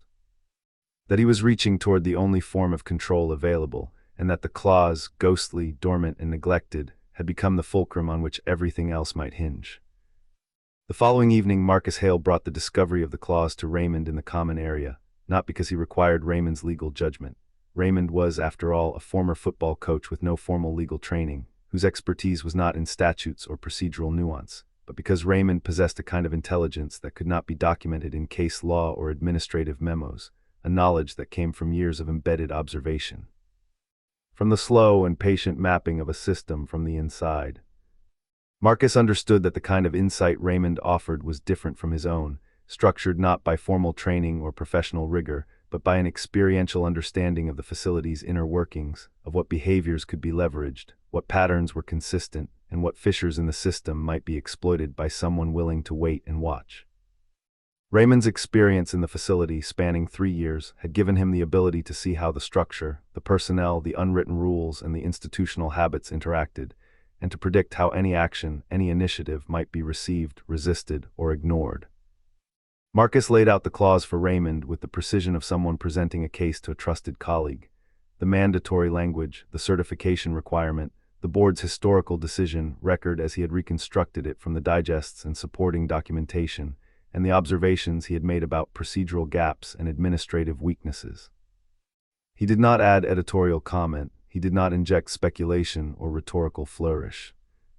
He presented the information as objectively as he could, ensuring that every piece of evidence, every citation, every datum was accounted for and articulated clearly, allowing the structure to reveal itself without embellishment, because embellishment could obscure the actionable insight. Raymond listened silently, turning a card and then another, in the deliberate rhythm he had developed over years of measured attention. Marcus had learned that this silence was not inattention, it was Raymond's method of observation, a focus that allowed him to absorb fully before offering response. When Marcus had finished laying out the details, Raymond remained quiet for a moment, the pause neither empty nor hesitant, but the reflection of someone assessing how to speak honestly, how to provide guidance without unnecessarily burdening or misdirecting the person before him. It was a pause of measured care, of respect for both the information presented and the individual presenting it, and Marcus recognized it immediately, as if he could read the subtext in the motion of hands and the slight turn of the head, a skill honed in his own professional life, yet applied here in a wholly different domain. Then Raymond spoke, his voice even, neither loud nor performative, carrying the authority of experience rather than the assertion of position. He confirmed that the clause was real, that the right to invoke it existed in statute, and then he recounted the history that had been preserved in the facility's informal institutional memory. In 22 years of the pod system's operation, only 3 individuals had ever attempted to invoke it. The knowledge was not documented in any digest Marcus could locate, nor formally recorded in a manner accessible to residents, but had been passed along quietly, orally, in the way that prisoners share essential information about a system that is otherwise opaque, in fragments, with care, and with awareness that misrepresentation could have consequences. Raymond detailed the failed attempts. The first, approximately 15 years prior, had collapsed when the resident's chosen psychiatrist was pressured to withdraw certification before the board hearing, effectively nullifying the process before it could begin.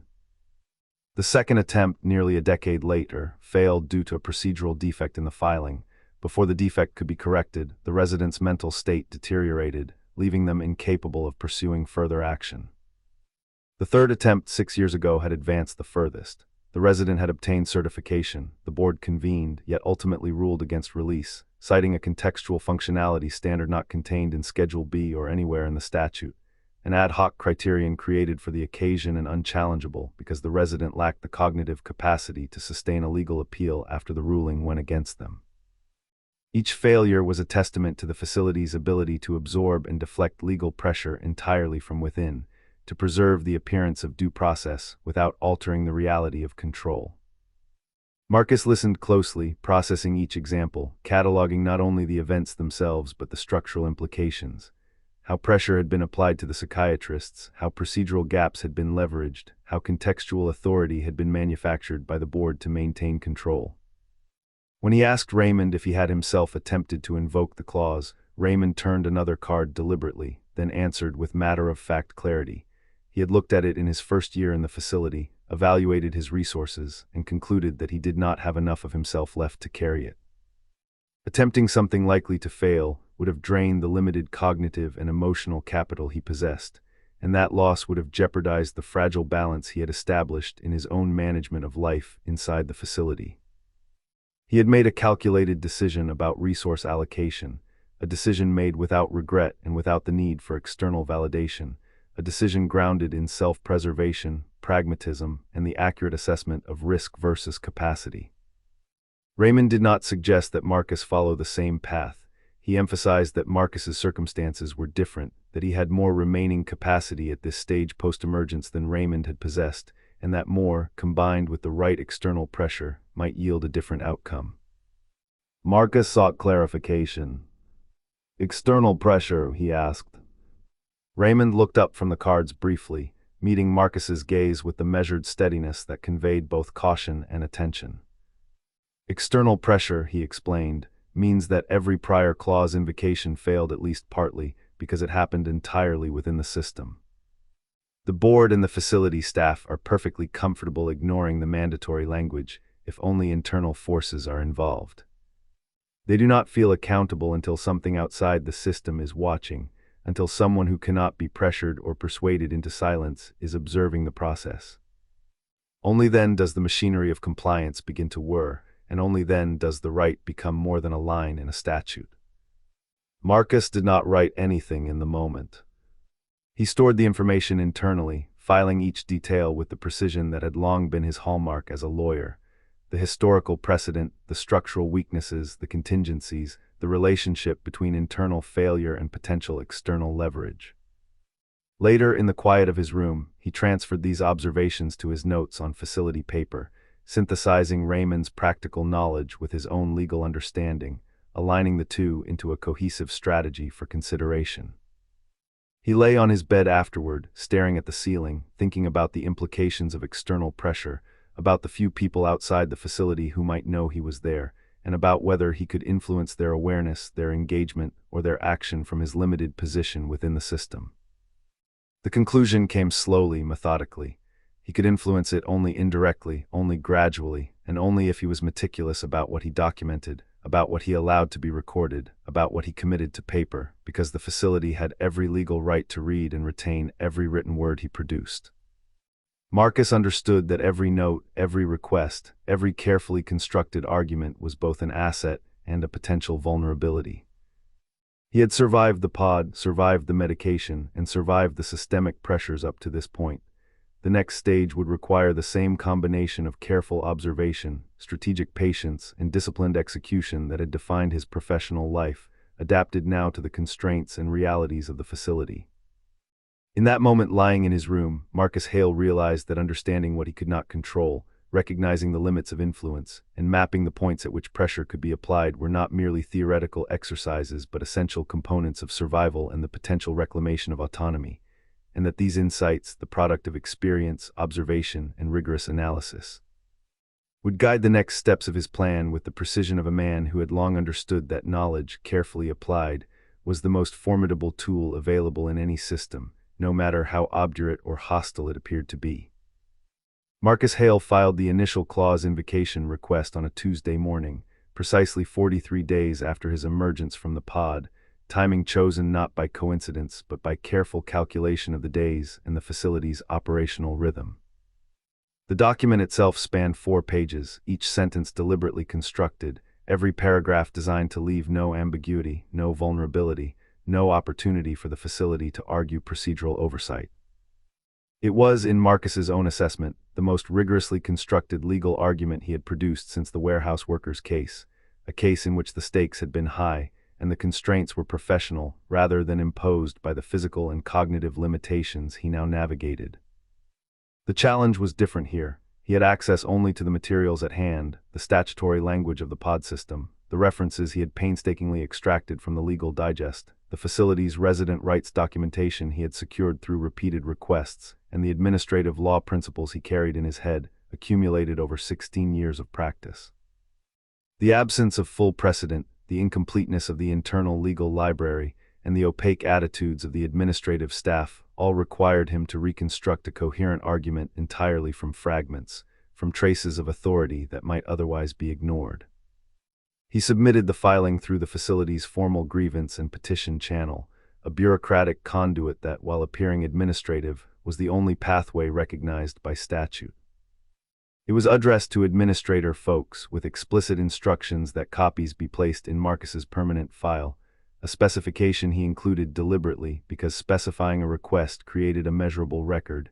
Any discrepancy between the request and the action taken would itself be documentable, a potential lever for further argument. Marcus understood that every procedural detail could become evidence, that every acknowledgement, every delay, every minor misstep could be transformed into material demonstrating either compliance or neglect, and he had built the document accordingly. Within 48 hours, as the statute and facility procedure required, Marcus received a written acknowledgement of receipt, addressed personally by folks and signed in his own hand rather than stamped. The personal signature was not incidental. It was the confirmation Marcus had anticipated and calculated for. It meant folks himself had read the filing, that the argument had landed with sufficient weight to demand his attention, that the presence of the clause within the larger statutory framework had been recognized as more than a peripheral matter. Marcus cataloged this carefully, noting the precise time of receipt, the method of acknowledgement, and the subtext it implied about folks' perception of the filing's significance. A week later, a response arrived from the facility's legal representative, a firm Marcus did not recognize, which in itself was a data point.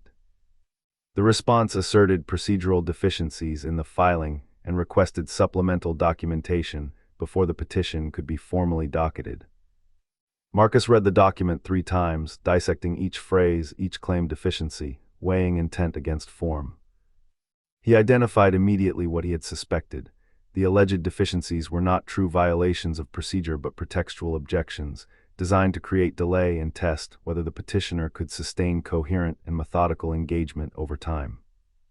The supplemental request, while framed as an administrative necessity, inadvertently highlighted the sections of the filing the lawyers found most threatening, revealing the points at which the facility perceived its authority and discretion to be challenged. Marcus made note of these points with the clarity of a cartographer marking danger zones on a map, understanding that these were both weaknesses and opportunities, locations within the system where pressure, if applied precisely, might yield progress. Marcus's response was measured and thorough. He drafted a 6-page document addressing each identified deficiency, with precise statutory citation and reference to relevant administrative precedent, demonstrating that the alleged errors were unfounded and that the filing met or exceeded all procedural requirements. Without drawing attention to it, he appended a paragraph emphasizing the mandatory language of Section 14(C), subsection 4, explaining that the statute imposed a non-discretionary obligation, that administrative delay without statutory grounding constituted a violation of the resident's substantive rights, and that such a violation was itself recordable and appealable to the State Administrative Review Tribunal, the body he had identified in the digest as holding jurisdiction over this category of dispute. The argument was clear, unambiguous, and legally defensible, crafted in such a way that ignoring it would create documentation favorable to the petitioner. He filed the response through the same formal channel, with the same request for copies to be placed in his permanent record. In parallel, he sent a separate written request to Dr. Park, asking that his next formal assessment be scheduled within 30 days, asserting that the assessment's timing had a direct bearing on his active petition. This request could not be denied without generating documentation that would itself substantiate the procedural argument he was building. Each action was designed to create a chain of accountability, a series of small but cumulative pressures that mapped the path of the filing through the facility's systems. The facility's legal representative did not respond within the required period. Marcus noted the delay in writing, cataloging the precise interval, and submitted the note to the administrative office. The office acknowledged the note. 4 days later, the legal representative responded with yet another procedural objection. Marcus noted the lateness in his file and responded systematically, reinforcing both the original petition and the integrity of his responses, building a record that simultaneously fulfilled statutory obligation and documented the procedural friction the facility attempted to impose. This back and forth, the filing delay, objection, response delay, was the facility's standard method of treating Section 14(C) as optional. By creating procedural friction sufficient to exhaust anyone attempting to invoke the mandatory clause, they effectively neutralized the statutory language without directly contravening it. But Marcus Hale was not anyone. He understood procedural friction as a terrain, as an arena in which strategy, endurance, and discipline dictated outcomes. The friction itself was part of the argument. It was a space to demonstrate capacity, resilience, and comprehension. He had spent his professional life navigating systems that resisted movement, that preferred stasis, and he now applied the same rigor, adapted to the constraints imposed by medication, physical environment, and cognitive recalibration, to the mechanics of this internal battle. Every form, every line, every submission was both a forward motion and a proof of continued functionality. Every delay, every objection, every administrative sidestep was cataloged, analyzed, and used as a basis for the next precise maneuver. Marcus's approach was deliberate, almost architectural, like mapping a building from fragments of its original blueprint, inferring the structure from what remained visible and anticipating how hidden systems functioned. He cataloged each document, each acknowledgement, each procedural variance with the exactitude that had once underpinned his legal arguments in courtrooms, now applied to a bureaucratic landscape that had never encountered someone who treated procedural obstruction not as a barrier, but as part of the argument itself. By the end of the third week of exchanges, Marcus had not only filed a petition but had constructed a procedural scaffolding around it, ensuring that every action by the facility, whether compliant or obstructionist, added to the evidentiary record and reinforced the case for mandatory enforcement. In those weeks, Marcus learned again, in a slower and more deliberate rhythm, the interplay between action and observation, between strategy and patience. He had discovered that the system's complacency was its weakness, that every delay, every pretextual objection, every administrative misdirection was an opportunity if met with rigor and foresight. He was building not only a legal argument but a map of the system's behavior, predicting how it would respond to pressure, where its resistance was most tenable, and where it could be exploited. Every signature, every acknowledgement, every procedural requirement became a node in a lattice that, if maintained, could bend the rules of the facility toward compliance without overt confrontation. The filing, in its careful articulation and disciplined management, was not simply a legal maneuver. It was a test of the facility itself, a measure of its responsiveness to a petitioner who understood the weight of the statutory language and the structural leverage it afforded. Marcus had in effect begun the fight in which the odds were unfavorable but the methods precise, knowing that the path forward depended on patience, on the accumulation of documented responses, on the careful measurement of delay, and on the rigorous application of the law even in an environment designed to obscure, frustrate, and neutralize it. Each page filed, each response submitted, was both a declaration of continued cognitive agency and a step toward reclaiming the autonomy the pod had attempted to erase. By the time the first month of the filing process concluded, Marcus had transformed the act of petitioning from a bureaucratic requirement into a disciplined, strategic, and carefully measured campaign. It was not a fight in the dramatic sense. There were no visible confrontations, no raised voices, no sudden victories. It was a measured assertion of rights, a demonstration of procedural mastery, and an insistence that the system, designed to resist movement, could be compelled to act within the bounds of its own legal framework if approached with sufficient patience, precision, and persistence. Dr. Yina Park drives home on the Thursday after Marcus Hale's second filing in a state she identifies to herself with clinical precision as conflicted, which is accurate as far as it goes, but fails to capture the depth of the conflict she feels in ways she cannot yet articulate to herself.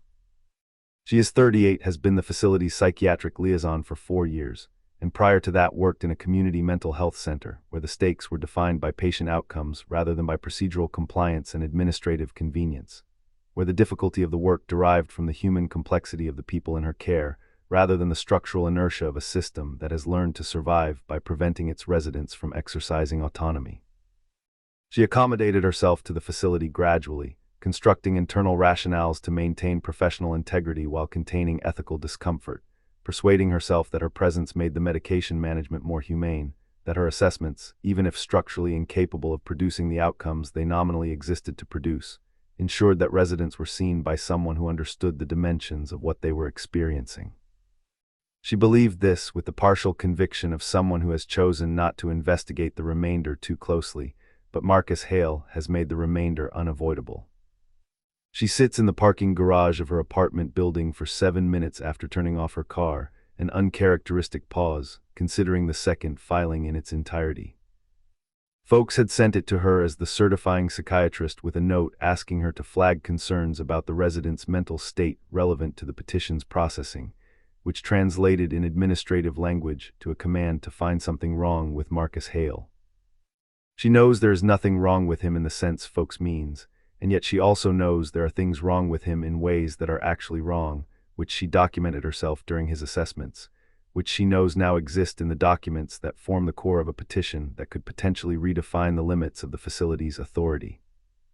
She has been deliberately not making a decision for 6 weeks, understanding with disciplined clarity that avoiding the decision is itself a decision, and she has chosen avoidance because the alternative is a decision she is not yet certain she can inhabit, a decision that would mark a boundary she cannot later rationalize away, a line she cannot redraw once crossed. She goes upstairs, makes tea she will not drink, and sits at her kitchen table with Marcus's second filing open on her laptop. She reads it again not for its legal arguments, which she is not fully equipped to evaluate, but for what it reveals about the mind that produced it, for the architecture of thought that emerged from someone subjected to the pod, and yet not wholly consumed by it. What it tells her is what every assessment, every conversation, every observation of Marcus has told her before, that the system has underestimated what can survive, that the seed Raymond identified, the part of Marcus that resisted, that observed, that cataloged, that built something coherent out of fragments, is real, is persistent, and is flourishing in conditions designed to prevent precisely that. The filing communicates not only content but the shape of cognition, the logic of strategy, the assertion of agency under imposed constraint, and she recognizes with uncomfortable clarity that she is the person whose professional action can either nurture that seed or cut it off at the administrative level before it is ever presented to the review board. She understands that she has been avoiding this decision because the consequences of choosing one path over another cannot be mediated by rationalizations or partial beliefs. It is a decision whose weight she has never encountered in her professional life. She closes the laptop and lies awake for hours, unable to sleep, her mind tracing through Marcus's procedural choices, the friction he has encountered and managed, the manner in which he has converted delay into evidence, obstruction into leverage, and determination into a structure that the system cannot ignore without creating a record. She traces the paths he has taken, the logic he has applied to every administrative step, and the implications of allowing his petition to proceed unimpeded. She contemplates the nature of compliance and resistance within bureaucratic systems, the ethical boundaries she has accepted for herself over 4 years, and the subtle recalibration required if she permits the petition to move forward without the usual administrative interferences that would normally frustrate it. In the morning, she schedules Marcus's assessment for the following week, within the 30-day window requested by the petition and 2 weeks earlier than her standard scheduling would have placed it. She writes in the scheduling note that the assessment is being expedited in response to the resident's active petition, creating a paper trail she has deliberately generated, a record of both her judgment and her acknowledgement of his procedural rights. She does this without ceremony, without self-congratulation, opening the system, entering the date, closing it, and proceeding to the next patient, her actions precise and devoid of dramatics, yet internally monumental because they mark the first unambiguous, fully conscious assertion of professional judgment she has exercised at this facility in 4 years. This is the moment she confronts the true weight of her role, the fulcrum upon which Marcus Hale's procedural fight hinges, and she acts with the clarity and disciplined attention that have always defined her professional practice, now applied with a courage measured against ethical and legal consequence rather than purely clinical skill. Soren Hale is 36 years old and works as a site supervisor for a mid-sized construction company, overseeing commercial renovation projects in the city and surrounding suburbs. His skill lies not in technical credentialing but in applied attention, in reading the building as much as the blueprint, in noticing how a beam's natural deflection will affect a wall, in understanding that a floor's slight tilt is not just a cosmetic problem but a structural one waiting for someone to notice before it becomes catastrophic.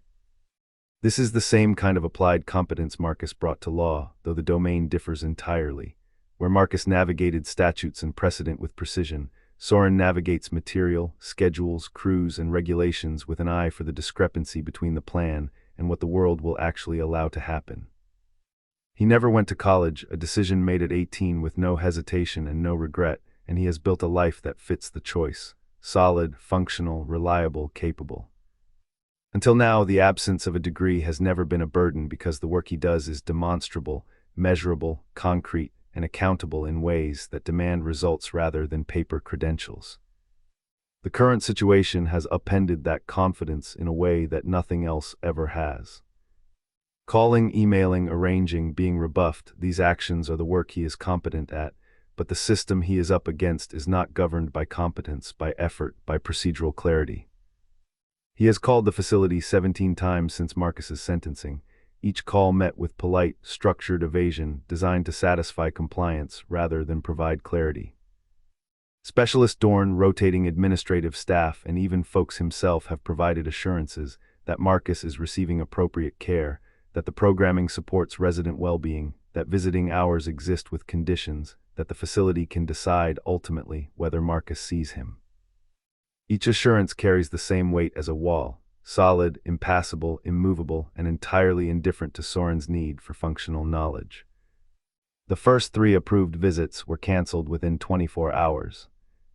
Reasons given range from resident scheduling conflicts to operational requirements, and yet none is specific enough for challenge, leaving Soren standing in his kitchen on Saturday mornings with a precise anger, a slow, simmering knowledge that he is being managed and that the system has engineered him to frustration, to helplessness, and that the mechanism controlling him is both invisible and perfectly applied. The appeal his brother's attorney insists is progressing. The procedural challenge regarding the trial's speed is under review. These things take time. Soren understands that things take time in systems designed to move slowly, where delays are both procedural and strategic. What he does not understand, and what no one has articulated in language he can act upon, is the central question: what is happening to Marcus while the clock ticks forward, while the bureaucracy grinds, while appointments are denied and rescheduled? That is the question he cannot resolve, the question that drives every email, every call, every moment of silent anxiety he allows himself to feel, and the question that defines every interaction he has with people who claim to manage or advocate within the system. Soren's search for help leads him to the scattered landscape of advocacy organizations, each claiming concern for pod system reform, yet largely ineffective. Over 3 evenings he combs through websites, reading annual reports, lists of board members, funding sources, and press releases, learning the markers of dormant organizations, underfunded nonprofits, and groups seeking profile over progress. He notes the pattern: the landscape is cluttered with the appearance of action, but the substance of inaction. He identifies patterns of language that signal performative concern, supportive, engagement, facilitation, and other words that sound empathetic but hide the absence of structural teeth. In the midst of this, he finds one group that breaks the pattern: the Cognitive Rights Project, a small organization with a concise legal strategy, defined tactics, and transparent internal structure. The website is functional and precise, unlike the others. No distracting graphics, no appeals to sentiment, just documentation of past filings, strategy memos, and contact information. The contact form generates a response within 24 hours, which Soren interprets as a signal that the group is operational, that someone is paying attention to the communications that arrive. The response he receives is from Lena Cruz, who is not one of the lawyers and not the former pod system resident who now speaks publicly, but an investigative journalist focused on accountability in the pod system. Her email is direct, almost brusque in tone, establishing boundaries and expectations clearly. She will respond to genuine cases, but her time and interest are finite, and she will evaluate Soren's information for its relevance to ongoing reporting and research priorities. Soren reads the email several times, parsing its structure, its honesty, and its transactional transparency. He realizes immediately that she is using the story, but in an openly acknowledged way, not deceptively, not manipulatively, and that her interest is therefore both genuine and partially instrumental. He recognizes the calculus immediately because it mirrors the strategic patterns of the systems he has been navigating. There is always leverage, always an angle, always a purpose, even when the purpose is packaged as altruism. He chooses to interpret her transparency as honesty, while remaining vigilant for evidence that it may be otherwise, understanding instinctively that vigilance in this context is not paranoia but adaptive skill. Lena responds with the operational efficiency of someone accustomed to managing uncertainty and human emotion under structural constraint. She requests documentation, details, and clear articulation of what Soren seeks, establishing procedural clarity before proceeding to substantive engagement. The language is professional, pointed, and minimally effective. It acknowledges the emotional weight of Soren's concern without capitulating to it, creating a working structure within which the information can be communicated and evaluated. Soren respects this because respect in such systems is functional, earned through adherence to structure and comprehension of context, and because he has learned over months that expedience without structure is futile. The first meeting is arranged at a location neutral to both parties, a cafe in a mid-tier neighborhood, neutral and public, where both can operate within social visibility constraints while maintaining the privacy necessary for information exchange. Soren arrives first, notes the cafe's layout, the seating options, the flow of customers, and the potential interruptions or eavesdropping risks. He notices the subtle distinctions: which tables allow full view of the entrance, which are partially shielded, which permit auditory isolation without isolation from observation. This attention is second nature to him now, conditioned by months of navigating the facility's control protocols remotely, and by the heightened stakes of establishing an operational alliance with someone who is herself calibrated to leverage visibility and transparency. Lena arrives and the dynamic crystallizes immediately. She is professional, alert, and unconcerned with social niceties that do not serve the purpose of engagement. Soren perceives an initial tension. She views him as a source and a potential problem, while he views her as both a tool and a variable in an unpredictable system. Their initial conversation is terse and transactional, delineating responsibilities, access, and the scope of interaction, but beneath the structure, there is a mutual recognition of competency. Soren notices the subtle cues, the way she tilts her head when assessing his facial expressions, the speed at which she evaluates his tone, the points where she interrupts for clarification without conceding authority. He matches her pace, responding with factual clarity, avoiding narrative embellishment, and maintaining a tone of functional insistence that his concern for Marcus is urgent, grounded, and actionable. The conversation moves toward procedural specifics, toward timelines, documentation, and the practical limitations of intervening in a system designed to resist intervention. Soren outlines the barriers he has encountered, the repeated appointment denials, the opaque explanations, the delays in accessing information, and the precise chronology of attempts to make contact. Lena listens, interjecting questions for specificity, and Soren answers with the same methodical care he applies to work orders and project plans. Each question and response is a small negotiation of authority and trust. Soren must demonstrate competence to be taken seriously while preserving the integrity of his brother's narrative, and Lena must demonstrate neutrality and rigor to maintain credibility in her investigative and advocacy role. By the end of the first hour, a tentative framework is established. Soren will provide detailed documentation and access to any legal filings or communications from the facility. Lena will evaluate the procedural opportunities for intervention, and both will maintain a structured communication channel that privileges actionable information over emotion or conjecture. They part with no dramatic affirmation, no mutual declarations of alliance, yet both recognize the significance of the meeting. A practical, operationally functional alignment within a system designed to frustrate action, and a first step toward exerting external pressure on the facility that may one day reach Marcus. Both are aware that the true weight of the alliance will be measured not by the interaction itself, but by the consequences it generates in the bureaucratic machinery they are about to navigate. Soren leaves the cafe with a mix of relief and apprehension. Relief that a functional, competent ally exists, apprehension because the ally is calibrated differently, working within a different cognitive framework and set of professional priorities. He reflects on the alignment between self-interest and shared objective, realizing that this is as close as he will come to certainty in the situation. The alliance is provisional, conditional, and entirely dependent on each participant executing their role with discipline and fidelity to evidence, procedure, and strategy.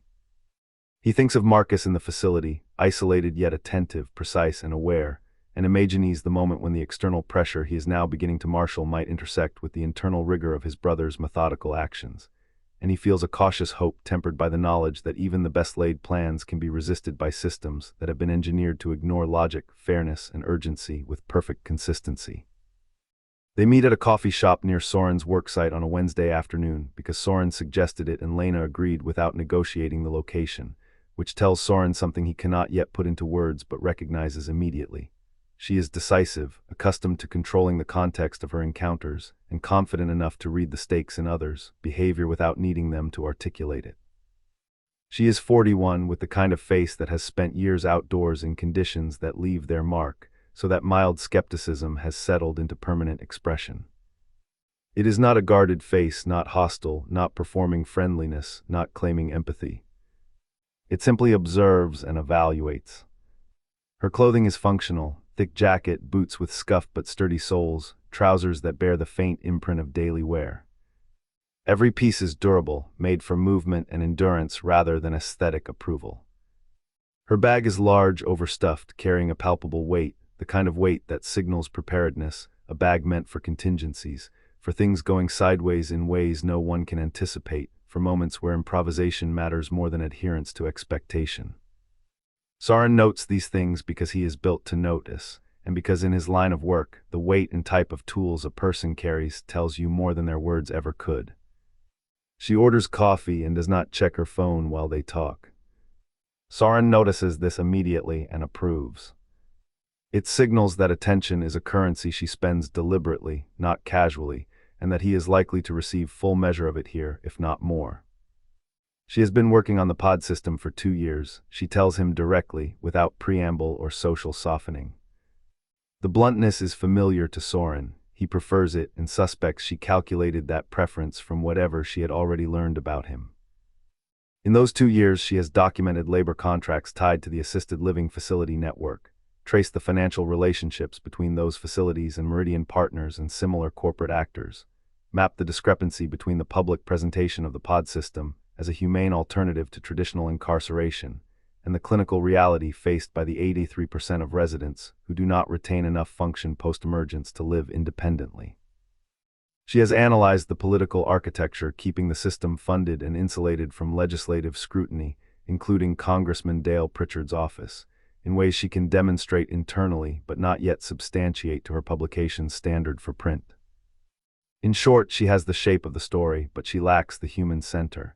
A living, documentable individual whose experience crystallizes the statistics, giving them a face and weight readers will remember even after the numbers fade. She believes Marcus might be that center. She says it outright without softening or apology. Soren looks at her for a long moment, parsing the words for subtext, tone, and implication, and concludes that she is telling him she wants to use his brother. She does not deny it. She reframes it immediately. She wants to tell the truth about Marcus's situation, to create public pressure strong enough to affect the outcome of his petition and potentially expedite his release. Need and use are distinct, she acknowledges, but she does not skirt the line between them. She communicates both transparently, and Soren understands, even if he does not like it. He drinks his coffee, keeping his thoughts measured, the flat currency of observation and judgment running through his mind as he processes her disclosure. He asks what she has learned about Marcus specifically. She tells him about Meridian Partners' influence, the unusually fast pace of his trial, and the clause invocation she has confirmed through the Cognitive Rights Project. She does not feign ignorance about his case. She has already been investigating Marcus. The implication is that she has been vetting not only the case but the people involved.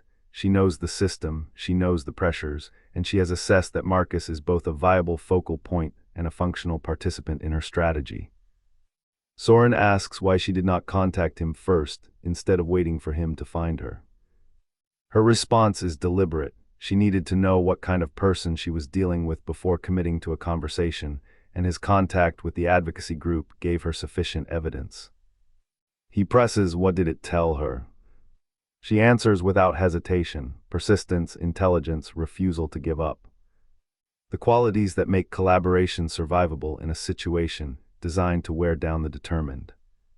She understands that Soren is protective of Marcus, that trust must be earned in a context of repeated disappointment, and that she is calibrating him as carefully as he is observing her. They are not friends at the end of the meeting, but they are something more durable, a functional alliance forged in the crucible of overlapping interest and uncompromising honesty. They have no illusions about warmth, camaraderie, or shared sentiment. Their bond is entirely pragmatic and entirely necessary. Soren grants her access to everything he possesses: attorney updates, facility communications, Marcus's professional history, and a detailed account of the man Marcus was before the pod, delivered in the flat, factual language of someone who understands that facts carry enough drama without embellishment. Lena reciprocates, providing her research files, her network of sources, her knowledge of political and legal pressure points, and the unspoken fact that she has been doing this work alone for 2 years, without the personal leverage that Soren brings, skin in the game. He understands the unspoken calculus immediately. Her willingness to risk now is different because the stakes have become personal, because the potential for impact now intersects with someone she knows and whose welfare she can observe. The remainder of the meeting proceeds in structured conversation, clarifying access channels, identifying information gaps, and outlining what each can contribute. Soren notes her methodical approach, the way she converts anecdotal evidence into verifiable points, the way she triangulates between legal filings, personnel records, and public financial disclosures. He recognizes her precision as the hallmark of professional survival in bureaucratic opacity. She notes his consistency and his willingness to tolerate delay, ambiguity, and frustration, traits that make him a credible conduit for what Marcus needs her to see, and what the public will need to believe if her intervention is to succeed. By the time they rise to leave, the foundation is laid: mutual understanding of objectives, recognition of capacity and limitation, clear division of labor.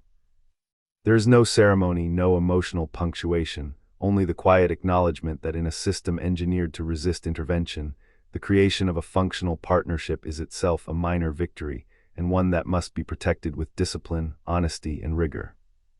Soren walks back to his car carrying the mental checklist of the meeting: trust calibrated, access confirmed, responsibilities aligned, contingencies accounted for. Lena returns to her workspace carrying the knowledge that the human center she seeks is present, viable, and strategically capable, and that with Soren as intermediary, she now has a channel to apply the leverage she cannot exert from the outside alone.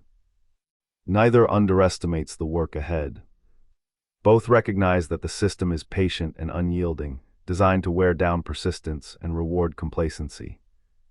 Both know the alignment they have created will be tested repeatedly, in documents lost or delayed, in appointments denied, in opaque procedural requirements, in the small but cumulative frustrations that constitute bureaucratic attrition. And both understand that the work requires more than tactical execution. It requires anticipation, discipline, and a constant assessment of human behavior under systemic constraint.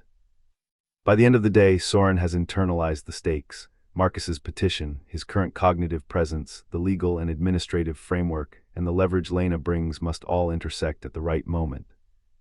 Timing, precision, and calibration are now everything. Lena has internalized the stakes as well. The human center she has been seeking exists, and the functional patience, procedural awareness, and structural insight of Marcus's brother provides the missing variable she needs to convert knowledge into pressure. Neither feels satisfaction, only focus.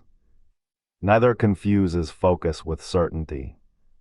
Both understand that this meeting is the start, not the resolution, and that survival, legality, and leverage are all things to be measured continuously and adjusted as the system resists. The visit is approved on the 4th attempt, 6 weeks after Lena and Soren's first meeting. It is scheduled for a Saturday afternoon in a visiting room that the facility's appointment confirmation describes as a comfortable meeting space designed to facilitate meaningful resident-family connection. That description, polished and neutral, prepares Soren for a type of environment he imagines might exist, warm, welcoming, a place where the mind can relax and the heart can speak, but it does not prepare him for the reality at all. The room is clean, adequately lit, and plainly furnished. There is a table of unremarkable size and proportion, 2 chairs placed on either side, and a window that looks out onto a courtyard he cannot yet see in detail because he is noticing everything else first. There is no artwork, no decoration, no personal touches, and the lighting is functional but uninflected. Every detail is deliberately adequate, unimpeachable, and in that deliberateness is an almost imperceptible communication. The facility knows what it is doing, and it has designed this environment to be impossible to criticize, impossible to humanize, impossible to misread, impossible to fail. Soren feels the room as a statement as much as a space, and it strikes him as one of the most depressing rooms he has ever been in precisely because it achieves this level of sterile perfection. Marcus enters with a staff member, who gestures him in and then withdraws toward a position near the door, close enough to observe, far enough to appear invisible. Soren stands immediately, though he does not move toward Marcus. He needs a moment, a single, brief moment, to absorb what the sight of his brother in the room shows him. He looks at the table, then up at Marcus, and crosses the room with a deliberate calm, closing the physical distance between them with purposeful steps. When he reaches him, he does what comes naturally. He puts his arms around Marcus with the straightforward physicality of a man who has never complicated the act of affection and does not intend to start now. Marcus is stiff for a second, not resisting, not rejecting, but not fully present, as if he is measuring the reality of contact before allowing himself to inhabit it. Then something shifts, releases slightly, and his hands come up to rest on Soren's back. They stand like that for longer than either would normally, an unspoken negotiation of distance and presence, of safety and recognition. The staff member near the door glances at the window, detached but attentive, and Soren allows himself the relief of presence without intrusion, knowing that the observation exists, knowing that he is still allowed to reach his brother. They sit. Marcus studies Soren with eyes that are recognizable and familiar yet subtly different, and Soren spends the initial minutes of the visit trying to name the difference. It is not absence. Marcus is not glazed, not unreachable, not in any way withdrawn from the conversation. He is present, tracking questions, responding with comprehension and engagement. The difference is more like distance. Marcus is slightly back from the surface of himself, visible but filtered, standing one step further from the window of his mind than he used to, separated by something intangible. Soren registers it, notes it without judgment, and waits. Marcus asks about the job, about Soren's crew, about a specific project Soren mentioned in a call before Marcus's arrest. The questions are precise, not performative, curious without prompting, and Soren answers with the flat, measured descriptions he has been trained to give, aware of the presence of the staff member but focused on the substance of the dialogue. He asks about crew safety, about delays, about worksite logistics, and Marcus responds with interest and occasional professional judgment that recalls the competence he had prior to his confinement. Beneath the measured exchange, they find the brothers they have always been, the shared cadence, the implicit trust in knowledge and reliability, the subtle humor and teasing that exist between them despite years apart.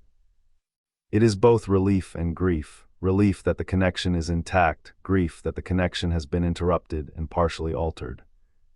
Soren introduces Lena's presence indirectly, in language chosen to avoid creating a documentable record of external contact.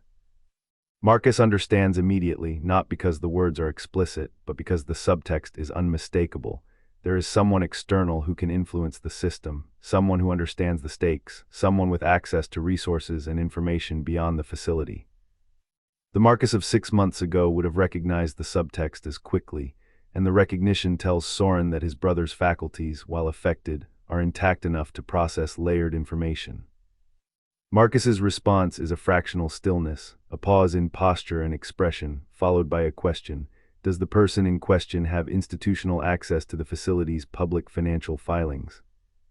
The lawyer instinct asserts itself in the form of a query, testing the capability of the external contact to act effectively. Soren nods, confirms access, and Marcus moves on. No further explanation is given or needed. The moment passes, but the significance is recorded in both their minds, a mental note of capability and procedural utility. The relief this brings Soren is enough that he looks down at the table for a long beat, grounding himself in the physical world while the weight of that understanding settles. Then subtly, the medication exerts its influence. Soren notices the change not as a sudden event, but as a gradual tide receding. Marcus's engagement drops fractionally, his focus loses a degree of sharpness, his responses become slightly more measured, less immediate. The effect lasts only a few minutes, and Soren observes with patient attention, the knowledge of pharmacological influence combined with years of watching Marcus navigate challenges, giving him a calm awareness. The effect is not alarming, only measurable, and it recedes. Marcus returns, not fully to the initial intensity, but closer. He looks at Soren with an expression that is new, previously unseen, unmediated by the management Marcus usually applies to his emotional presentation.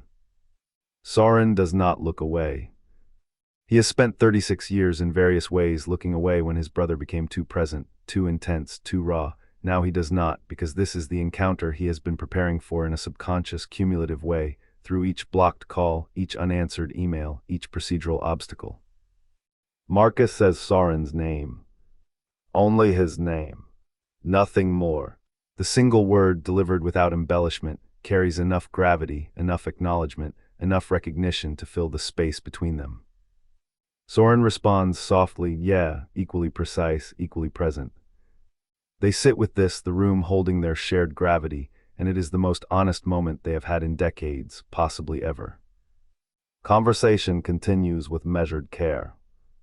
Marcus asks about the past week, small operational details of Soren's life, questions about mutual acquaintances and work logistics, questions that are both innocuous and revealing not because of content but because they show engagement, comprehension, and memory, the things the medication has not fully touched. Soren answers carefully, avoiding extraneous detail that might register as a trigger to facility oversight. They talk about meals, minor injuries at the site, the progress of a delayed project, all with a rhythm of normality overlaying the profound reality of Marcus's circumstances. Marcus, in turn, shares details from his life within the facility without oversharing or dramatizing, routine events, small accomplishments, observations of other residents, moments of personal agency he has maintained under supervision. Soren listens and stores everything mentally, the way he always has, aware that words carry weight in a monitored space, aware that even casual phrases might be interpreted by observers as indicative of cognitive status or emotional stability. Marcus notes the staff presence, frames comments to account for it, but does not allow it to derail conversation. The balance between performance and authenticity is delicate, and both brothers navigate it with unspoken coordination. The visit continues for nearly 90 minutes, during which the ebb and flow of Marcus's engagement and the medication's background effect become a dance of precision. Soren learns to anticipate subtle dips in focus. Marcus learns to communicate efficiently within constraints, and both become attuned to the ways observation, environment, and physiology intersect in the smallest of gestures. A hand resting on a table, a shift in posture, the fraction of eye contact. Before the visit concludes, Marcus asks a question that touches on procedural understanding of his situation, phrased as a question about scheduling and documentation, without revealing concern or panic. Soren answers with factual accuracy, measured, non-reactive, providing the necessary information while reinforcing Marcus's awareness of his own agency. Marcus nods, absorbs, and shifts slightly in his chair, the final gesture of presence before departure. They rise. The embrace that opens the visit is repeated, this time briefer but no less intense. Marcus looks at Soren one last time, registering recognition, gratitude, and something beyond words, the seed of trust, the calibration of shared understanding that will sustain both in the weeks ahead.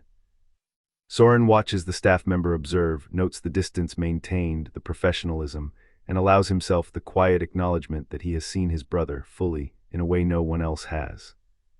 As Soren walks to his car, the visit's weight lingers. The procedural frustrations, the bureaucratic obstacles, the months of unanswered questions, all are momentarily secondary to the reality of Marcus's presence, to the tangible confirmation that persistence, strategy, and careful alignment with external resources have preserved something essential. Marcus is still there, recognizably himself, mediated by circumstance and pharmacology, but intact.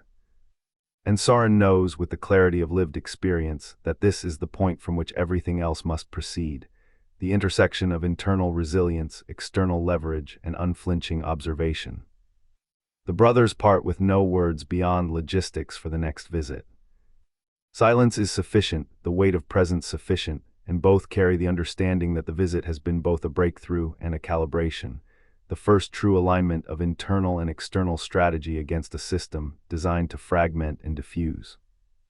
Soren drives home in a state of alertness tempered by relief, and Marcus returns to the facility wing with the awareness that connection remains possible, that agency exists within constraints, and that the smallest details, questions asked, nods given, recognition exchanged, have accumulated into leverage, trust, and preparation for what must follow.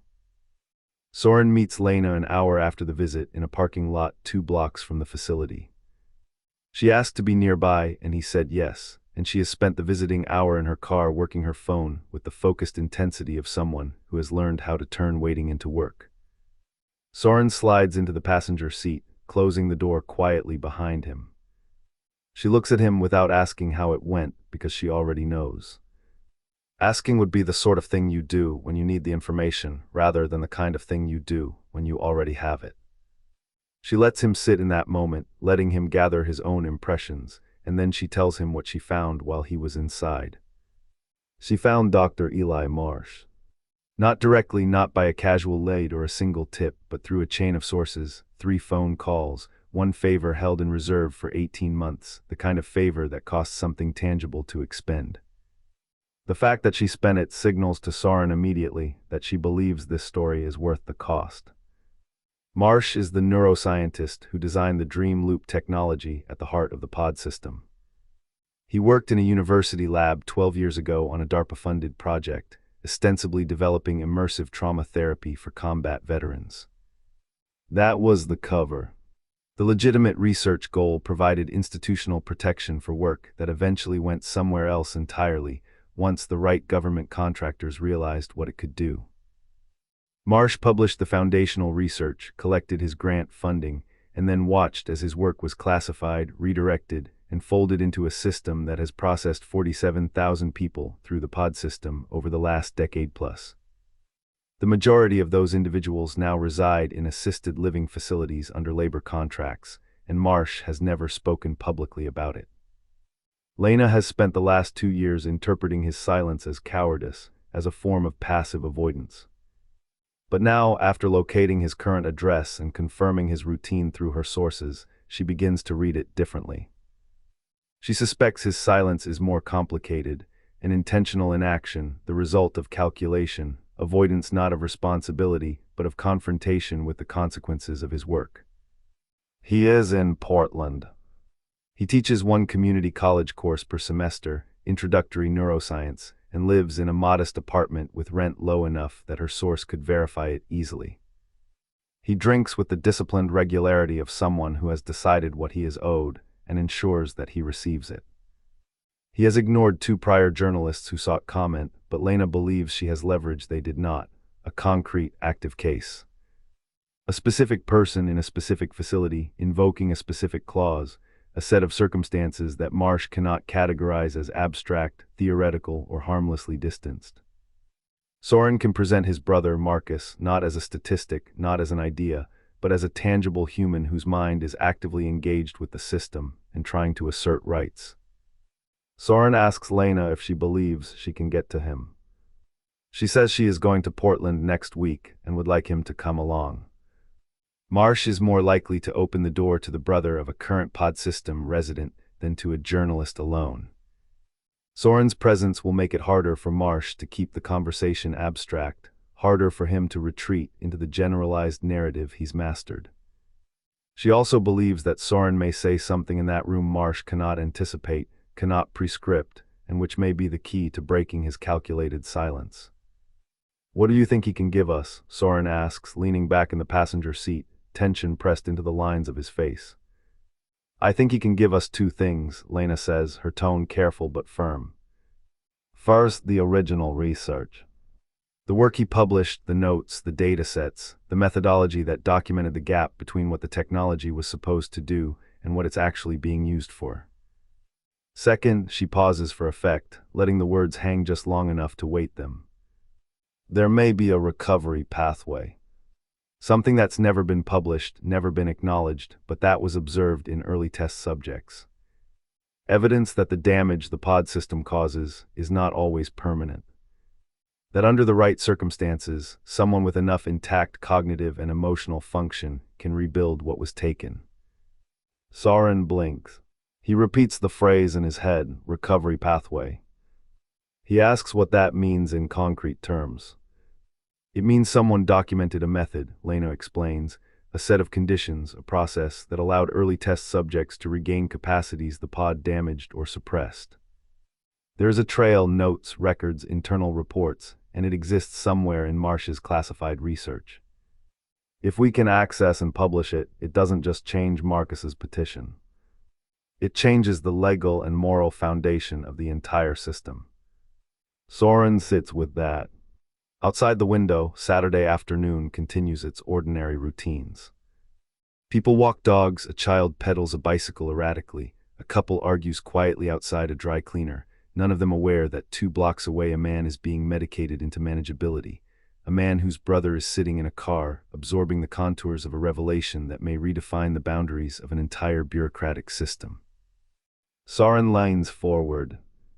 "I'll go," he says finally. "I'll come to Portland."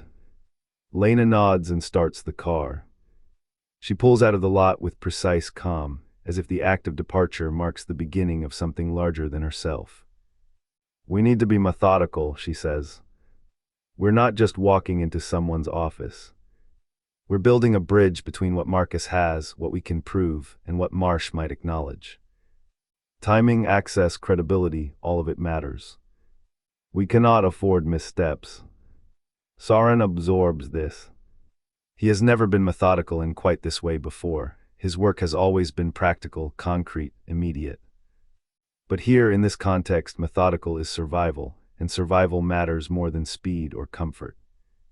He nods. "I understand," he says. "I'll be there. When do we leave?" "Next Wednesday," Lena says. "Flight's in the morning. We need to get to him early, before he can schedule anything else, before he can find excuses not to answer." The drive to their respective homes is quiet but taut.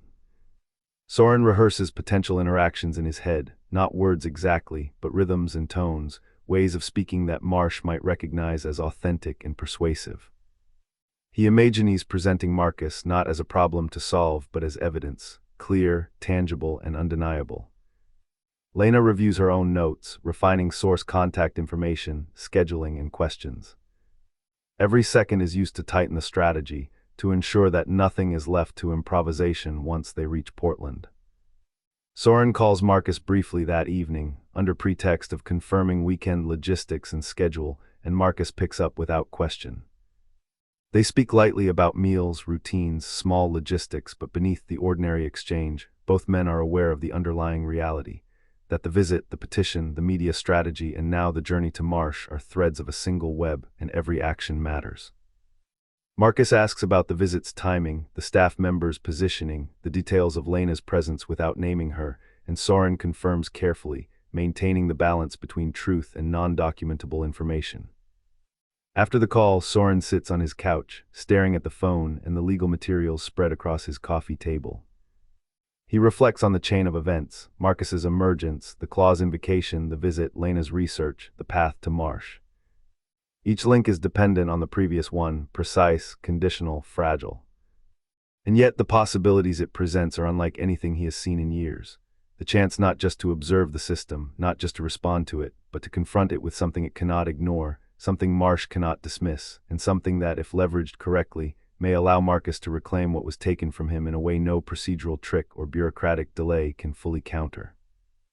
Lena's presence in the passenger seat, her calm focus, her capacity to translate years of investigation into actionable next steps, reinforces the sense of coordination Soren had long lacked. He recognizes that this is not merely about his brother or the petition.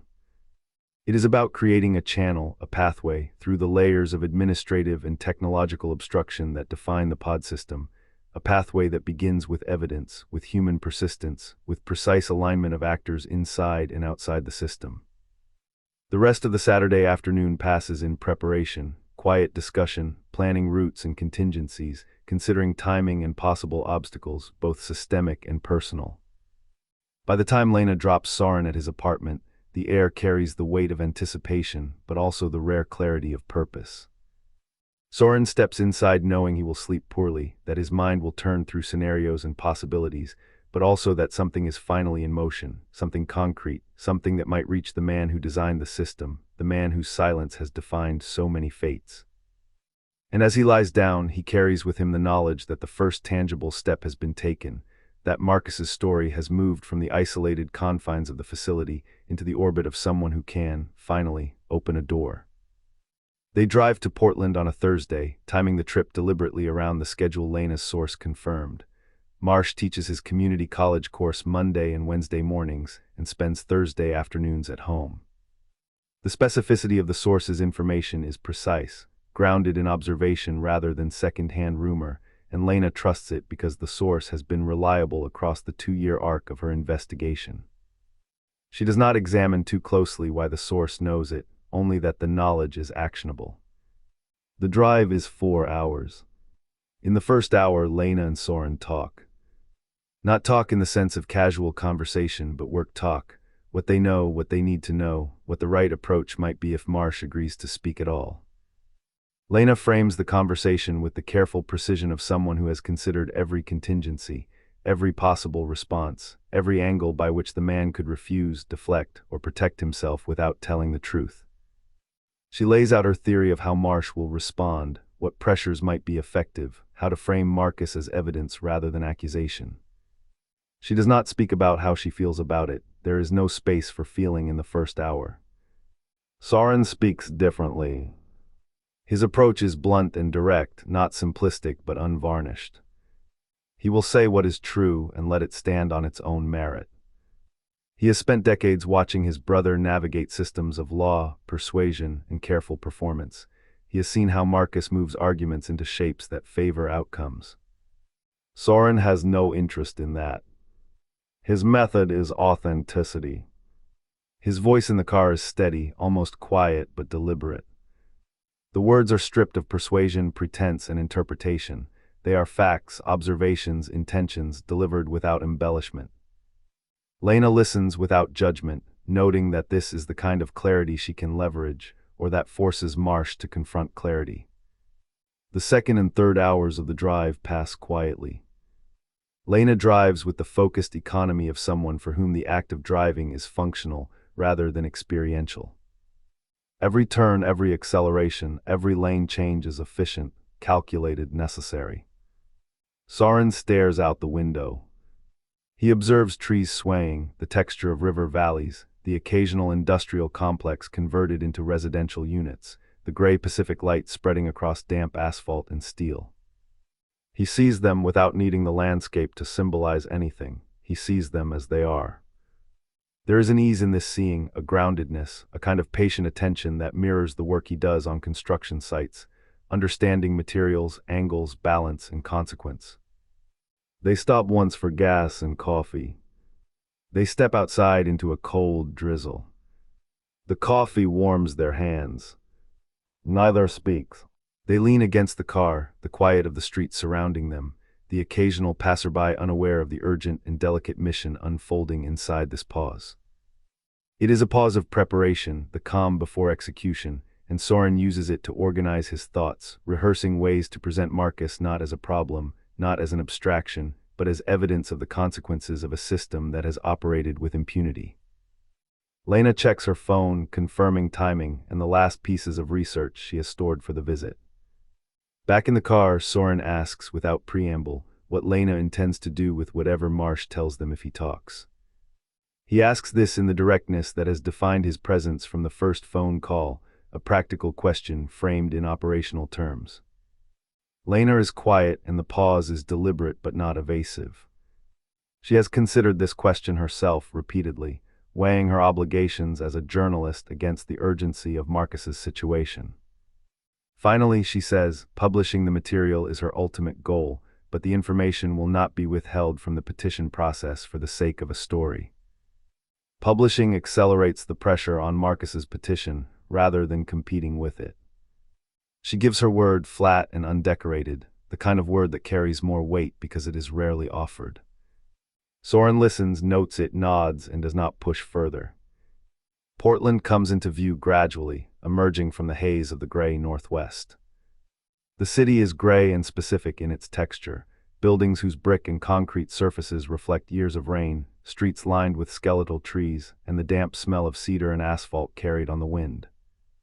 Marsh's apartment building is a 4-story structure tucked into a street that was once industrial. Its bones are still visible, brickwork, metal-framed windows, remnants of loading docks that have been converted to garage doors and entryways. Balconies have been added without ornament, functional and unadorned, reflecting the pragmatic minimalism of a developer who understood the market without cherishing it. The street hums faintly with the low roar of distant traffic, punctuated by the occasional bicycle bell and the muffled voices of pedestrians. Lena parks on the street. They sit in the car for a moment, the engine idling softly. If he doesn't open the door, she says, we won't push today.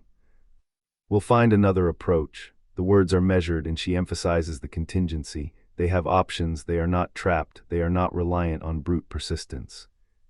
Soren looks at her. He says, I'll open the door.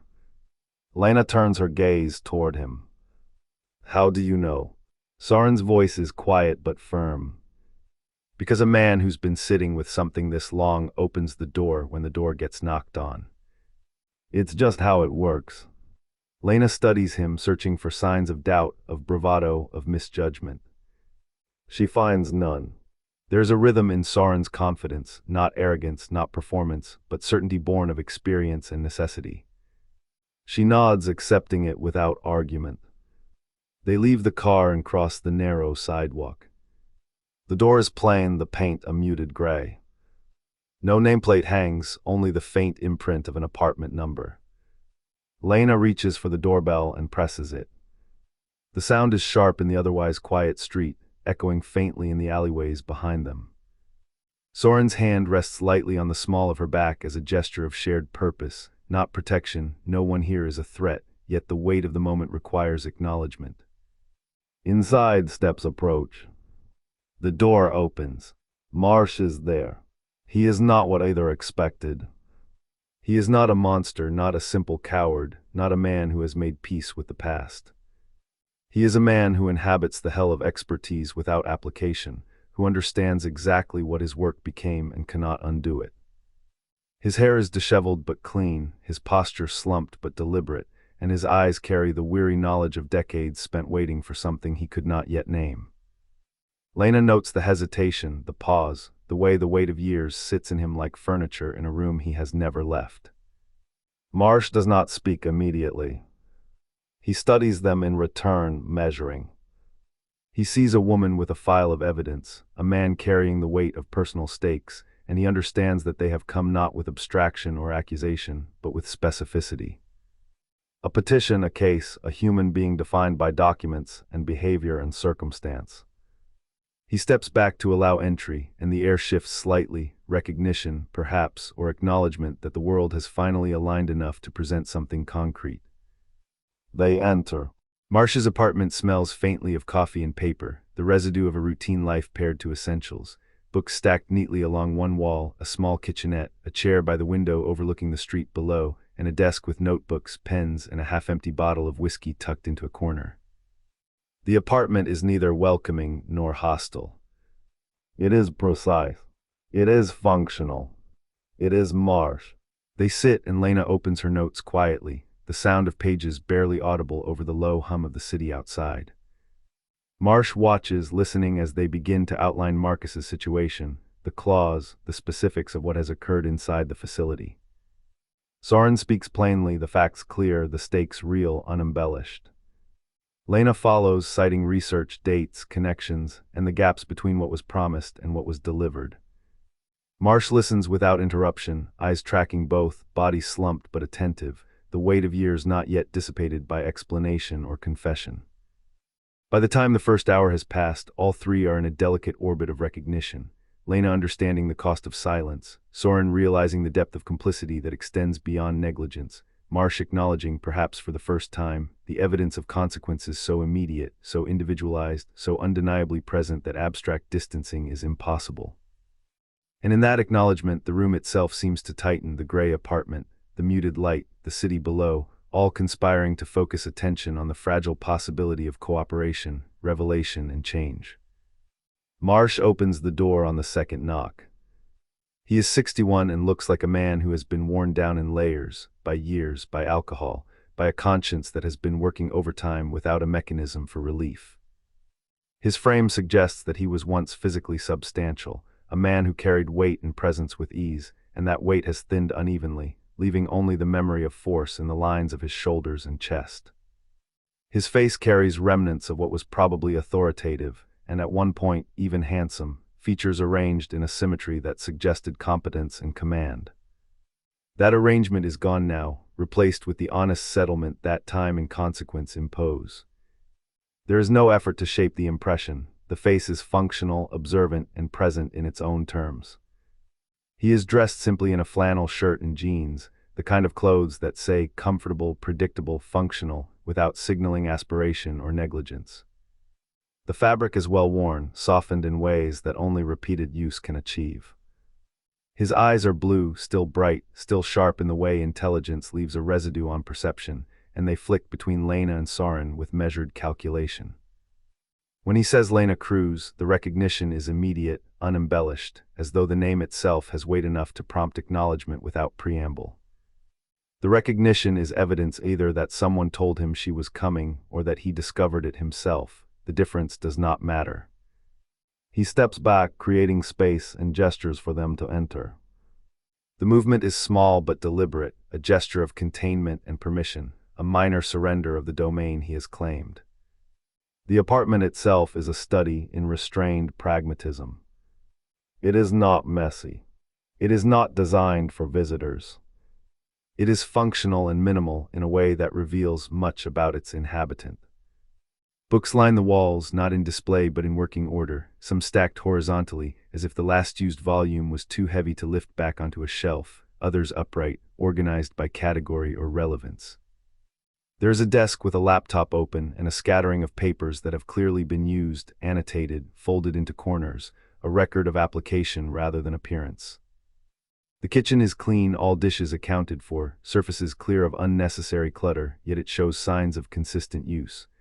A cutting board with faint knife marks, a kettle with limescale residue, a coffee mug drying upside down on a rack. A bottle of scotch sits on the counter, open, approximately a third full, accompanied by a glass placed upside down nearby. The gesture is almost ritualistic, a sign of maintenance in a life otherwise prone to attrition. It says without words that this man manages what he chooses to manage, and he has chosen this over surrender. There are no personal photographs or keepsakes, nothing that might suggest attachment or sentiment.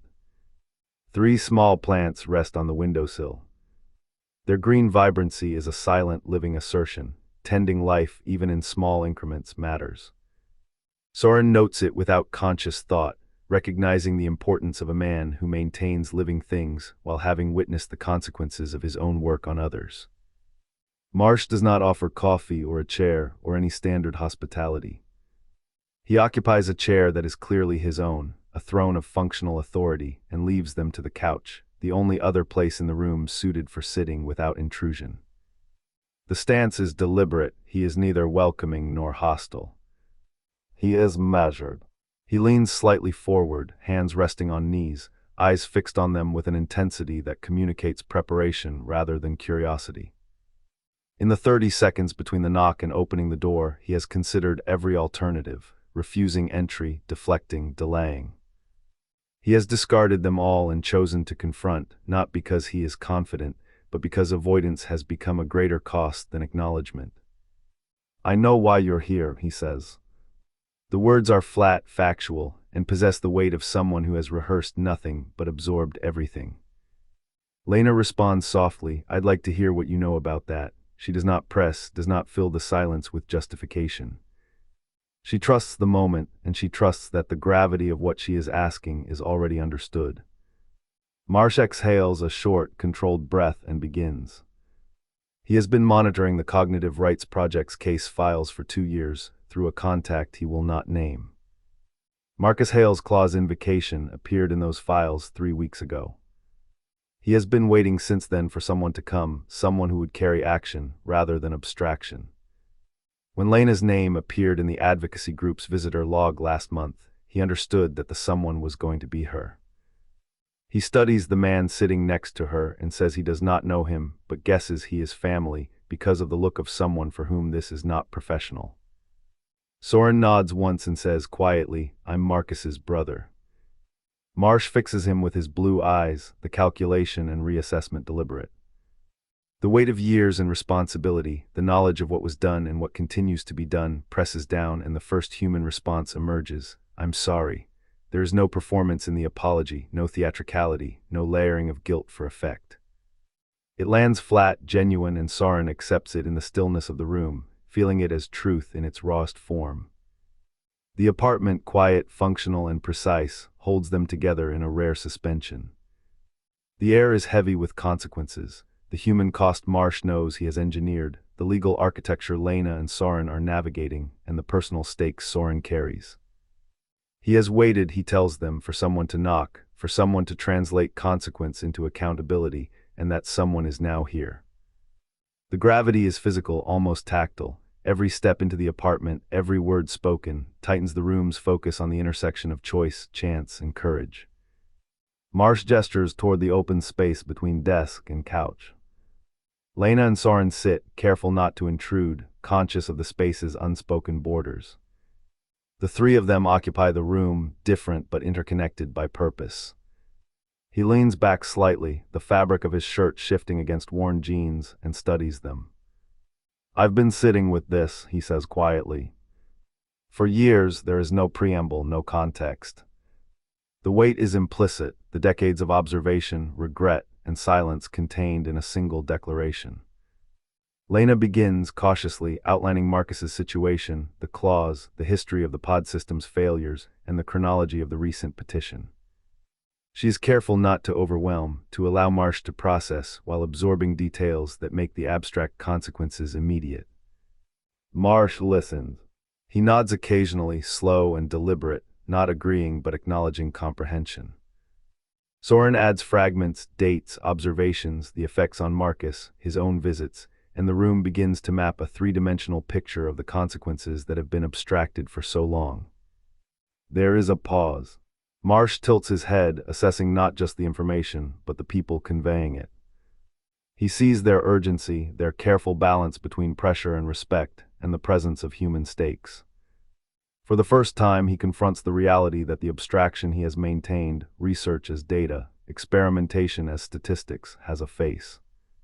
This person, Marcus Hale, is a living embodiment of what went awry, and the room vibrates with that unspoken recognition.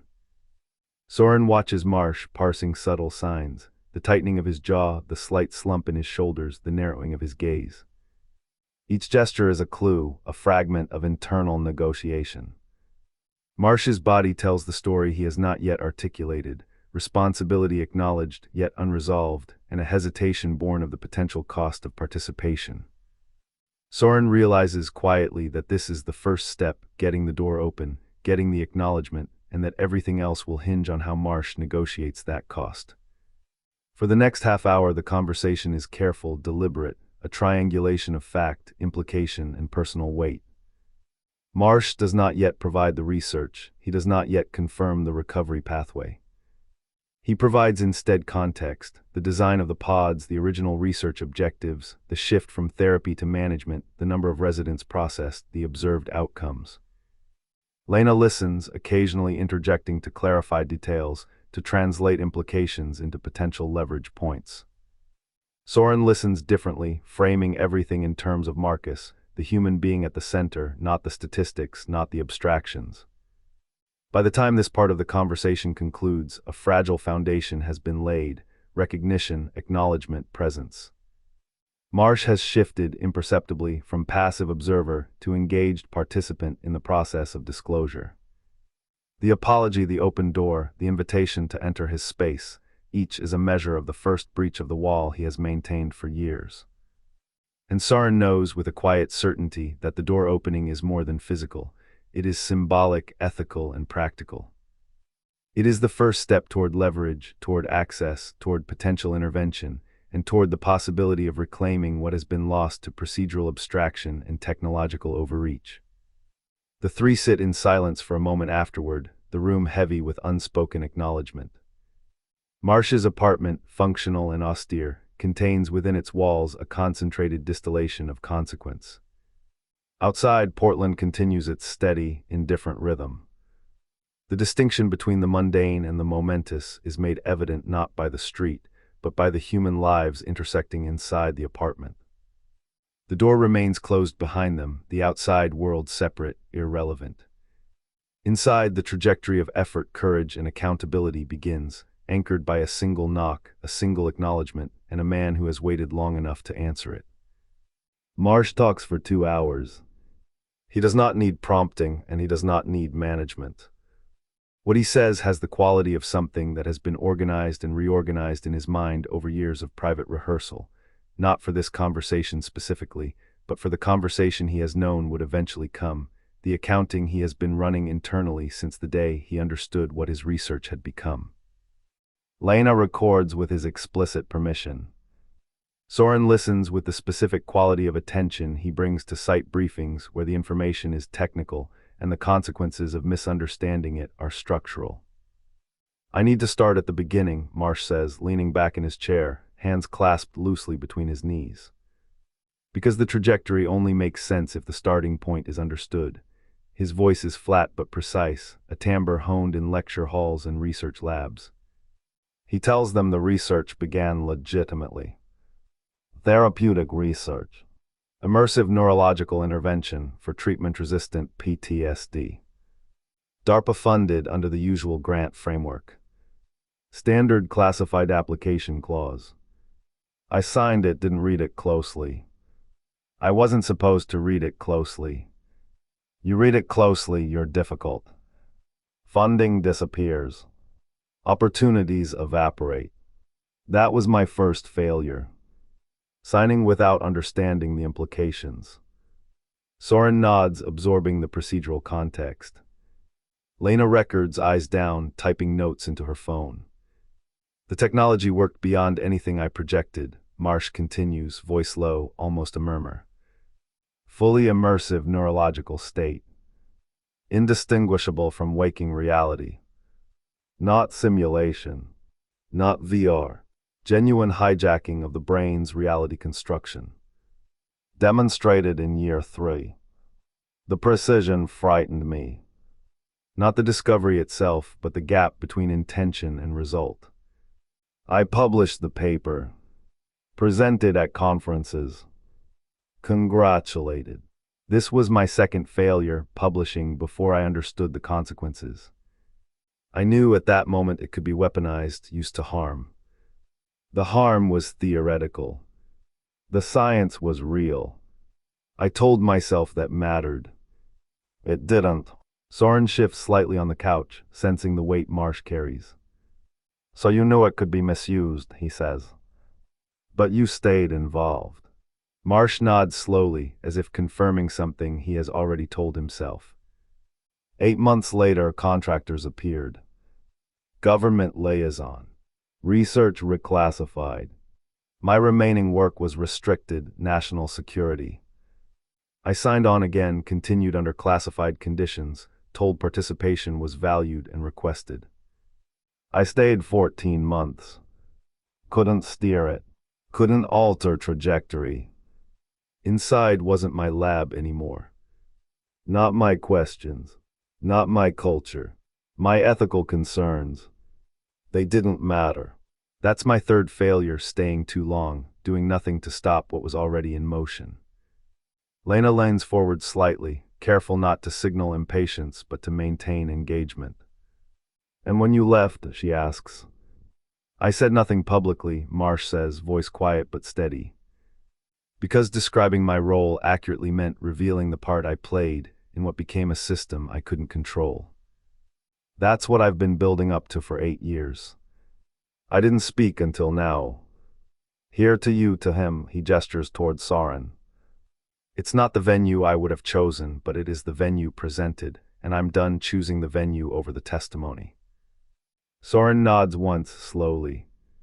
So what about recovery? You said before there was a pattern. A pathway. Marsh exhales. Yes, early testing before classification. 3 subjects volunteers, therapy protocol, shorter, less intensive loops than what the pods deploy now. Emerged with patterns my instruments weren't designed to measure, but I documented anyway, habit stronger than instruction. His voice softens. They retain specific cognitive and emotional function that the loop should have disrupted but didn't. The common factor. Behavioral. Not neurological. Not brain structure. Not genetics. Not meds. Behavior. They inhabited the loop. Inhabited, Soren repeats, frowning. Yes, Marsh says. Not accepted. Not surrendered. Something active, something fully present without resisting. Presence under conditions designed to destroy presence preserved something the loop couldn't reach. Because it wasn't located where the loop expected it. It was human. And they survived intact. He pauses, letting it hang. Soren glances at Lena, who meets his look with a quiet nod. She is absorbing every technical nuance, every implication. Marsh continues. I don't know if Marcus Hale did this, Marsh says, eyes meeting Soren's directly. Clause invocation, coherent legal filings, assessment results, all suggest he retained more than the system expected. If the retention follows the pattern I documented, then there is a set of conditions that allow it to grow rather than erode. Conditions that require reducing medication to restore full cognitive access rather than managed baseline, a consistent and demanding intellectual engagement the programming does not provide, and the presence of someone outside the system applying documented pressure to force review processes to work as the law says they should. Lena types rapidly. And you can provide the documentation. Marsh leans back, expression taut. Yes. Analysis of the 3 subjects, full account of research development and diversion, everything. For you to publish, for the Cognitive Rights Project to use in legal petition. I will sign an affidavit attesting to accuracy, appear in person if required. I understand the consequences, revocation of my remaining clearances, legal action from contractors, possibly the government itself. That doesn't change my answer. Soren's hands tighten briefly on his knees. So you're ready to help Marcus. Marsh fixes him with steady blue eyes. I am. This is overdue. It was overdue the moment I understood the trajectory of my work. The system I helped create has been in motion for years, affecting thousands. I have done my part to remain silent. Not anymore. Lena types another note, careful to capture both content and the commitment behind it. Do you have a sense of how this recovery pathway would scale? She asks. For Marcus specifically. Marsh shifts slightly. I can't guarantee outcomes. Human systems are not linear. But the documentation provides conditions. Marcus has already demonstrated retention. He may be a candidate. The documents specify what must be maintained: presence, intellectual engagement, reduced pharmacological suppression. These are observable, controllable, measurable. It's not absolute, but it is a framework. Soren takes a breath. And you're willing to put your name on that. Your credibility, your livelihood, the possibility of retaliation. Marsh shrugs, a small, tired movement. I've calculated the costs. I've weighed them for years. Standing by quietly didn't stop it. Doing nothing publicly hasn't changed anything. Speaking now may be the first action that matters. Lena interjects gently. You understand what it will take on our end for publication, for the legal case, to ensure the documentation is accepted and actionable. I do, Marsh replies. And I have confidence in your judgment. I've followed your work, Lena. You don't seek drama. You seek accuracy, consequences, follow through. That is the kind of intervention this situation requires. The room goes quiet for a moment, heavy with unspoken understanding. Soren processes what he has heard. So we can do something. Yes, Marsh says simply. If we act with precision. If we adhere to the conditions. If we honor the process I documented. Yes, but it is not simple. Nothing about this is simple. It will require sustained pressure, documentation, oversight. Someone inside the system must be engaged. Someone outside must keep accountability real. And Marcus must continue to inhabit the loop, mentally, cognitively, in ways the system doesn't anticipate. Soren nods, absorbing the enormity of responsibility in his own terms, as the brother, as the intermediary, as the one who can apply personal stakes where the system cannot. Marsh gestures toward the papers on his desk. Everything I have. Everything I documented, every chart, every instrument, every observation. You can use it. It's accurate. I will attest. You can act. Lena leans back slightly, exhaling. Then we have the pieces, she says softly. We have what we need to push Marcus's petition and to validate the recovery pathway. Marsh remains quiet, watching. He knows the risk. He knows the exposure. Yet for the first time in years, the weight on his chest lightens slightly, a recognition that the knowledge he carried in isolation is now in service of something it should have been serving all along. Soren stands, extends his hand. Marsh looks at him for a moment, then takes it. The grip is firm, not performative. They are no longer strangers connected only by circumstance. They are collaborators in an effort to redeem, to intervene, to act. The conversation concludes with Marsh outlining next steps: secure transfer of documents, affidavit preparation, timing coordination with the Cognitive Rights Project.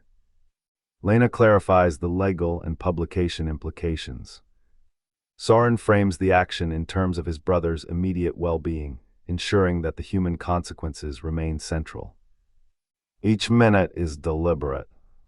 Each word carries weight.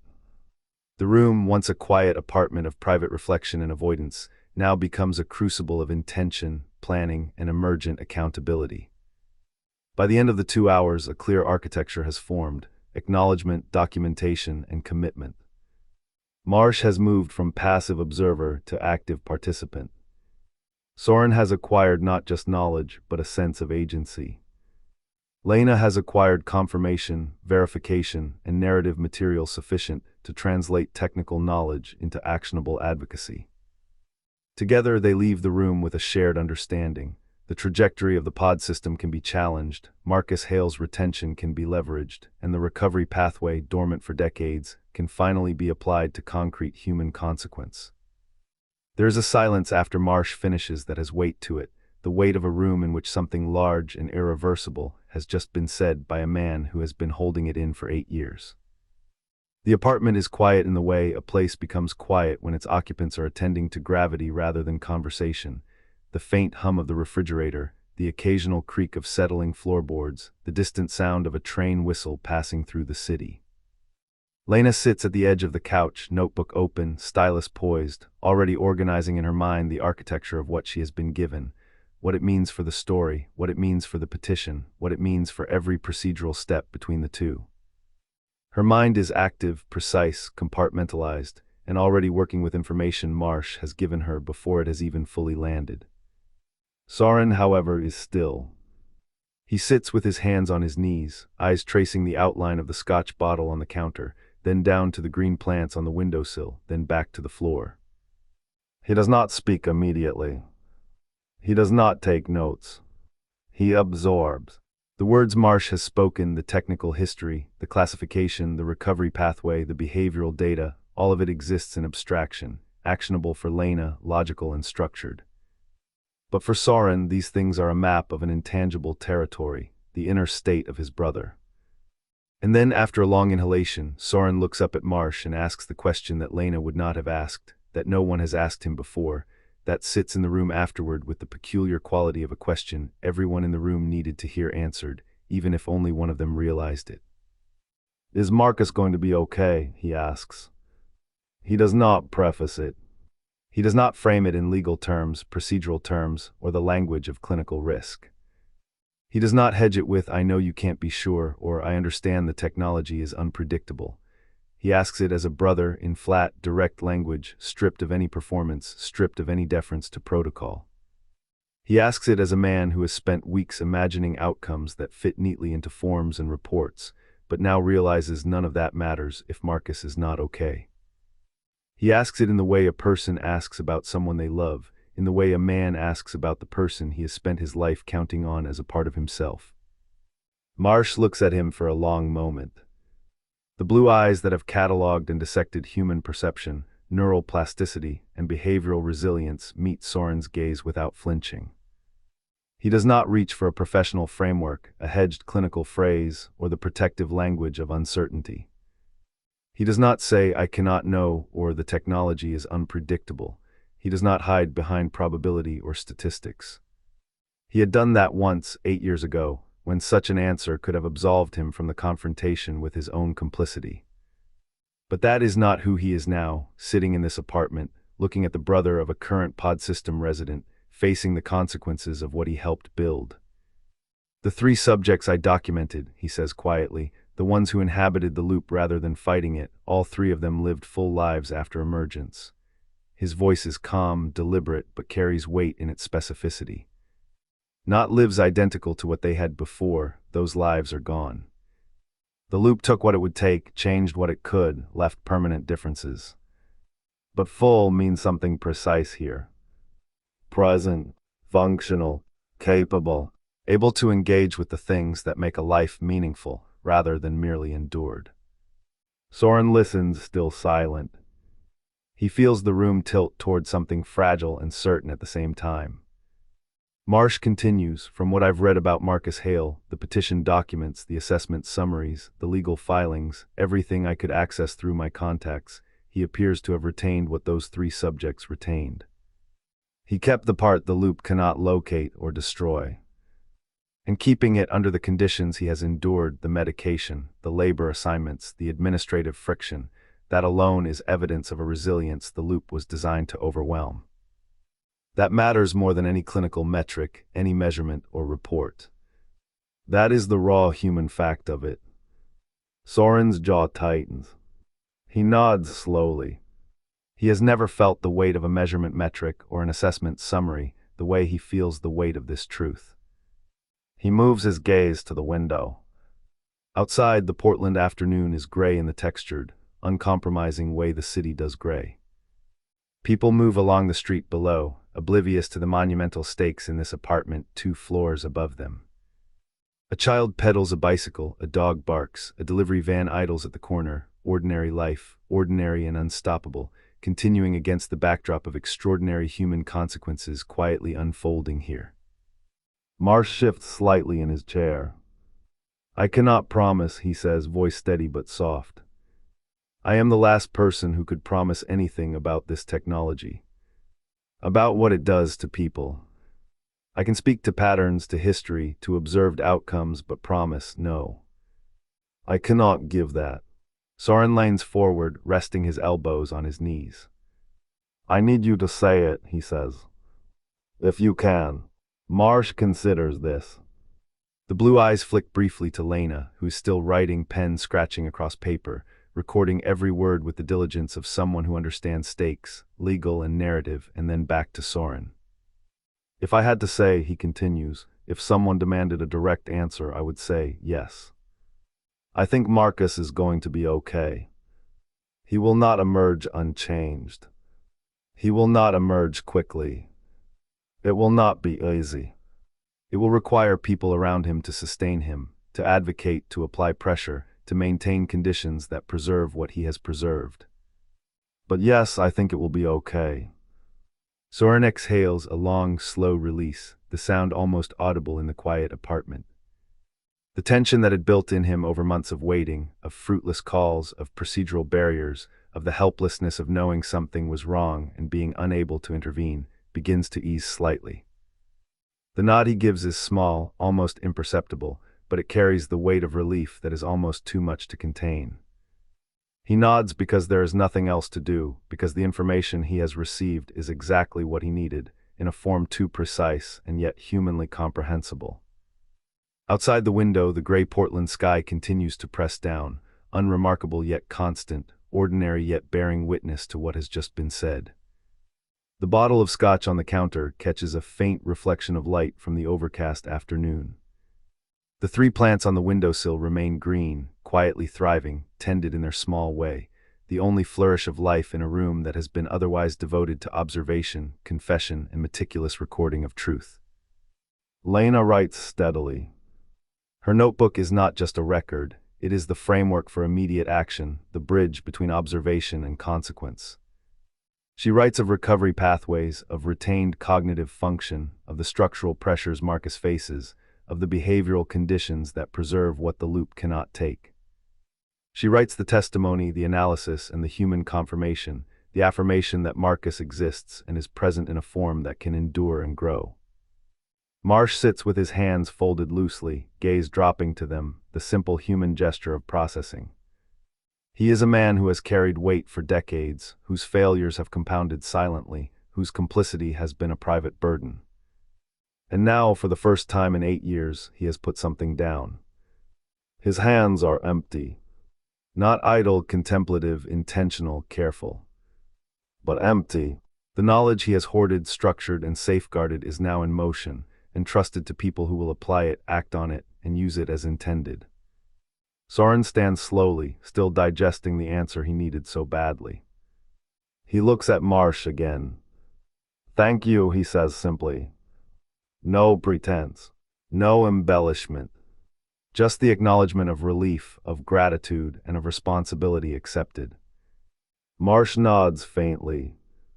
The gesture is almost imperceptible, but it carries the weight of mutual understanding, the recognition that the trajectory of a human life, the consequences of a technology, and the moral accountability for its application have all converged in this room, in this moment. Lena closes her notebook and leans back. "We know what we have to do now," she says. Her voice is measured but firm. "The petition, the documentation, the recovery conditions. Everything we've discussed needs to move into action immediately." Soren glances at her, then at Marsh. "We'll make sure it happens," he says. The words are simple, but the flatness of his delivery carries a promise born of necessity, commitment forged in months of frustration, and the urgent human imperative to act when someone you love is on the line. Outside, Portland continues in its unknowing rhythm, the gray streets, the passing pedestrians, the faint clatter of a bus. Inside, three people sit in a living room that has just hosted a revelation 8 years in the making. Marcus Hale's fate, precarious yet tangible, has been acknowledged in human terms for the first time in months. The affirmation of resilience, the recognition of retained agency, and the articulation of possibility that Marcus can in fact be okay reverberates through the space quietly but irrevocably. Marsh finally lifts his gaze from his hands and meets Soren's eyes. "He's stronger than we realized," he says.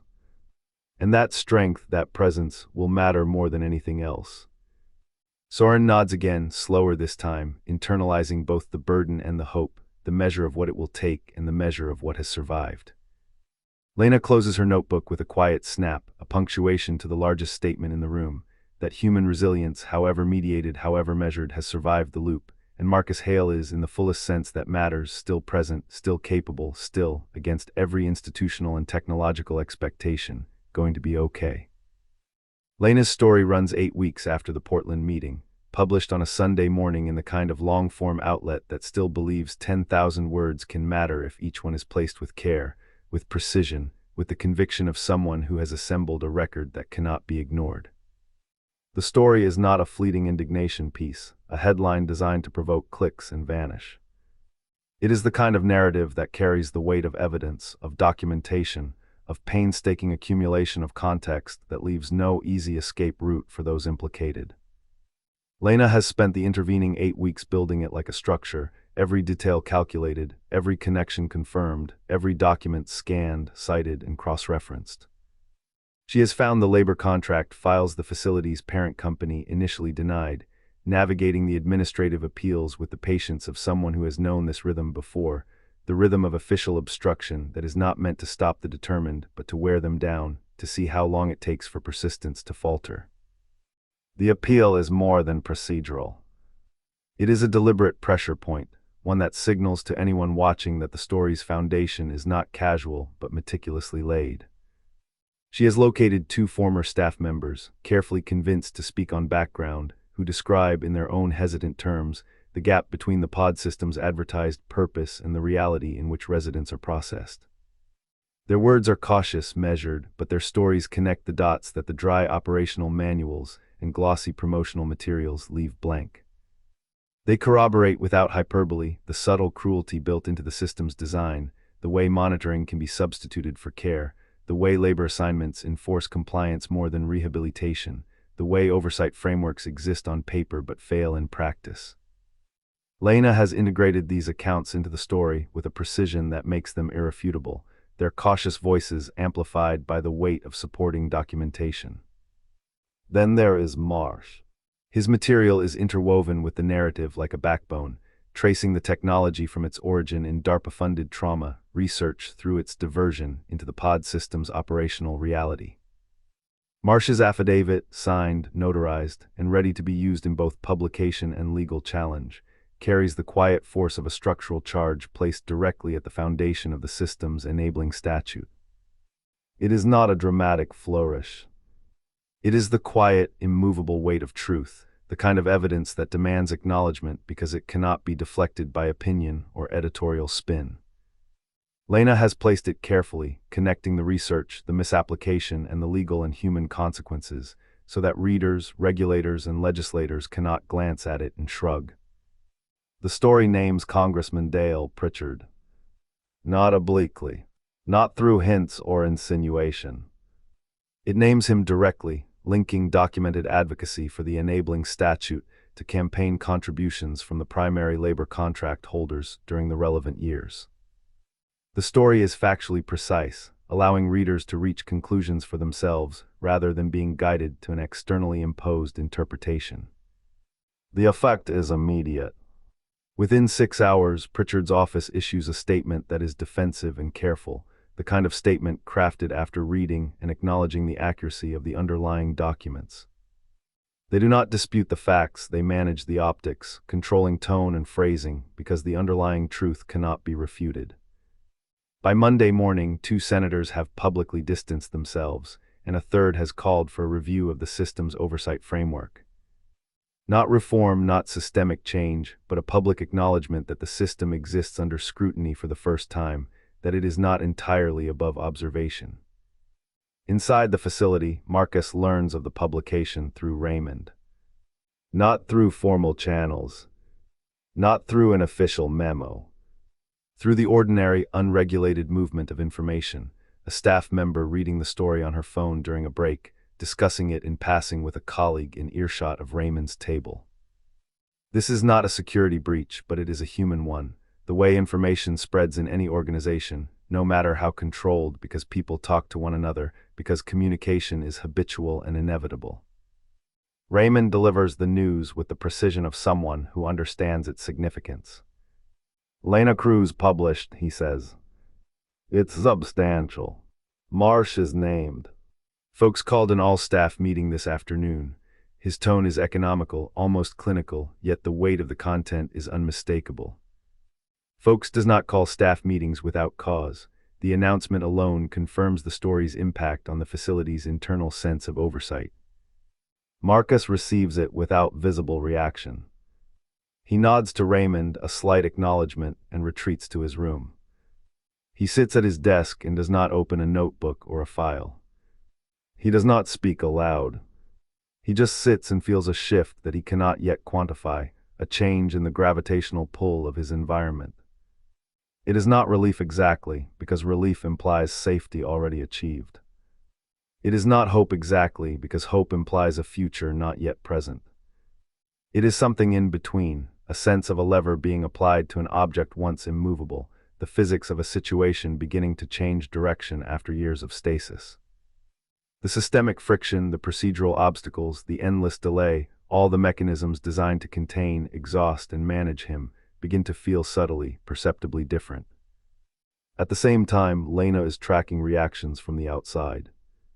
She monitors social media, congressional chatter, and legal forums.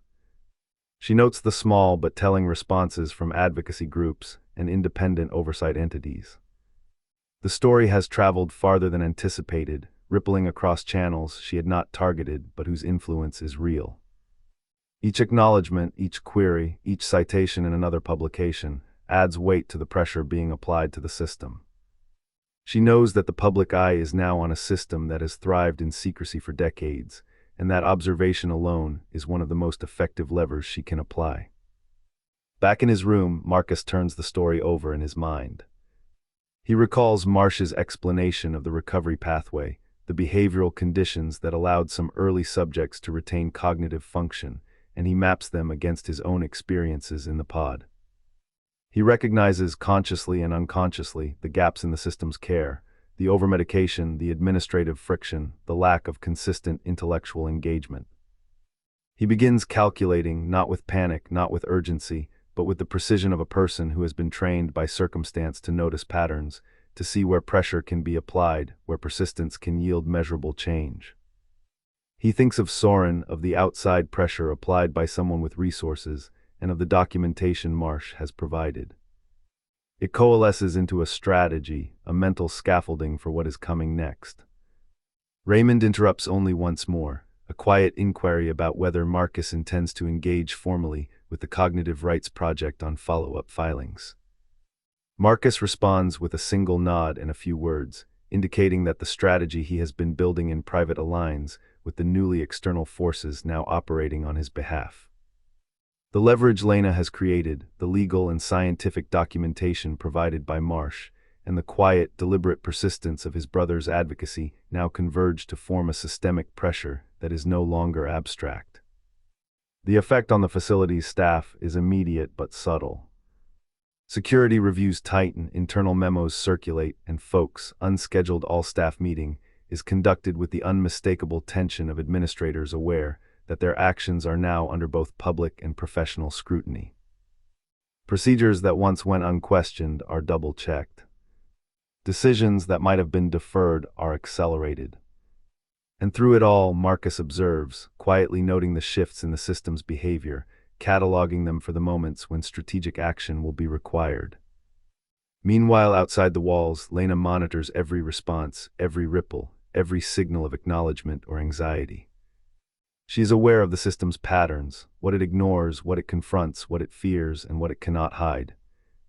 The story she has built does not shout, It applies pressure with precision, exploiting vulnerabilities in the pod system's human and procedural architecture.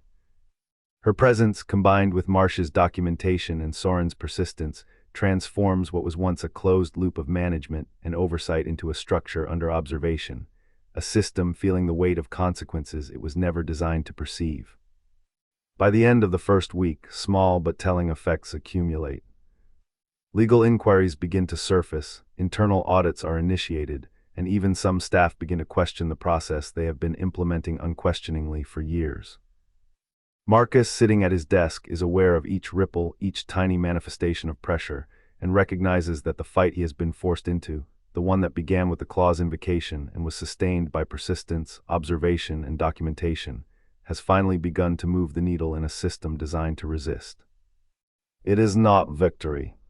It is not even relief. It is leverage.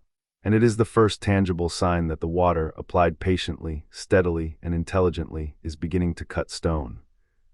The week after Lena Cruz's story went live, the facility's legal team filed a motion with the State Administrative Review Tribunal seeking a stay of Marcus Hale's clause petition. Their argument framed the petition as part of a coordinated media campaign, an attempt to circumvent the established review process. The language was precise, clinical, procedural, but underneath it carried the subtext Marcus had been expecting. External scrutiny presented as contamination, the implication that public attention was a threat to process, that the petition's merits could somehow be invalidated by the existence of witnesses, journalists, or legal observers. He had anticipated this, prepared for it, and had been building a response quietly, deliberately, since the moment he understood the nature of the pushback he would face. On his desk sat a series of neatly stacked notes, the residue of careful work conducted in the weeks following Marsh's affidavit and Lena's publication. Marcus transferred the notes into a formal, precise document, producing it with a deliberate economy that spoke of a man who was working at perhaps 60% of his former speed. The speed, however, did not betray the depth. Even at 60%, his work carried the authority of 16 years of practice. The pod had damaged much, but it had not erased the foundations of skill built over a lifetime, the meticulous attention to legal language, the capacity to track precedent, the ability to marshal evidence systematically. The draft he filed with the tribunal was unflinching, methodical, and unassailable, carefully noting both procedural context and statutory obligation. The response argued first that media coverage could not constitute procedural contamination. Marcus referenced the statute directly, its mandatory language clear and unambiguous. Petitions must be evaluated on their merits. The scrutiny applied by an independent press was not only outside the statute's concern, it was intrinsic to the functioning of a democratic process. Second, he framed the facility's motion as obstruction in the form of procedure, documentable, deliberate, and systematic, and ensured that the record included evidence of prior patterns, precedents, and communications that demonstrated a history of administrative friction when the facility's internal interests were challenged. Finally, he provided copies to the Cognitive Rights Project's legal team, leveraging his right to legal correspondence under the facility's resident protections, establishing a direct line of oversight that folks technically could not prevent. 2 days after the filing, Park arrived. She did not announce herself in advance. She did not schedule a formal session. Instead, she appeared in the common area, walking past tables with the casual gait of someone on routine rounds. She approached Marcus's table near the window with a presence that was almost unremarkable to anyone not watching closely, but Marcus recognized the deliberate attention behind her steps. She sat across from him without preamble. Her uniform was plain, her expression quiet but firm, the kind of calm that suggested both authority and resolve. "I've reviewed the facility's motion," she said. Her voice was even, low, devoid of performance. "And I've reviewed your response." She paused for a moment, letting the weight of that statement settle. "I'm going to file a supplemental psychiatric assessment with the tribunal. On my own initiative." Marcus looked at her steadily. The pause was not one of hesitation, it was the space in which implications could be absorbed. "On your own initiative?" he asked, soft but precise. "Yes," she said. "Within my authority as the certifying psychiatrist." I've never done this at this facility before. It will be noticed. I'm aware. And I'm doing it anyway. She leaned back slightly, the posture of someone who had considered consequence and decided the action outweighed the inertia. Marcus absorbed the meaning. She was not acting impulsively. She was not performing a gesture of compliance or courage for show. She was in effect declaring a unilateral act of authority, aligned with ethical judgment, against a system designed to prioritize procedural inertia over individual welfare. The assessment will document that your cognitive function has improved consistently since emergence, she continued, and that the current medication protocol is more restrictive than my clinical judgment warrants. I am adjusting it downward, starting immediately. I have the unilateral authority to do this as your prescribing physician, and I am exercising it. I am done with the path of least resistance. Marcus did not respond immediately. He observed her, registering the quiet weight of what she had said. The words themselves were precise, legalistic, and medical, but their real impact lay in what was unsaid, the defiance of a system built to resist, the conscious choice to act in the interests of patient welfare rather than institutional convenience. You understand what this does to your position here, Marcus said finally, his voice even, measured, seeking acknowledgement of the professional and procedural risk she was taking. I do, she said. Her tone was steady, the simple acknowledgement of consequence without bravado or defensiveness. He considered the room, the staff around them, the implications, and then asked, "Have you thought about what you do next after this?" His question was pointed but not aggressive. It was the query of a man trained to anticipate strategy, to examine forward motion.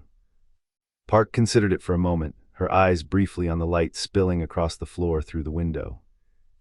I've been thinking about what I did before, she said finally. Community mental health work. The work that was the work, not the accommodation of it. There are things that, once you look at them directly, you cannot look away from. I would rather act on that than continue managing the avoidance. Marcus nodded slowly. The pause was loaded with recognition. Thank you, he said, not the reflexive social thank you, not the habitual politeness, but the kind that carries weight, that registers change wrought by action, that says, what you just did altered something fundamental, and I see it. Park gave a brief nod, small, unembellished, acknowledging both the recognition and its import. She rose, turning with the calm authority of someone who had completed the necessary step and was returning to her own responsibilities. Her path back across the common area was deliberate, measured, with Raymond watching from his table. Raymond, observing her departure, turned a card over idly, the small gesture of routine amidst the shift in momentum Marcus had set in motion. He did not speak. He did not react outwardly. But the air around them had subtly changed. The facility had been presented with an act it could not absorb without consequence. A clinician who refused inertia, a resident whose legal and procedural engagement could not be diverted, and an external story-generating pressure that could not be ignored. Marcus returned to his desk near the window. He sat, folded his hands, and reviewed the implications. Park's assessment would be filed and become part of the tribunal record. The medication adjustment would reduce the pharmacological barriers to cognitive engagement, opening a window for both legal strategy and behavioral continuity aligned with Marsh's documented recovery pathway. The administrative obstruction intended by the facility's legal motion had now been countered, documented, and forwarded in a manner that could not be erased or ignored. For the first time in years, Marcus could see the full architecture of leverage. The procedural delays, the friction, the slow erosion tactics, all designed to exhaust, distract, and deter, were being countered systematically, patiently, and deliberately. The Cognitive Rights Project had the documentation. Marsh's affidavit was formalized and ready. Lena's story had applied public pressure, creating external visibility that the facility could neither control nor contain. And now Park, acting from within the system, had applied direct clinical authority in a way that simultaneously aligned patient care with legal strategy. It was not dramatic in the way a confrontation in a hallway might be dramatic. There were no raised voices, no shouted accusations, no visible chaos. The drama existed in the structural shift, in the invisible currents of authority, legal leverage, and ethical decision-making converging. Marcus felt it quietly and fully, the subtle but unmistakable sensation of momentum building in his favor, the mechanics of the system responding, reluctantly but predictably, to pressure applied from multiple aligned vectors. He allowed himself a small exhale, a physical release of tension he had been carrying for months, and turned his attention to the notes on his desk. The documents, once abstract and procedural, now had operational meaning. They could be used, applied, referenced, and leveraged in ways that created measurable impact. The system's friction, long a suffocating constant, had finally begun to give way under the carefully structured weight of sustained observation, documentation, and aligned action. Raymond, sitting across the room, watched him quietly. He understood, as any careful observer would, that the moment was both ordinary and extraordinary. Ordinary in the sense that it was a step in procedure, a conversation between psychiatrist and resident, and extraordinary in the sense that the quiet decisions being made here, Park's courage, Marcus's strategic clarity, the documentation of the story and affidavit, collectively represented a force that had the power to change the outcome of a system designed for unassailable control. He did not speak. He simply noted the shift, and in doing so, recorded the moment for the role it would play in what came next. 6 weeks after Lena Cruz's publication, the review board convened in a conference room in the facility's administrative wing that Marcus had never entered before. Like the visiting room, it was adequate, sterilely adequate, intentionally neutral in a way designed to communicate objectivity without actually committing to it. The walls were a shade of institutional beige, the carpet a commercial gray that bore no evidence of either carelessness or style, and the long table in the center was surrounded by identical chairs, each calibrated to the same mid-level comfort. It was the kind of space built to be noticed only by its adequacy, and Marcus felt the familiar quiet weight of design meant to be functional without inspiring confidence or emotion. 5 members sat at the table. Calloway, a retired judge, chaired the panel with a calm, precise authority, his hands folded in front of him, his expression that of a man who had sat through more deliberations than he could remember, now confronted with one that demanded a kind of judgment he had not anticipated. 2 physicians, both connected to the pod system's administrative network in ways Marcus had meticulously documented, nodded occasionally, taking notes with professional detachment. A psychologist from a university Marcus respected for her work on cognitive rehabilitation, observed with quiet, measured attention and misses. Akafer, the public member mandated by statute, sat with a yellow legal pad in front of her, pages filled on both sides with handwriting dense and precise, her pen moving steadily as if recording not only what she saw but what she interpreted, what she felt she might need to argue later. Marcus represented himself, exercising the right granted explicitly under the statute. He had chosen to do so for tactical reasons. A lawyer representing himself in a procedural context is in itself a statement, a demonstration of capability, of comprehension, of the ability to manage argument and evidence without delegation. The demonstration was part of the argument. Beside him, the Cognitive Rights Project's attorney, Sylvie Chen, observed from the gallery, precise and attentive, the kind of professional Marcus had tracked through months of correspondence and deemed more than capable. Lena and Soren were with her, Soren sitting in the back row with hands flat on his knees, still and present, reflecting the same posture he had maintained in the visiting room. He did not perform, did not react beyond the quiet attention he had cultivated over months of observing Marcus navigate bureaucratic and institutional machinery. The session lasted 4 hours. Marcus spoke with deliberate clarity, each statement crafted and weighted. He knew the board had already read the documentation. Their role was not to discover the evidence, but to decide whether to honor the statute's mandatory language or to find a procedural justification to avoid it. Every word mattered. He walked them through Park's assessment, the measured improvements in cognitive metrics, the downward adjustment of medication, and the documented effect on his capacity for sustained engagement. He presented Marsh's affidavit in detail, the technicalities of the research, the recovery pathway, the documentation of the early subjects who had retained cognitive and emotional integrity despite exposure to the pod. When the facility's representative objected to its relevance, Marcus countered with a precise statutory argument, Chair Calloway sustained it without hesitation, signaling that the board's procedural integrity might still hold. He moved next through the record of the board's prior decisions on clause invocations, including the application of the invented contextual functionality standard in the third case. Marcus's argument was procedural, legal, and methodical. A standard not grounded in statute could not justify denial, and precedent applied outside statutory authority was invalid. He did this at 60% of the speed he had once commanded, the speed his mind now maintained post-pod, but the precision was undiminished. His pacing, methodical and unhurried, gave weight to every detail. Method. Akafor filled both sides of her yellow legal pad, then turned it over and began on the back of the second page.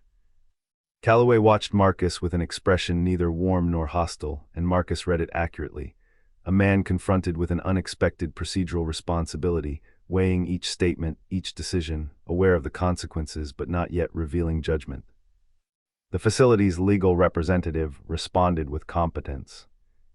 They argued that media coverage had contaminated the petition, that Park's unilateral medication adjustment was unauthorized and therefore irrelevant, that Marsh's affidavit did not pertain to Marcus's current cognitive state, and that the contextual functionality standard, while not explicit in statute, fell within reasonable board interpretation.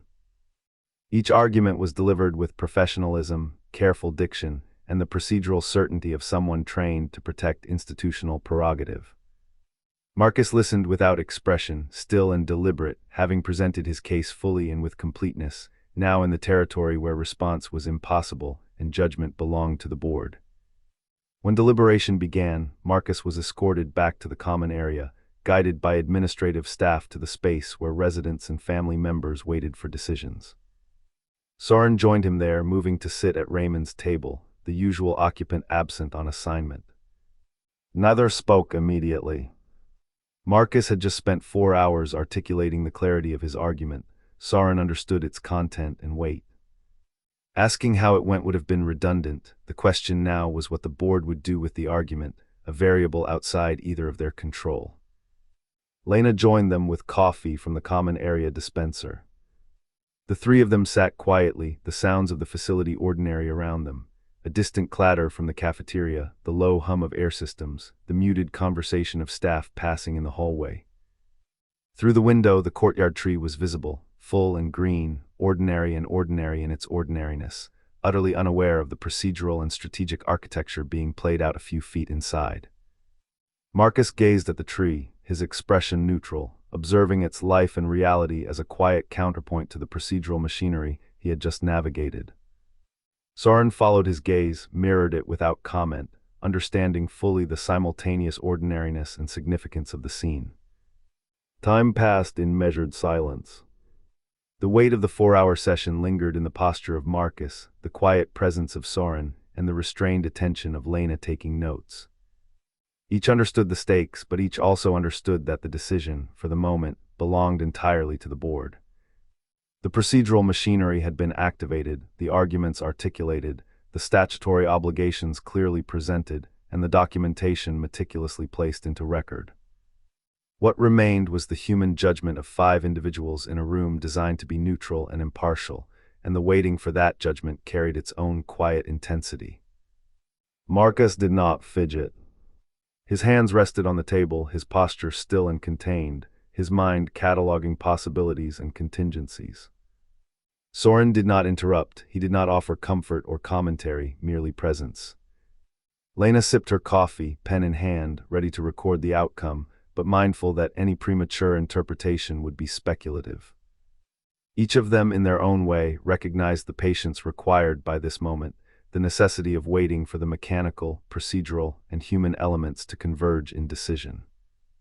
In the quiet of the common area, with sunlight slanting across the tiled floor and the courtyard tree swaying gently outside, the three of them existed in a shared space of anticipation.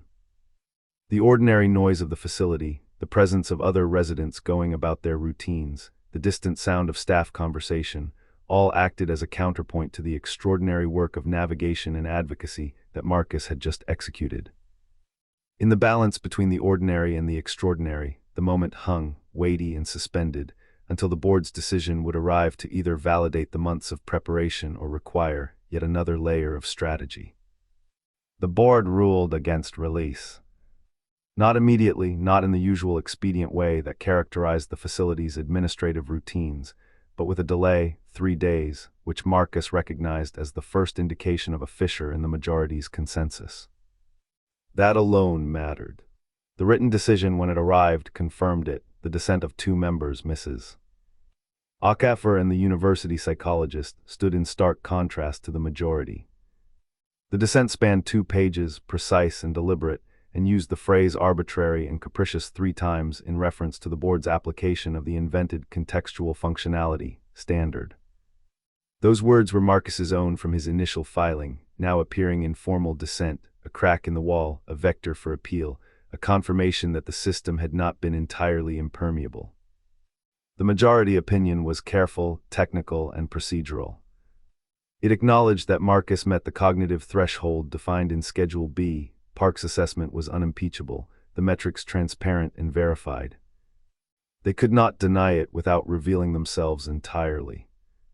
Yet the majority concluded that contextual functionality, understood as demonstrated capacity to function independently in an unsupported environment, had not been established. The reasoning was tautological. The facility, by retaining Marcus in a controlled environment, had prevented the very evidence the statute required. Releasing him, which the clause mandated if the thresholds were met, would have created the test the statute demanded. Instead, the board described the lack of demonstration as a deficit, turning statutory obligation into procedural excuse. Marcus read the decision in his room that evening. He sat at his desk, the document laid out in front of him with methodical attention, parsing the language with the meticulous care of a lawyer dissecting an argument he intended to dismantle. Every phrase, every subtle twist of wording was catalogued and compared against statutory text, against precedent, against Marsh's affidavit, against Park's independent assessment. He read the dissent twice, noting the explicit phrasing and its alignment with his own prior arguments, and integrated it into the growing appeal document on his desk, which had been accumulating for months and now formed the foundation of the next step. The following morning, Lena published the decision. She did not editorialize. The story included the majority opinion in full, the dissenting opinion in full, and a sidebar explaining the invention of the contextual functionality standard and its absence from the statute. She included a statement from the Cognitive Rights Project's attorney, characterizing the majority's reasoning as a textbook example of a body applying discretion it did not legally possess to avoid a mandatory obligation it found inconvenient. And she revealed the new data she had been withholding. Of the 47,000 people processed through the pod system over 22 years, 0 had been released via the clause. Not one. The statute had existed in mandatory language for over 2 decades, and it had produced no release. She presented the number and let it sit, letting the weight of its implications sink in without comment. The political response was immediate. Within 48 hours, 3 senators publicly called for a congressional review of the pod system, citing Lena's reporting. Pritchard's office issued a second statement, defensive, measured, acknowledging the board's decision while framing it as a careful application of established standards, the same pattern he had used before, reading the decision to support a position rather than deriving a position from the decision itself. Public scrutiny had been triggered, the facility's usual opacity had been punctured.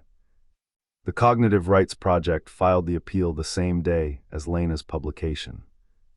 The appeal cited the dissent, highlighted the statutory language, and emphasized the arbitrary and capricious reasoning explicitly documented in Mrs. Okafor's 2-page dissent. A companion motion, filed by Sylvie Chen, requested that Marcus's medication protocol be maintained at Park's adjusted level pending the appeal. The tribunal granted it within a week. Denying it, they understood, would have required ruling that a prescribing physician's clinical judgment about her own patient was subject to administrative override, a precedent no tribunal wanted to establish. Marcus learned about the tribunal's decision from Park herself during a scheduled assessment session, the first such session in 4 years that felt functionally honest. Not the system's assessment, not a process designed to validate predetermined conclusions, but a clinician documenting her patient's actual condition. Marcus's cognitive function was continuing to improve under conditions that were still inadequate, yet improving anyway, the seed growing when even a fraction of weight above it was lifted. He thanked her. Park, in quiet tones and without fanfare, told him she would be submitting her resignation to the facility, effective in 60 days. She had accepted a position at the community mental health center she had worked at before. She did not need to share this with him. She shared it because her decision had consequences beyond the immediate adjustment. It changed the shape of where she stood. She was not only doing the right thing in the room, she was repositioning herself in the world. Marcus responded simply, "I think you'll be good at it again," she said she knew. She closed her tablet. For a moment, the room was neither clinical nor procedural. Two people, bound by the difficulty of the situation and their respective responsibilities, recognized the weight of having done what they could with what they had. Then she opened the door and the session ended. Marcus returned to the common area. Raymond was at his table dealing cards, the courtyard tree outside fully leafed and ordinary. Marcus sat across from him, and without discussion, they played cards. The game was a ritual of normalcy, the rhythm of shuffle and deal grounding them in the ordinary while extraordinary events unfolded elsewhere. No words were needed. The situation's gravity existed in the background of the game, understood without articulation. The hours that followed were quiet but structured. Marcus returned to his room intermittently to review his filing, adding annotations, checking cross-references between Park's notes, Marsh's affidavit, and the dissent. Lena continued reporting, releasing updates without spin, providing documentation to public, legal, and advocacy channels simultaneously. Each piece built momentum, applied pressure, and created a record of scrutiny the system had not anticipated, being observed while it executed its long-established procedures, and being observed by people who would not let it proceed unchecked. Marcus began constructing the next stage of his appeal strategy in the evenings, reviewing prior clause invocations, noting procedural anomalies, and cataloging systemic failures. Each note fed into the broader narrative. The statute existed, the majority failed to implement it, dissent confirmed the statutory argument, documentation existed, precedent had been created, the system could be challenged legally without violating any rules. The work was detailed, deliberate, exhausting, and necessary.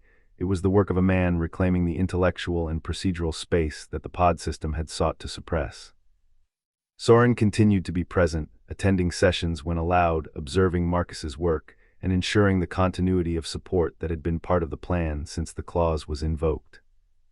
Lena, coordinating reporting and advocacy, maintained her rhythm, strategically timing publications to coincide with procedural steps. Each decision, from publication to motion filing to clinical assessment, was a carefully measured lever, a deliberate application of pressure. Even in the midst of ordinary activities, lunch in the cafeteria, brief walks in the courtyard, interactions with staff and other residents, the larger context of procedural and legal maneuvering was always present. The weight of scrutiny, the pressure applied through careful documentation, media, and clinical honesty, altered the dynamics of the facility. Small acts, the filing of an appeal, the maintenance of medication levels, the reporting of dissenting opinion, collectively produced leverage that the system had not been designed to resist. As the week progressed, Marcus returned repeatedly to the yellow legal pad in his room, reviewing the dissent, annotating the procedural missteps of the board, and cross-referencing prior board behavior against statutory language. Each observation added to the appeal record, creating a document of precision that would leave no gap for the facility to exploit. Lena's reporting provided public visibility, Park's clinical documentation provided medical legitimacy, Marsh's affidavit provided historical and technical context, and Soren provided continuity of support. Together, the four axes of the effort converged into an argument that was procedural, legal, public, and human, the combination of which the facility had never been forced to confront simultaneously. In the common area, the courtyard tree remained visible through the windows, unchanged in its ordinariness, the green of its leaves a grounding point for Marcus, Soren, and Raymond. In the background, the procedural machinery of the appeal moved forward, invisible to most, but each motion, filing, and adjustment was documented and recorded. The ordinary and extraordinary coexisted. The shuffle of cards, the movement of sunlight across tiled floors, the quiet attention of a man reclaiming agency over a system designed to suppress it. By the end of the week, the appeal was formally lodged, the medication order confirmed, and the public narrative established. The board's ruling, the dissent, the reporting, and the tribunal motion had all combined to create pressure points the system could not ignore. Marcus and the team understood that the fight was ongoing, iterative, and meticulous. Each step required patience, documentation, and strategic observation. Yet in the midst of it all, the ordinary, the game of cards, the sunlight, the green courtyard tree, persisted, reminding Marcus and those around him that life, even under extraordinary pressure, continued. The appeal hearing was scheduled for a Tuesday. Marcus noted it without sentiment, without superstition, without seeking signs in coincidences or reading meaning into the day. It was simply information, present and factual, like the number of steps between the common area and his room, like the angle of sunlight across the courtyard at a particular hour. He observed, recorded, and stored the fact for later use. Preparation began 3 weeks in advance. He spread the work across his access times in the legal resource library, the administrative waiting area during digest access sessions, and his desk in the evenings after the common area quieted. He was building not a case in the abstract, not a petition in the familiar form, but an appeal argument, precise, layered, structurally rigorous, using the materials available and the mind available, which was not the mind that had won on Tuesdays 16 months ago. That mind had been faster, more fluid, more accustomed to habitual victory. The present mind was slower, tempered, methodical in ways that came from having resisted the pod and having been molded by its effects. It measured itself not against what it had been, but against what it could do now. Raymond had never suggested this reframing. It had arrived naturally, through repetition, observation, and the accumulation of experience. Marcus understood in ways he could not have anticipated before that the process of resisting the pod was not only about outcomes, but about reshaping the capacities that remained. Like a bone slowly healing, like a seed pressing against weight to find its path, the transformation had been internal and iterative. Suggesting it before it came would have been futile. Letting it arrive was enough. The appeal argument was cleaner than the original petition, as appeals often are. The first filing had mapped the territory, the appeal refined it. The territory here was clear: mandatory statutory language, the dissent articulating the statutory obligation with precision, and the administrative law principle that a body exercising statutory authority cannot invent criteria not present in the statute to avoid the obligations that authority creates. These were not abstractions but tools, a framework for dismantling the facility's procedural improvisations. Sylvie Chen had built a parallel argument from the outside, drawing on greater resources, updated case law, and the ability to move documents and citations more freely than Marcus could. They compared their constructions through correspondence, examining phrasing, logic, and structure. Each independently arrived at the same 3 central points. Marcus read this as confirmation, not of her insight, not of his, but of the structural integrity of the argument itself. 2 minds working separately from different positions, converging on the same 3 points, was proof of its solidity. It was rare and it was necessary. 4 days before the hearing, Marcus met Sylvie Chen in person for the first time. The facility's legal consultation room was the same room used for visits, distinguished only by a sign and a small rearrangement of chairs. The space was deliberately adequate, nothing personal, nothing decorative, nothing to distract, nothing to intimidate. Chen was 44, economical in motion and speech, with the precision of someone who had spent 20 years navigating complex, resource-limited environments. She had learned that exactness was the only luxury that could reliably be maintained, and she used it here. The review of the argument was methodical. They did not defer to each other, did not perform collegiality, did not seek reassurance. They pushed. They found 2 weak points in Marcus's argument, and together they resolved them. The meeting lasted 2 hours. Marcus left with the clean exhaustion of a man who had done hard work well, a kind of tiredness that carried satisfaction without relief. Back at the common area at Raymond's table, he sat without explaining it and without needing to. The night before the hearing, Soren called through the facility's approved communication channel, a 10-minute window on weekday evenings. They spoke for 8 minutes about everything but the hearing. Soren's voice carried the satisfaction of a man solving real problems, tangible structural challenges that produced visible outcomes. He described a commercial renovation project, a specific structural problem that week, the exact solution he had applied, and the unexpected joy of a job done well. Marcus listened genuinely, in a way he had not consistently done before, not as performance but as attention. There was a subtle restoration in listening, an acknowledgement of the tangible world outside the pod's influence, and in giving and receiving it, a measure of grounding. In the last 2 minutes, Soren said he would be there tomorrow. Marcus acknowledged he knew. Soren said okay. Silence fell, a silence not empty, not anticipatory, but shared and sufficient. Two brothers had exchanged the critical information, said what needed saying without embellishment, and understood each other completely. The line cut, the time expired, and Marcus sat in his room alone, with the window framing the darkened courtyard. He ran through the 3 central points one more time, methodically, in the quiet of the evening. First, the mandatory statutory language, unambiguous, absolute, and unfulfilled. Second, the dissent, precise, public, documented.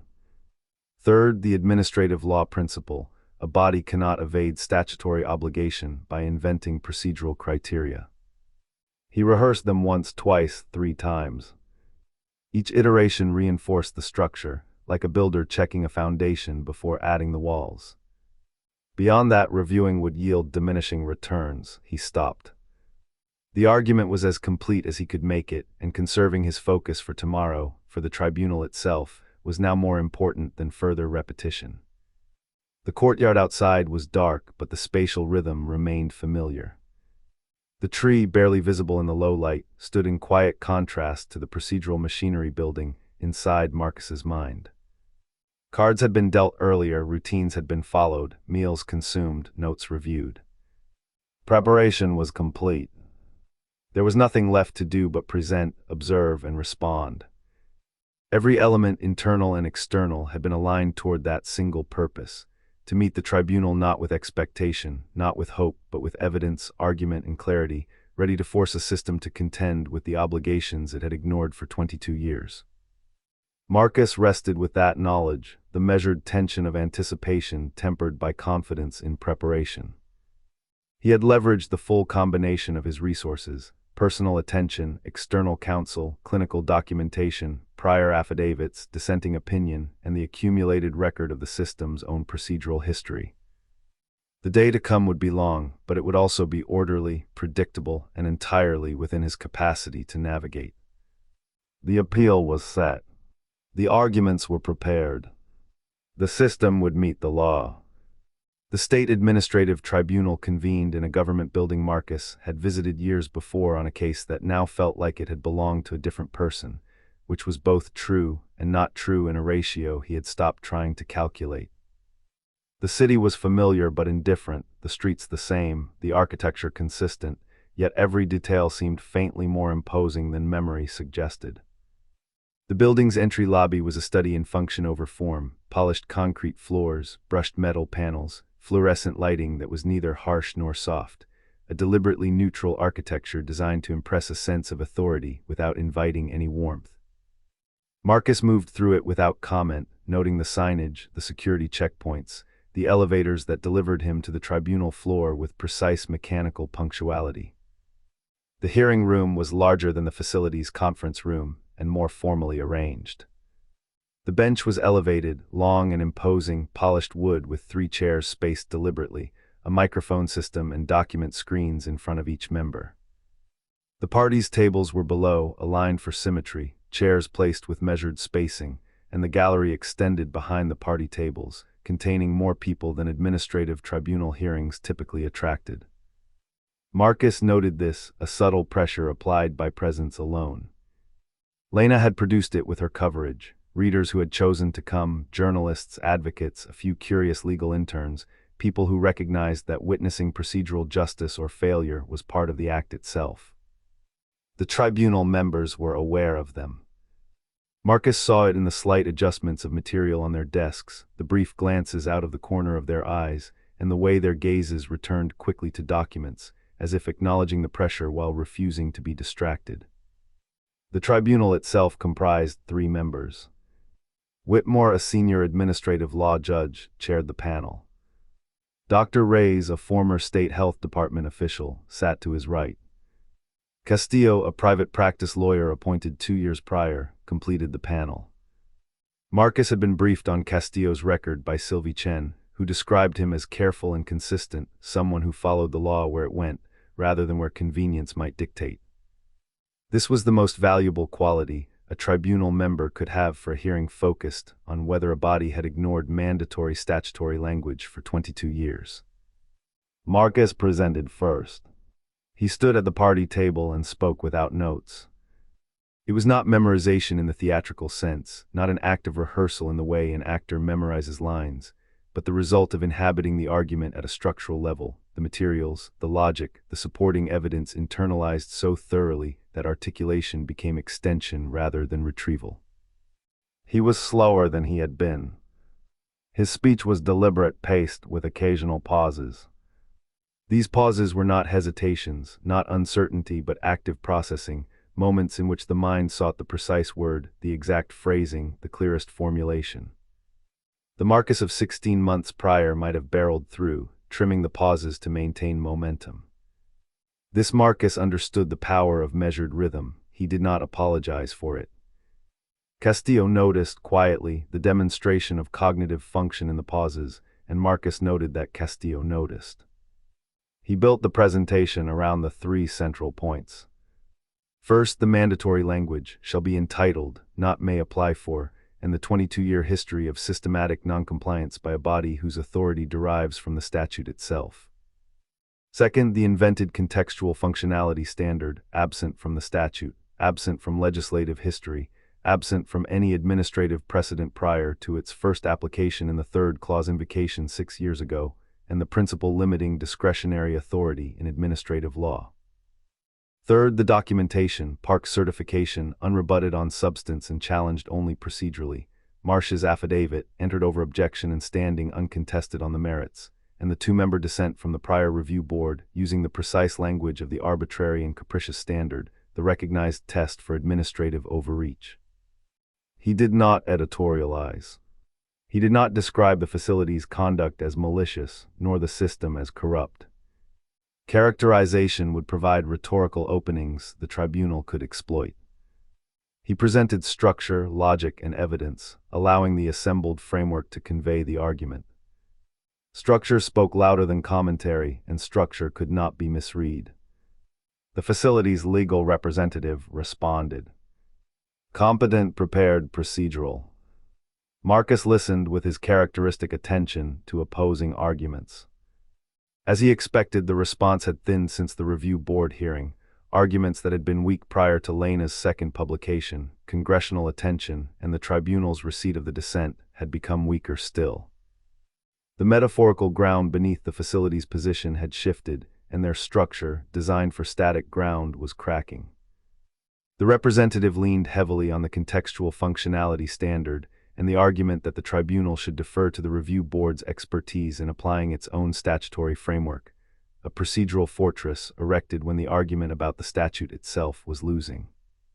Sylvie Chen addressed this in her supplemental presentation, citing 3 tribunal precedents in which it refused to defer to lower body interpretations inconsistent with plain statutory language. The tribunal, including Castillo, could not ignore the fortress being undermined from within by its own prior rulings. Whitmore asked a question directly of Marcus during the presentation, a departure from standard practice, signaling an unresolved issue in his mind. Is the cognitive function demonstrated here representative of your function in the facility's current environment, or does it represent a performance enabled by the proceeding's context? He asked. The phrasing was precise, careful. Not pretextual, not rhetorical, the real concern underlying the contextual functionality standard. Could Marcus function outside the facility, or was this the peak of a temporary tide? Marcus met Whitmore's gaze and answered without hesitation. "This function is available at the medication level Dr. Park has established," he said. "It has been consistent and improving over the 8 weeks since the adjustment. It is less than my pre-pod baseline. I do not know whether it will continue to improve toward that baseline or stabilize below it. Not knowing this is not a reason to maintain an environment that actively opposes improvement. The environment's effect on the trajectory is itself a variable that cannot be assessed without removing it. This is the logical problem with the contextual functionality standard as applied. It requires a demonstration that the environment prevents, then cites the absence of the demonstration as a reason to maintain the environment." Whitmore wrote notes. Castillo wrote notes. Reyes looked at the table. Marcus returned to his presentation, proceeding with the clarity and patience that had defined him for weeks, for months in preparation. He walked through Park's certification, Marsh's affidavit, the dissenting opinion, and the legislative and statutory history. He spoke slowly, deliberately, with a rhythm that allowed the tribunal to digest each segment, each citation, each legal principle, and he let the logic itself unfold unadorned. At intervals, he observed the gallery. Lena was there, notebook open, occasionally raising her pen to mark points. Soren sat a few rows back, still, hands on his knees, observing but not performing. Their presence was not necessary for him to make the argument, but it was pressure, a reminder that the audience and the accountability extended beyond the tribunal walls. The system, he knew, was accustomed to private compliance, private decisions, private erasures. Being watched now made it vulnerable in a way it had never been before. Marcus did not flinch at the length of the presentation. Hours passed, voices rose and fell, questions came and went. He met each with the same measured clarity. When the representative attempted a procedural deflection, he countered with statutory citation. When a precedent was cited to support discretionary authority, he pointed to 3 contradictory rulings. When the board's own prior standards were invoked, he highlighted the precise absence of statutory authority. Each response was grounded in the record, not argumentation, and each time the tribunal members adjusted, writing, nodding, or glancing at each other, the impact registered. The room's physicality was present to him, the echo of his voice in the high ceiling, the polished wood underfoot, the distance across which he projected, the micro-gestures of the tribunal members as they processed information. It was a room built for authority, but authority had limits when confronted with evidence, clarity, and documentation. By the end, Marcus returned to his seat, the argument laid bare, the structure visible, the logic complete. He could do nothing more than present. The tribunal had to absorb, weigh, and decide. He watched as Whitmore closed his notes, Castillo exchanged a quiet glance with Reyes, and the gallery remained attentive but silent.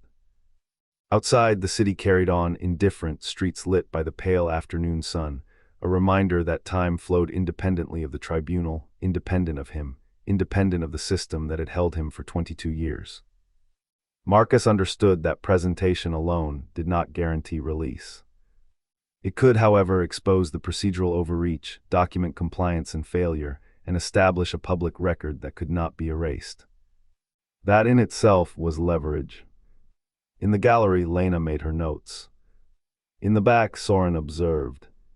In the elevated bench, Whitmore, Reyes, Castillo recorded, judged, and deliberated. The hearing room, a space designed for authority, had now become a crucible of visibility, evidence, and unyielding structure, a place where 22 years of obfuscation were confronted with clarity that could not be ignored. Soren sits in the gallery through 4 hours of the hearing with his hands on his knees and his eyes on his brother, the expression he has been wearing since the visiting room, the expression that is not performing anything. That is just Soren being present in the full and uncomplicated way that Soren is present in things that matter to him. The way he is present on a job site when something structural is happening that requires a person to just watch and know what they are looking at and be ready for whatever comes next.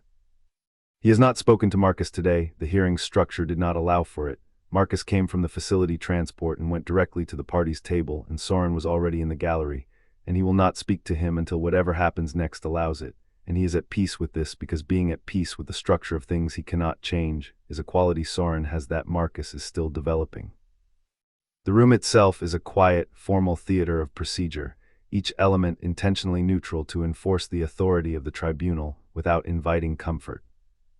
The elevated bench casts a shadow across the party tables below, where Marcus stands with measured composure, and the gallery rows stretch back, populated by observers who are more witnesses than participants. There is a faint hum from the air conditioning, the soft scratch of pens on paper, the occasional rustle of a legal pad, and the precise, clipped footsteps of the staff moving along the perimeter. Soren registers each sound as part of the architecture of accountability, as part of the environment in which the hearing exists, separate from the tribunal but inseparable from the act itself. Lena is 3 seats to his left, notebook open, pen poised, her posture still but purposeful, the focused stillness of a journalist in a room where something is happening. It is a different kind of stillness than Soren's, which is bodily, structural, observational.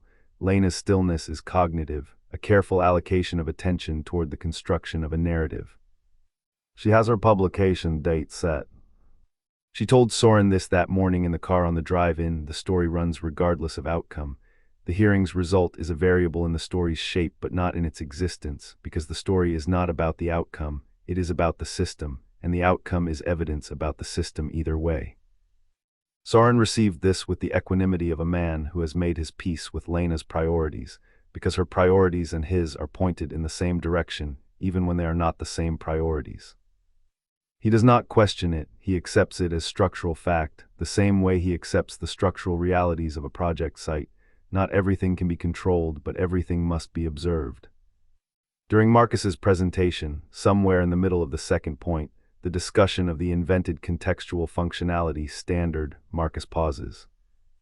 It is one of the measured pauses he has cultivated, the mind finding the precise word, the phrasing, the exact articulation that makes logic manifest.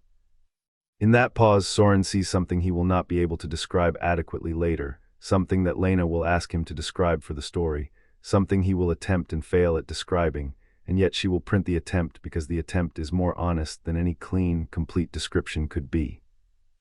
In the pause, he sees his brother. Not the before Marcus, not the lawyer who won on Tuesdays, not the managed and calibrated professional who called on Sundays for 12 minutes and kept Diana at the distance of an unanswered question. He sees the person the pod could not strip away, standing in a room and saying true things with the precision available to him, which is imperfect but sufficient, which is present and accountable and resilient in a way no procedure could replicate or simulate. Soren feels something in his chest, an echo of relief or recognition that cannot be fully articulated, the way the body registers that a thing you feared lost has endured. The pause ends. Marcus finds the word. He continues. Soren's gaze follows the motion of thought made visible, tracing it across the distance between him and his brother, across the room, across the space of history and trauma that is unspoken but present in every line of argument, every citation, every legal principle. The session stretches on. Each word Marcus utters, each logical step, is a demonstration not only of the argument but of the cognitive capacity the statute intends to protect. Soren registers it in the quiet register of a man who knows what he is watching is delicate and necessary, fragile and consequential, the culmination of preparation and endurance and months of procedural struggle. He notes the micropauses, the breaths, the deliberate pacing, the corrections of phrasing in real time. All of it marks continuity and agency restored, the proof of a life that has persisted under duress, a life that can think, act, and participate in the mechanisms of its own legal consideration. During the recess, Soren follows the procedural flow without intrusion. He does not speak, does not interpret, does not intervene. Sylvie Chen passes him in the corridor. She touches his arm briefly, an unspoken communication compressed into the time and space of a step. We did what we could, the rest is theirs to do. Soren nods. It is all he needs. He watches her continue toward the water fountain, the gallery slowly refilling, the hearing resuming, and the day moving forward with its indifference, time pressing on regardless of what is happening within its bounds. Soren observes the minutiae, the angles of light shifting across the tribunal members' faces as the sun moves in through the upper windows, the subtle adjustment of papers, the flex of chairs, the rustle of clothing as attendants move past. Each motion is part of the architecture of decision, every detail, a subtle variable that could, in combination with others, influence outcomes in a system built for obedience, but now encountering unprecedented scrutiny. His awareness is comprehensive, encompassing the environment, the logic, the argument, the people, the structural facts of the room. It is an awareness honed by years on job sites, by his understanding of cause and effect, by his ability to hold multiple threads of reality simultaneously. It is a disciplined presence that does not require verbalization to be operative. Lena writes diligently, pausing only to glance up at Marcus, the tribunal members, the gallery. She notes phrasing, cites evidence, registers tone and cadence, maps logical flows and procedural nuances. Soren observes her observation. He understands that her stillness is active, an engagement of attention that parallels but does not mirror his own. Where he absorbs presence and structural truth, she records it, converts it into a communicable form, prepares it to become part of the story that will pressure the system through exposure, not legal argument. The combination of observation and documentation, of attention and translation, is itself a force the system has not encountered, an external eye, a persistent record, a public witness. Throughout the hearing, Soren's mind does not wander. He does not speculate about the final outcome, does not calculate probabilities, does not dwell on prior instances of delay or denial. His attention is located entirely in the present, in the act of observing Marcus, of registering the unfolding logic, of being a structural witness to the demonstration of restored capacity and to the procedural integrity of argument. He notes every pause, every inflection, every micro-adjustment of argument, because all of these are manifestations of the underlying reality, that Marcus exists, that his capacity is real, that the law, when confronted with evidence and structure, may yet function as intended. He notes small human interactions that occur peripherally, an assistant quietly delivering a stack of documents to the tribunal bench, the soft click of a pen as one member annotates a point in the transcript, the momentary glance between Whitmore and Reyes that registers a shared calculation or recognition, the subtle clearing of a throat from a gallery observer whose curiosity has momentarily shifted attention. Each is minor in isolation, but in Soren's experience, minor details are never unconnected. Patterns emerge. Cause and consequence, intentionality and observation, the dynamic of control and response, all are part of the environment, all contribute to the ultimate effect. He thinks about time differently here. 4 hours pass in a way that is neither oppressive nor empty, it is saturated with significance. Each moment contains both the argument's content and the weight of presence, of expectation, of accountability. He is aware that each pause Marcus takes is itself a demonstration, that each documented affidavit or certification is a structural lever, that the gallery's attention is not incidental but part of the gravitational field of scrutiny that shapes outcomes. Soren does not intervene. He does not whisper, gesture, or comment. His presence is a constant, unobtrusive yet stabilizing force in the room. Marcus senses it without needing it to be expressed. The mutual understanding of role and effect, of presence and consequence, underpins the dynamic between them. Soren's engagement is not performative. It is factual, procedural, enduring, and aligned with the principle that some things are achieved through attention rather than action. He notes the aesthetic subtleties as well. The sunlight through high windows casts elongated patterns on the floor, moving imperceptibly with the hour. The polished wood surfaces reflect light variably, creating subtle contrast between the tribunal's elevated position and the party tables. Micro-movements of air, the faint hum of electronics, the soft creaking of chair legs, all coalesce into a symphony of environment that is neither supportive nor hostile, but present, factual, unavoidable, and integral to the structural truth of the proceeding. In one moment, Marcus leans slightly forward, emphasizing a connection between statutory language and procedural precedent. Soren registers the tilt, the tension in the shoulder, the minor shift in voice tone. It is information as physical reality as much as legal argument. Marcus's demonstration of cognitive capacity is inseparable from the environment, from the way he modulates, observes, and projects presence. Soren absorbs all of it without interference. The hearing continues, dense and deliberate, until the final procedural questions are posed, clarifications requested, and the tribunal members retreat briefly to consult. Soren remains in his seat, hands on knees, posture unchanging, presence unchanged, as if to mark continuity through disruption. Lena scribbles last-minute notes, capturing final observations, the texture of argument, the human dimensions alongside the legal. The gallery holds a collective breath, not in anticipation, but in shared registration of the moment's significance. When the session resumes, Marcus addresses the tribunal's final inquiries, answers the pointed clarifications with methodical precision, and returns to his seat. Soren notes the end of presentation not as relief but as structural completion, a stage concluded, an argument fully articulated, a space of accountability fully occupied. The system has been confronted, the evidence presented, the observation recorded, the story simultaneously documented. The gallery begins to empty gradually, procedural staff moving participants out with quiet efficiency. Soren remains seated until Lena closes her notebook and gives him a subtle nod.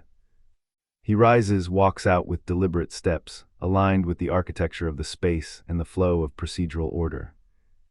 Outside the room, the day proceeds with its indifferent, unstoppable passage, carrying the significance of what was witnessed and leaving behind the structural truth of presence, observation, and endurance. Through these hours, Soren has done nothing outwardly remarkable, spoken no words, altered no outcomes directly, and yet his role, quiet and precise, has been essential.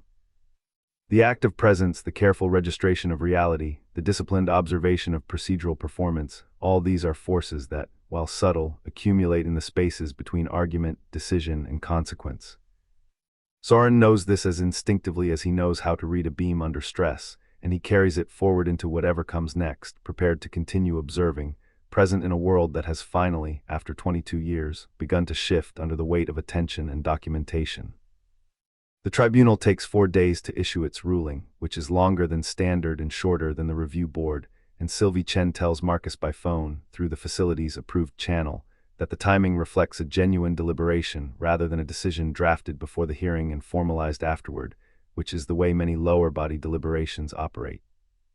Marcus listens carefully, absorbs the information, and notes the significance of the distinction without embellishment or self-congratulation. It is a fact, a piece of procedural context that matters because it informs the weight of what is coming.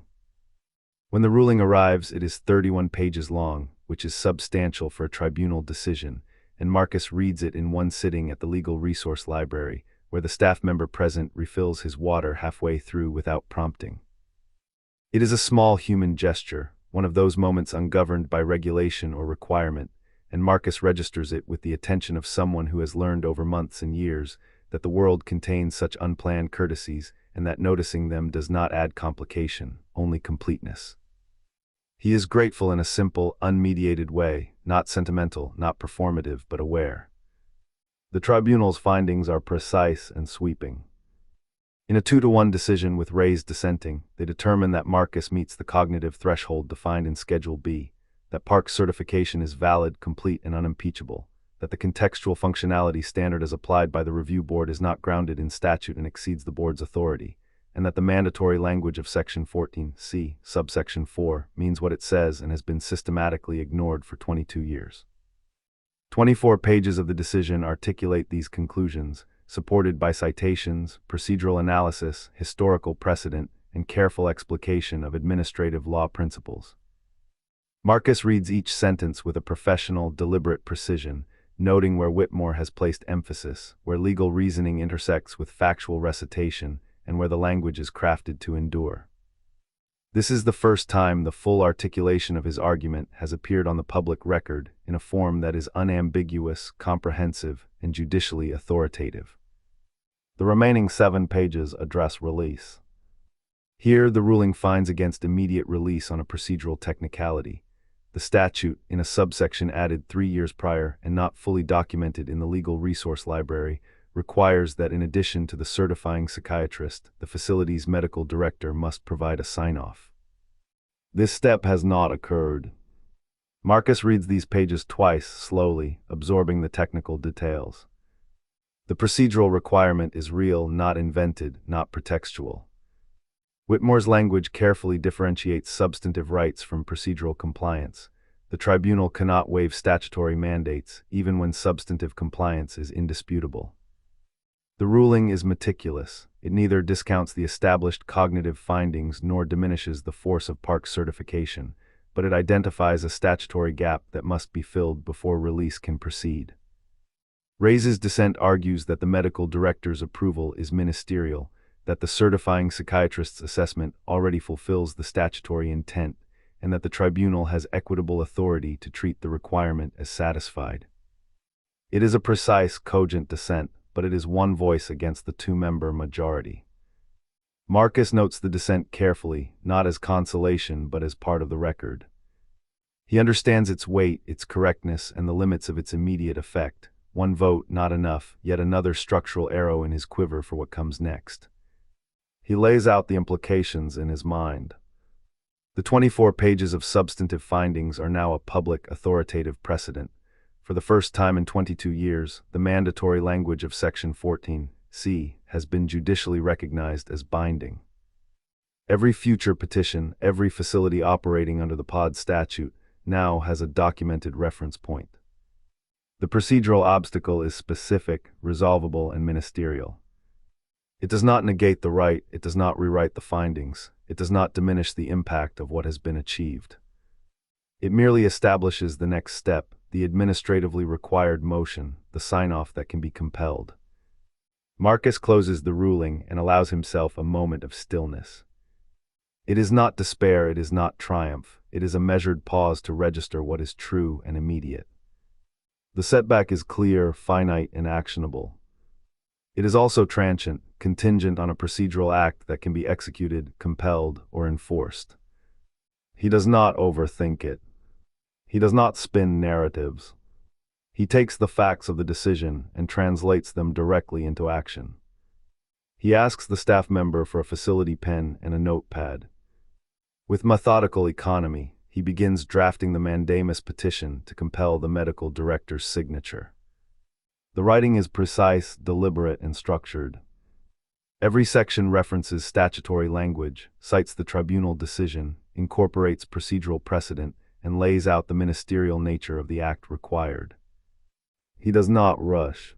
He does not embellish. He writes as he thinks, in careful sequences, controlled by logic and procedure, reflecting both his capacity and the clarity that the tribunal has affirmed. The drafting occupies the rest of the session. Marcus pauses only to consult the statutory text, to verify references, to align citations with tribunal page numbers, to ensure that every paragraph carries the appropriate weight. He moves at a pace slower than his pre-pod self might have, but each word is deliberate, each construction stable, each argument self-contained and logically contiguous. The work itself becomes a demonstration of his continued cognitive function, of his ability to operate in complex, rule-bound systems, and of the integration of observation, preparation, and execution that has brought him to this point. In the pauses between sentences, Marcus allows himself awareness of context. He notices the light in the legal resource library, the quiet movement of staff, the hum of fluorescent lighting above. These peripheral observations are incidental but real, the background fabric of action that makes the central task tangible, that situates cognitive work in an environment of normalcy, continuity, and procedural grounding. It is, in a sense, a rehearsal of life outside the facility, attending to detail, recognizing process, respecting structure, while remaining focused on the objective. He reflects on the broader significance of the decision. The tribunal has validated the cognitive threshold. It has rejected the contextual functionality standard as misapplied. It has reinforced the primacy of mandatory language. Every subsequent petition can reference this ruling. Every future invocation of Section 14(C) now carries precedent and weight. Marcus recognizes that the systemic significance is disproportionate to the immediate personal impact, but he does not underplay it. He notes the strategic dimensions in his mind, building mental scaffolding for what comes next. This is not an abstract reflection. It is an integral part of procedural planning, tactical positioning, and anticipatory action. He returns to drafting. He anticipates counterarguments. The medical director might delay, resist, or claim ambiguity. He addresses these preemptively, incorporating statutory interpretation, precedent citations, and equitable principles. Each section of the petition is modular, capable of being reinforced, defended, and extended if necessary. Marcus moves with the confidence born of long practice, tempered by the knowledge that the procedural world is not perfectly predictable. The writing is steady, unhurried, purposeful, a reflection of both his capacity and the constraints he has learned to navigate. The petition grows in structure and clarity. Marcus tracks every cross-reference, aligns every statutory clause, and anticipates tribunal review. He makes notes in margins about potential timing, procedural motions, and follow-up communication. Each element is intended to ensure that when the mandamus is filed, it is both procedurally unassailable and substantively precise. This is work informed by strategy, experience, and an understanding of institutional behavior, all distilled into a form that is actionable and concrete. As he writes, he allows himself to note the broader rhythms of the environment. The library staff move efficiently, the sunlight shifts across the tables, and the distant sound of a car passing outside is registered and acknowledged but not disruptive. These peripheral details serve to anchor him in the lived world, while he engages with the abstract structures of law and procedure. Marcus's attention is comprehensive but focused, integrating environment and task seamlessly. When the draft is complete, he reviews it. He reads each section carefully, aloud in places, pauses to ensure phrasing is exact, ensures that citations are correct, cross-references align, and legal argument flows with clarity. He is satisfied. He folds the notepad, sets the pen aside, and leans back briefly. It is a moment of quiet completion. The task is accomplished, the next procedural step is clear, and the path forward, while not automatic, is actionable and defined. He leaves the library carrying the notepad, knowing the petition will be formalized, submitted, and set in motion. There is no celebration, no fanfare. There is only recognition of the clarity of action, the truth of what is achieved, and the disciplined application of intellect and preparation to the next step in the process. Marcus returns to the common area at the facility, sits at Raymond's table, and engages in ordinary action. A deck of cards, the afternoon light through the courtyard windows, quiet conversation, or silence that is not empty but present. The work continues, the procedural structure continues, and Marcus continues with it. Each action, each engagement is both ordinary and extraordinary, the lived rhythm of someone whose rights are being restored incrementally, structurally, and legally, through careful attention, persistent effort, and the recognition that procedural truth, once established, cannot be ignored indefinitely. The technicality is noted, its parameters understood, its resolution imminent. The mandate, now firmly on the record, is actionable. The system has been pressed, its authority clarified, and Marcus is positioned to convert legal principle into enforceable reality. He does not dwell. He does not speculate. He executes the next logical step. He drafts, he prepares, he aligns, he moves forward. The fight continues, the system adjusts, the law asserts its weight, and the next thing, always the next thing, proceeds. Marcus Hale gets out. Not cleanly, not triumphantly, not in the way that stories about people fighting systems sometimes end, where the ending feels proportionate to the struggle endured. He gets out through a mandamus action that takes 3 months and produces a superior court order compelling the facility's medical director to sign, which he does with the visible enthusiasm of a man signing something at gunpoint, essentially what it is. Marcus is released on a Tuesday. He is not healed. He is not the man he was. His law license is under review by the State Bar Association, which has been monitoring both the criminal conviction and the pod system fight with the careful attention of a body that has not yet decided which way the wind is blowing and wants to be positioned correctly when it does. The city he returns to is the same city, and he is not the same person. The distance between those two facts is the geography he now inhabits.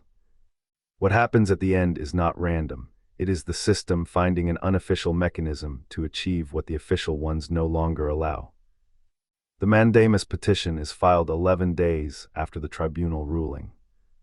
It moves through the Superior Court with speed that reflects the tribunal's 24 pages of substantive findings sitting in the record like a foundation that requires no repouring, only construction on top.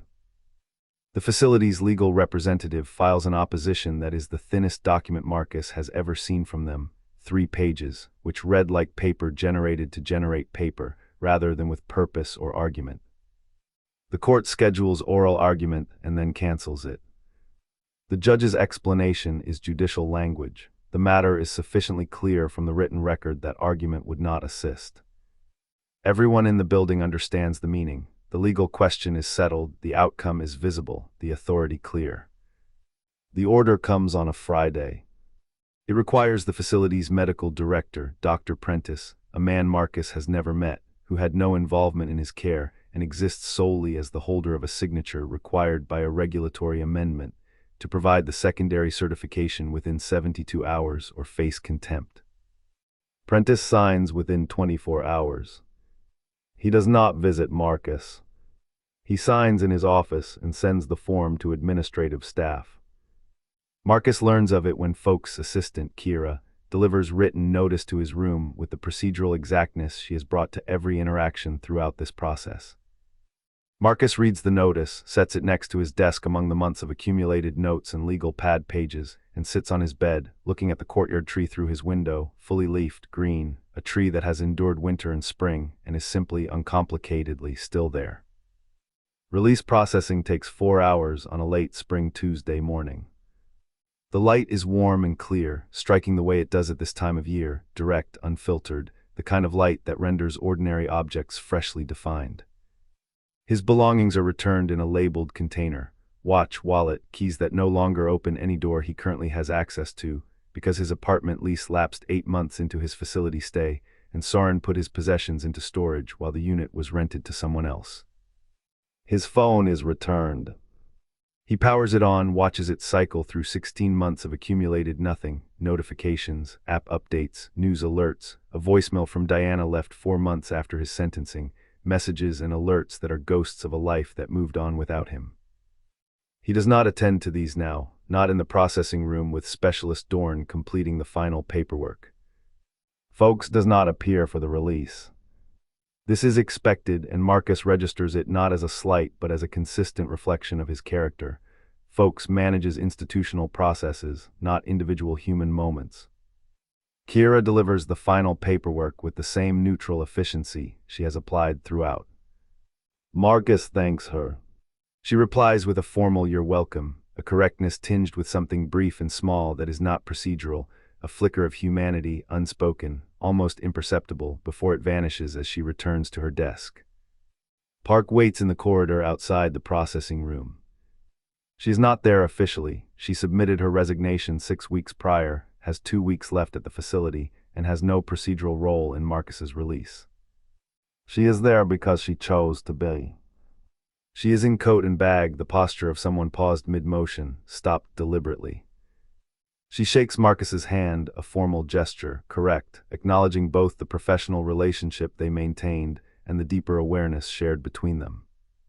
She hands him a card with the name and contact information of a community psychiatrist who will oversee his next medication management, prepared in advance, a procedural act embedded in care. Marcus takes the card without comment. Park speaks briefly. She tells him she believes he is going to be fine. Her voice carries neither enforced optimism nor performative reassurance. It is the statement of someone observing trajectory and making an evidence-based assessment.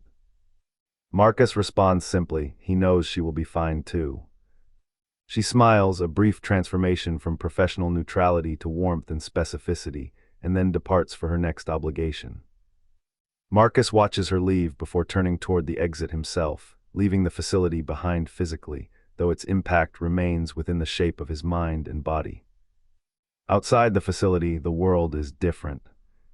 The air smells of late spring, dry, faintly floral, warmed by the sun. Cars move, pedestrians occupy sidewalks, and the city carries on with the indifference and rhythm of ordinary life. Marcus steps into the street and pauses, feeling the immediate weight of visibility, autonomy, and vulnerability converging. He is technically free, but the landscape of freedom is complex, layered with obligations, pending legal questions, social reconnections, and the practical matters of living independently. He walks toward the transport arranged by Soren, who is waiting with calm presence, hands on the wheel, eyes on the road. They do not speak initially. The city unfolds around them, familiar yet estranged, streets the same but now carrying new significance. Marcus observes the urban landscape, shops open, delivery trucks maneuvering, people walking dogs. He notices the light through building facades, the colors, the small cracks and idiosyncrasies of city life that he has been absent from for 16 months.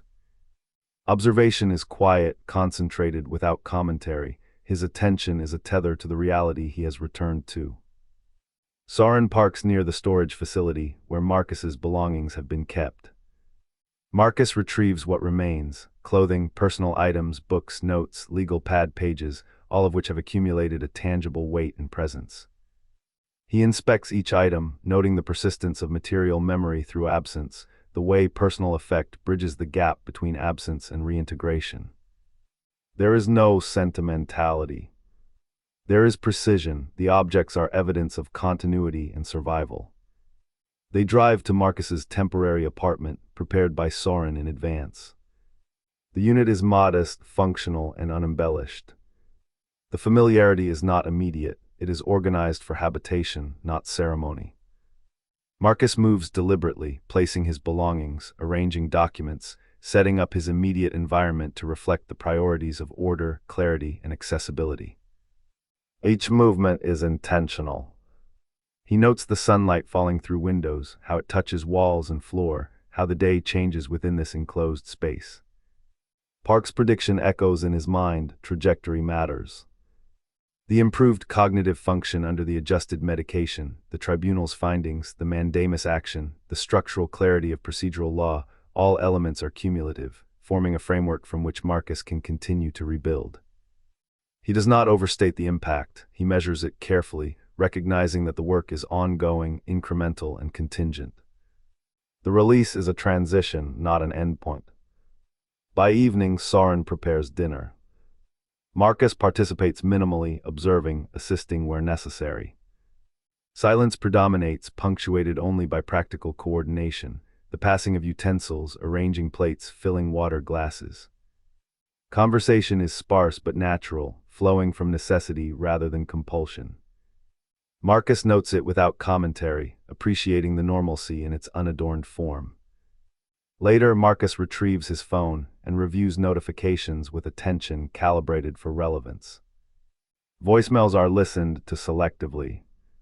Messages are read and categorized. Updates and alerts are filtered, attended to with procedural clarity. He does not react to everything. He observes, records, and integrates selectively. Each action reinforces autonomy within parameters of choice, cognition, and ongoing recuperation. By the end of the day, Marcus sits by the window.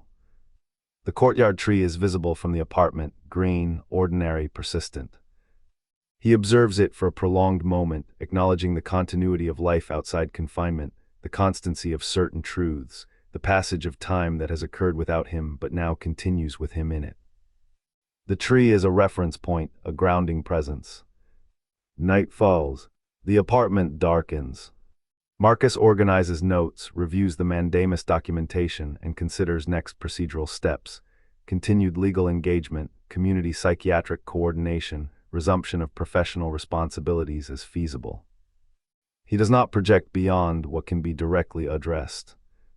Each planned action is concrete, achievable, and connected to current capacities and obligations. Sleep arrives unforced, in the rhythm of natural exhaustion. Marcus does not dream vividly but rests in a conscious, measured way, his mind processing, integrating, planning. Freedom is tangible, structured, and incomplete, a framework awaiting the next increment of action. The release, procedural and physical, is complete. The integration into life beyond the pod is nascent. Marcus is free to act within constraints of law, cognition, and circumstance. He has reclaimed autonomy, yet autonomy now requires continual engagement, observation, and calibration. He understands this. He acts accordingly. The day ends with Marcus seated at the window, the city muted below, the tree visible beyond, the notes and legal pads at his side. The work is not finished, the fight is not over. But one structure, a framework of law, procedure, and institutional accountability, has been secured. The next steps are clear, immediate, actionable. Marcus waits, observes, and begins them with the focus, precision, and methodical care that has defined him throughout the past 16 months. Soren is in the parking lot in his truck, a 10-year-old pickup with the specific character of a vehicle that has been used seriously rather than maintained for appearance.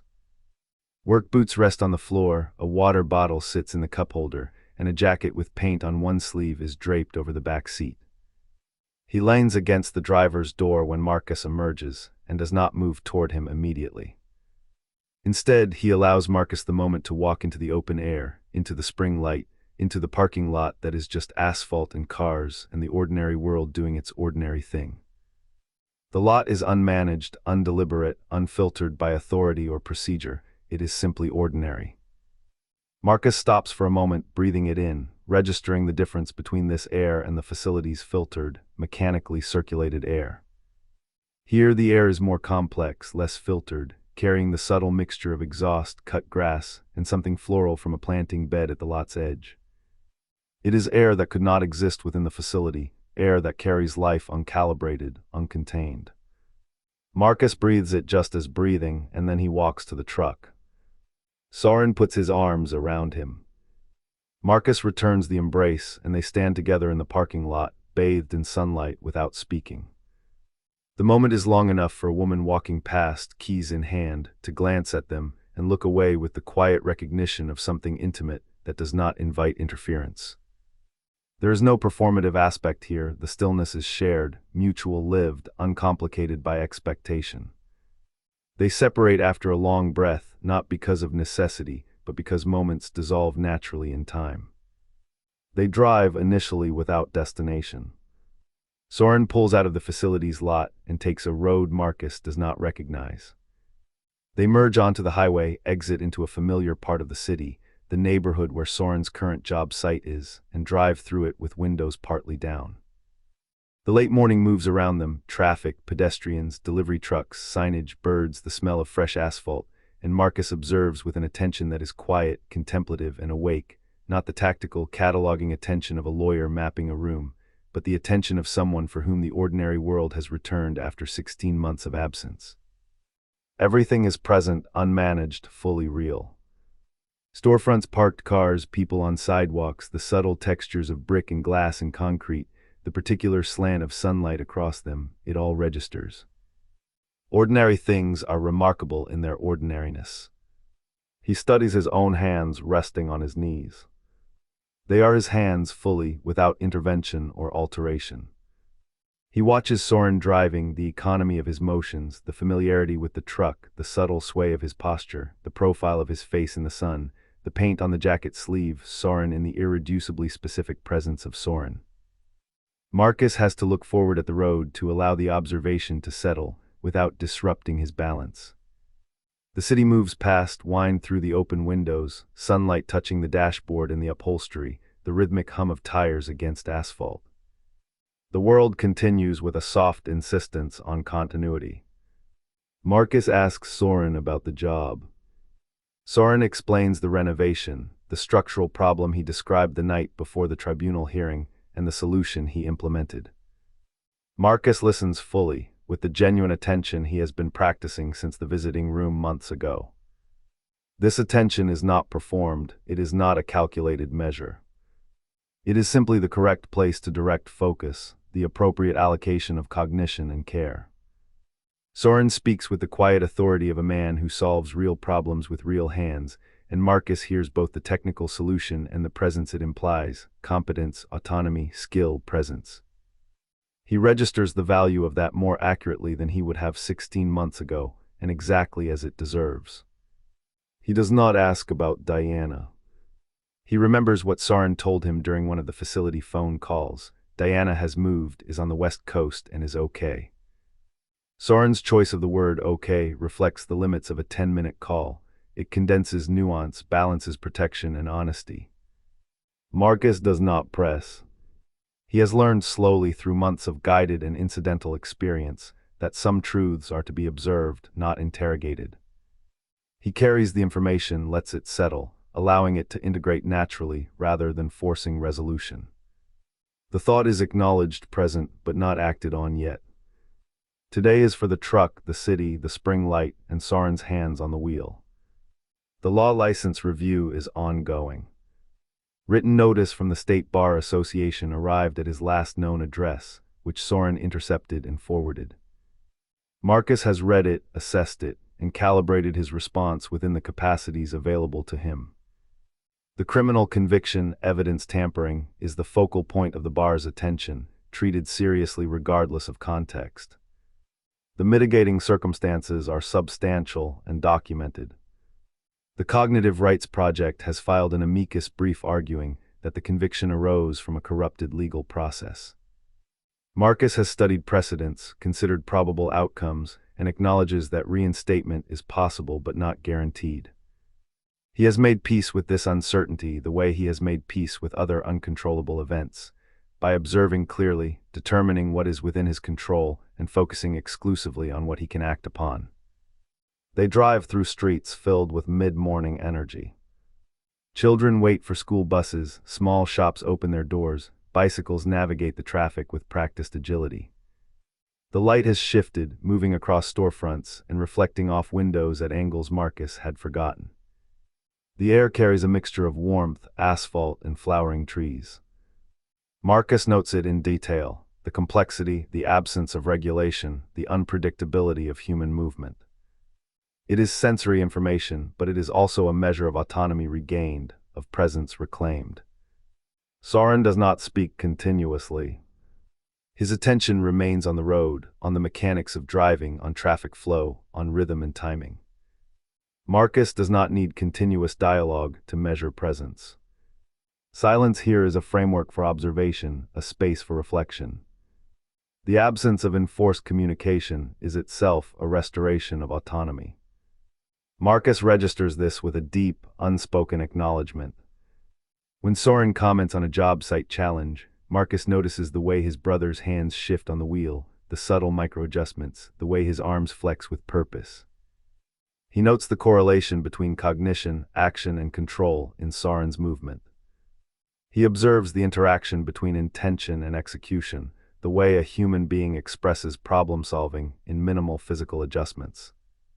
Marcus's awareness extends to appreciating the relationship between the person and the tools, the truck, the streets, the light, the surrounding city, a recognition of embedded cognition that he has rarely allowed himself to notice outside legal reasoning or structured environments. The cityscape continues to unfold. Marcus watches the pedestrians on sidewalks, the soft sway of trees lining avenues, the intricate reflections on glass facades, the angled shadows cast by telephone poles and street signs. Each detail is catalogued and integrated, not as evidence for litigation, but as information for presence. The attention is inwardly measured, deliberate, and fluid. The conversation about the renovation continues, but the focus is on structural ingenuity and problem-solving. Marcus listens without judgment, without need to interject. He registers solutions, compromises, materials, timelines, and how decisions influence outcomes. It is an observation of competence and agency in someone other than himself, an exercise in empathy and clarity. As they move further into familiar neighborhoods, Marcus notes the transition from commercial streets to residential blocks. Children play in yards, laundry hangs on lines, neighbors greet each other. He notes the ordinariness of life continuing around him, unmediated, unregulated, uncoerced, and recognizes it as a form of liberation. The juxtaposition of ordinary life against the institutional rigidity he has just left underscores the reality of freedom. Marcus's hands rest lightly on his lap, observing them, their steadiness, their absence of tremor, their capability for action. He recognizes them as tools not only of cognition, but of presence, of engagement with reality, not simulations of function or performance. Each movement is grounded, calibrated, intentional, integrated into a body that has returned to active participation. Time passes with the subtlety of ordinary movement. The drive continues. The city evolves around them with shifting light, changing traffic patterns, and audible markers of urban life. A distant siren, the rumble of buses, the click of crosswalk signals. Marcus integrates each sensory input with minimal cognitive interference, simply allowing the information to settle, acknowledging existence without need for immediate judgment. By the end of the drive, Marcus and Soren arrive at Soren's job site. The truck stops. They sit for a moment, engines idling. Marcus observes Soren exiting the vehicle, moving toward his work with familiar purpose, hands flexing, posture precise. Marcus remains seated, noting the light, the textures of concrete and metal, the movement of people and machines. Observation is an act of reconnection, of witnessing life that proceeds independently of his presence, yet welcomes him. The spring sun climbs higher, casting distinct shadows and illuminating details previously invisible. Marcus notes the ordinariness and the precision of the moment, presence, autonomy, continuity, and allows himself the quiet satisfaction of recognition. He does not label it as triumph, only as fact. He will step forward, reintegrate, engage, and act. The next phase begins with the ordinary, with observation, with attention to reality, and with acknowledgement of agency in himself and others. The world is tangible, present, and continuous. He is part of it again, navigating the ordinary as a reclaimed dimension of freedom. 2 weeks after his release, Marcus Hale drives back to the facility in a rental car. The car is unfamiliar, rented for convenience, lacking the tactile familiarity of his own truck, but serviceable and ordinary enough to pass unnoticed in the lot. He parks in the same lot where Soren waited for him the day of his release, the asphalt and painted lines the same, the ordinary world unchanged even as he is profoundly changed. He walks to the visitor processing desk and makes an appointment, speaking calmly, efficiently, following the procedures with the precision he has learned to apply to everything in this post-pod life. The clerk notes the time, the date, the room, the usual logistics, and Marcus leaves, not needing to linger, not needing acknowledgement beyond the processing itself. Saturday afternoon arrives. He returns and enters the visiting room, adequate, deliberate in its adequacy, a space that is neutral and structured yet unoppressive. He sits and waits, occupying the room fully, present in a way he has practiced for months. Time has become a tool, measured in attention rather than anxiety. Raymond enters accompanied by a staff member who withdraws to the door, leaving them alone across the table. Raymond's eyes meet Marcus's, clear and still, the radio softly playing in the background, something barely audible but existent, the kind of background hum that does not interfere with the primary activity. He does not speak immediately. The silence is not absence, it is the acknowledgement of presence, a recognition that sometimes looking, really looking, is sufficient communication. Marcus returns the gaze, observing the same calm intentionality in Raymond, noting the ease with which he inhabits the moment.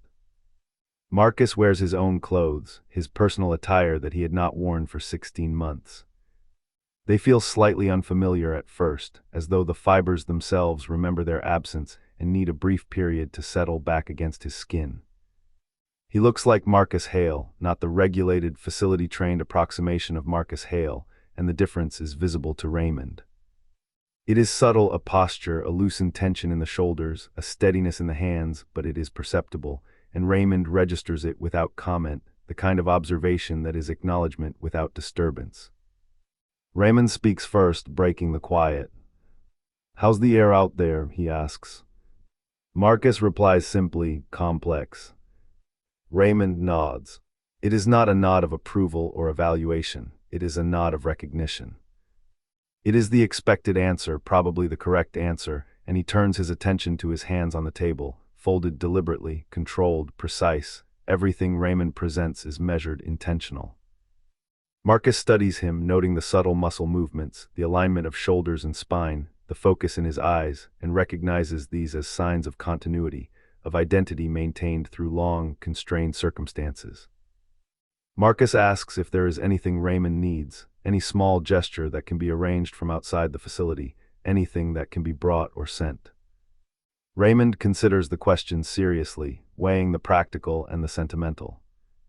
I would like a specific brand of playing cards, he says finally, the ones I used as a coach. My players gave me a deck after the first state championship. The facility's commissary stock is adequate, but not the same. The blue-backed ones, not the red. Marcus writes it down. He will procure them. The act is small, almost trivial, but carries weight, the right thing at the right time. Both understand it, understand the gesture's significance, its understated importance. They pass the rest of the visiting hour in relative silence. Words are occasional, precise, and functional, not small talk, because neither man engages in small talk. The words are the quiet articulation of two people who have endured a shared and difficult circumstance, now positioned differently within it, acknowledging both their separation and their connection. They discuss procedural observations, minor reflections, a nod to the unfolding world outside the facility. Each word is measured, deliberate, meaningful without excess, a conversation constructed from restraint and precision. When the hour concludes, Raymond rises. The staff member moves from the doorway. Marcus stands as well. They face each other across the table, a final exchange suspended in the quiet of mutual understanding. Marcus speaks first, stating what has become the mission that extends beyond mere personal survival. I'm going to keep working on the clause. What the tribunal established is a foundation now. Every subsequent invocation has something it did not have before, and I intend to make sure the subsequent invocations happen. Raymond listens. His silence is affirmation without indulgence, acknowledgement without editorialization. When he responds, it is practical, grounded, human. Make sure you eat properly. You're too thin. And the cards blue back, not red. The words are guidance and caution, care embedded in simplicity. The staff member opens the door. Raymond passes through it, exiting the room. Marcus remains for a moment, absorbing the quiet space, the residual presence of shared history and tacit understanding. He then moves to the exit, stepping into the parking lot, into the spring afternoon. The air is complex and real, the same air he has been cataloging since release, unchanged yet experienced differently now, fully present. The sun casts precise shadows, the wind carries nuanced scents of grass and asphalt, and the world continues in its ordinary, indifferent way, ready to receive him fully. Marcus exhales, adjusting the collar of his jacket. He notices the texture of the asphalt beneath his shoes, the distant traffic hum, the rustle of leaves in a nearby tree, all ordinary elements, but elements he registers as evidence of his own agency within them. He walks to his rental car with the same careful attention, opening the door and sitting behind the wheel with awareness that every small decision, every minor action, is an exercise in reintegration. The ordinary acts of commuting, observing, navigating, driving, these are now both functional and symbolic. As he drives away from the facility, Marcus reflects on the continuity of presence and the rupture of absence.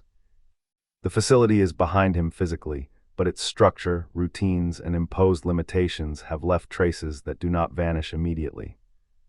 The act of driving, choosing lanes, timing turns, merging, is an enactment of reclaimed autonomy, a verification of cognitive and executive function in a world not regimented by observation or protocol.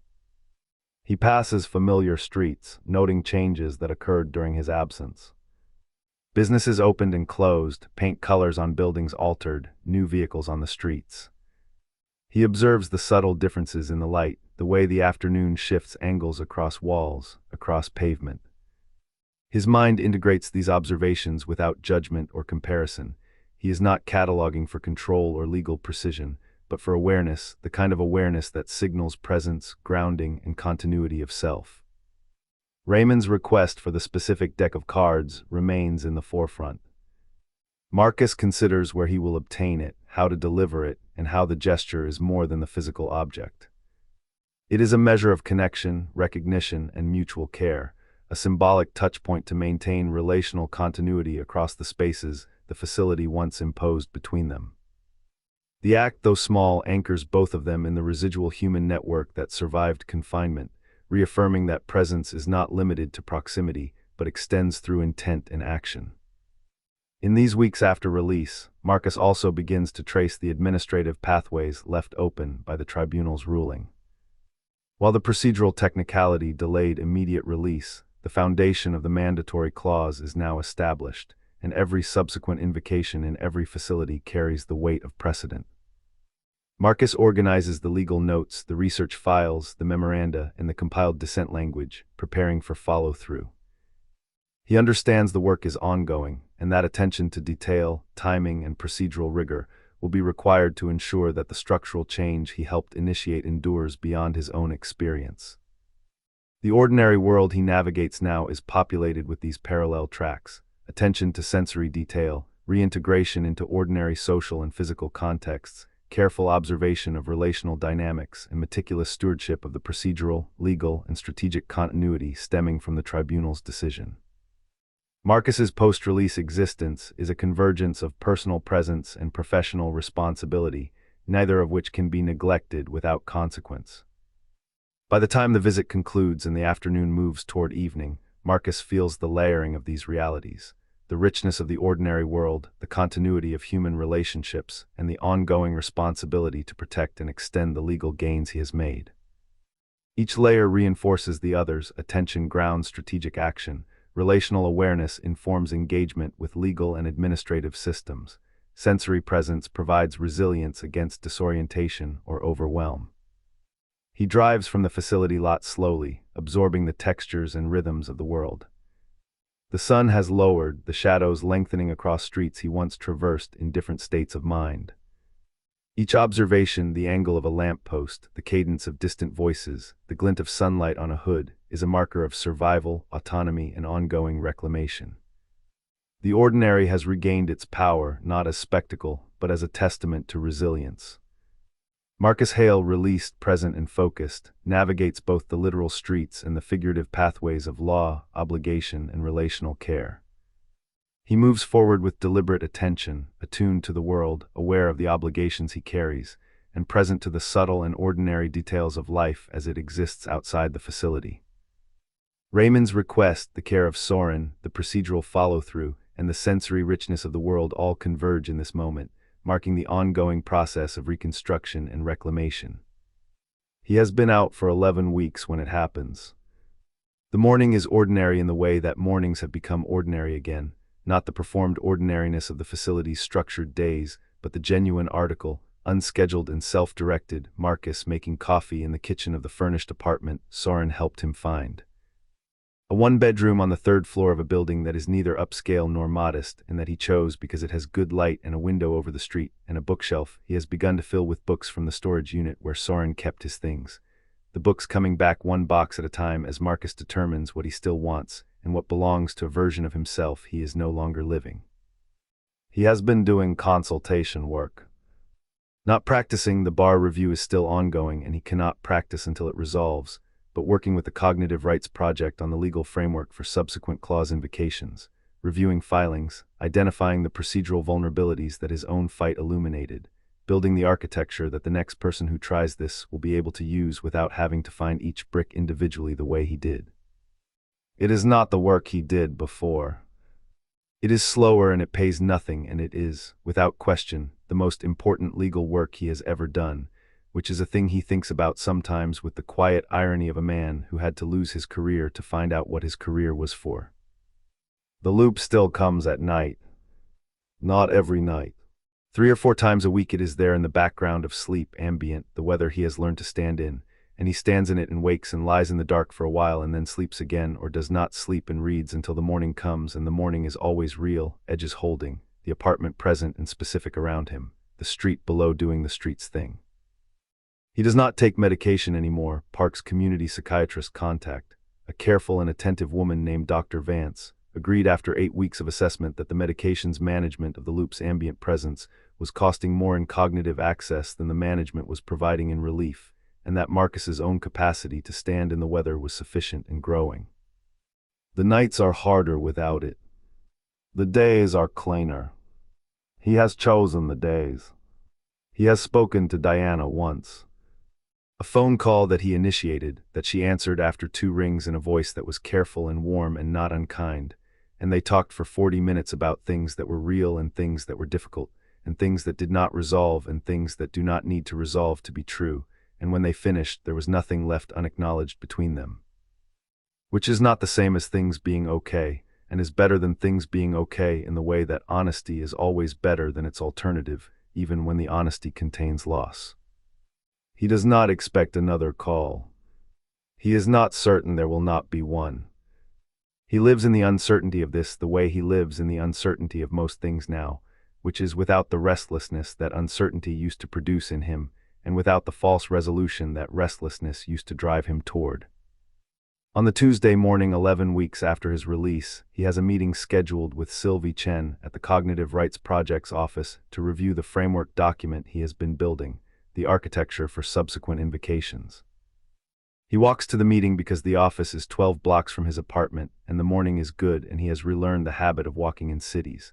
The way the city presents itself differently at walking pace than through the window of a vehicle, more granular, more specific. The details of storefronts and faces, and the quality of light between buildings available in a way that moving faster forecloses. He is wearing a jacket that is not the jacket he wore to court 16 months ago, that jacket being part of what belongs to the previous version, and carrying a bag with the framework document and his notes and a thermos of coffee that he has not finished.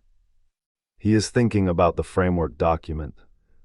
Specifically about a gap he identified the night before in the section addressing the medical director sign-off requirement, the regulatory amendment that caught him in the tribunal, and whether the framework can be written to flag it proactively for future petitioners, so that no one else loses 3 months to a procedural requirement that exists in a subsection nobody reads.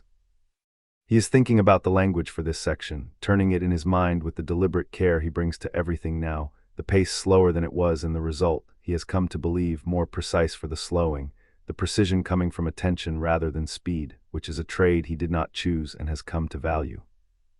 He is on a street he knows, 6 blocks from the Cognitive Rights Project's office, passing a coffee shop he has stopped in twice since his release, the morning foot traffic doing its Tuesday morning thing around him.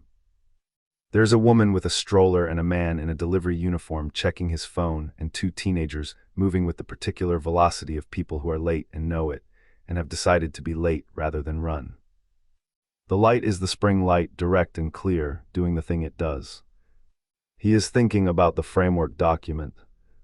He is thinking about the subsection language. He is holding his thermos. He is present in the ordinary world in the way he has been present in it since the release, not the managed presence of a man performing being okay, but the actual presence of a man who is here, in this body, on this street, in this light, changed and functional and still in there, walking toward the next thing which is always just the next thing. The shot comes from above and behind, from the 3rd floor of a building he has already passed, from a position that was chosen with the care of someone who has done this before or been instructed by someone who has, and it is precise in the way that professional things are precise, and Marcus Hale does not hear it. He is on the sidewalk. The thermos is on the sidewalk beside him, lid still on, coffee still inside. The framework document is in his bag. The morning continues around him with the brief and violent disruption that these things produce, and then the screaming and the phone calls and the people who run, and the people who freeze and the delivery man who kneels beside him with his hand on Marcus's shoulder saying something Marcus cannot hear, and the woman with the stroller who has turned the stroller away and is moving fast, and the 2 teenagers standing at the corner not moving at all, and the light is still doing its thing, still the spring light.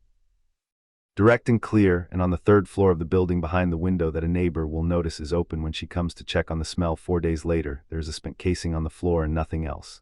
Not a note, not a name, not anything that tells a story the system would need to answer for, because the system has always understood that the stories it cannot afford to answer for are best handled before they become stories, and Marcus Hale was becoming a story, was already a story. Was the kind of story that spreads from one case to a framework, and from a framework to every facility in the network, and from every facility to the statute itself, and from the statute to the people who wrote it and funded it and called it humane. And the system that processes 47,000 people and calls it humane is not a system that leaves that kind of story walking around on Tuesday mornings thinking about subsection language.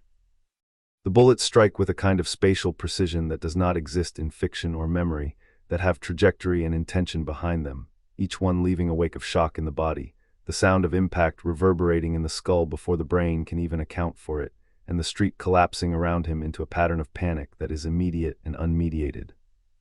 He drops. The thermos rolls. The bag tips.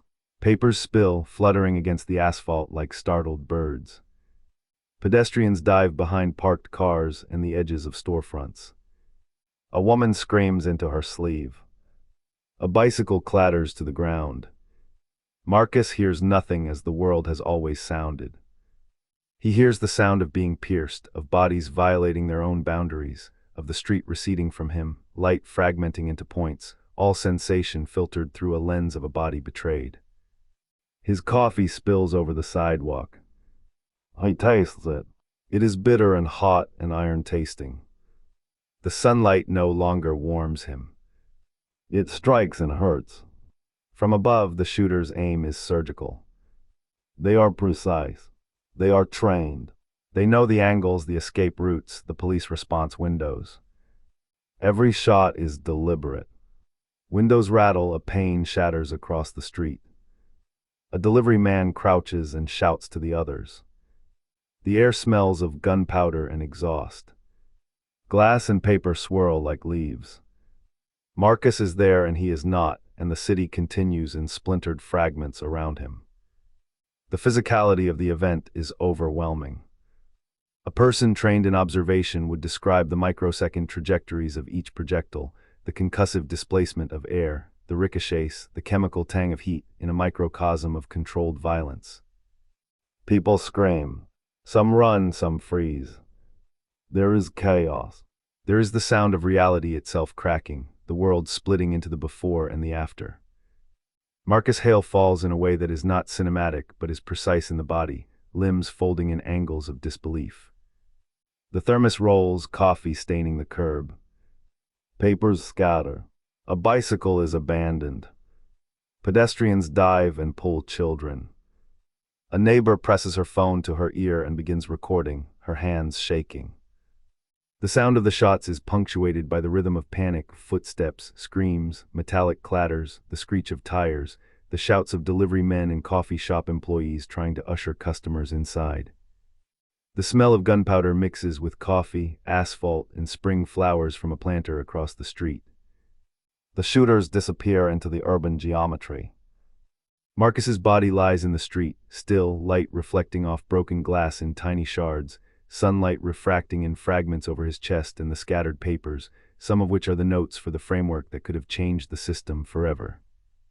Each note is now caught in wind and sun, the words fluttering, partially legible to passers-by, but the meaning suspended by the violence that has overtaken them. The thermos has cracked. The coffee forms a dark halo around the spread papers.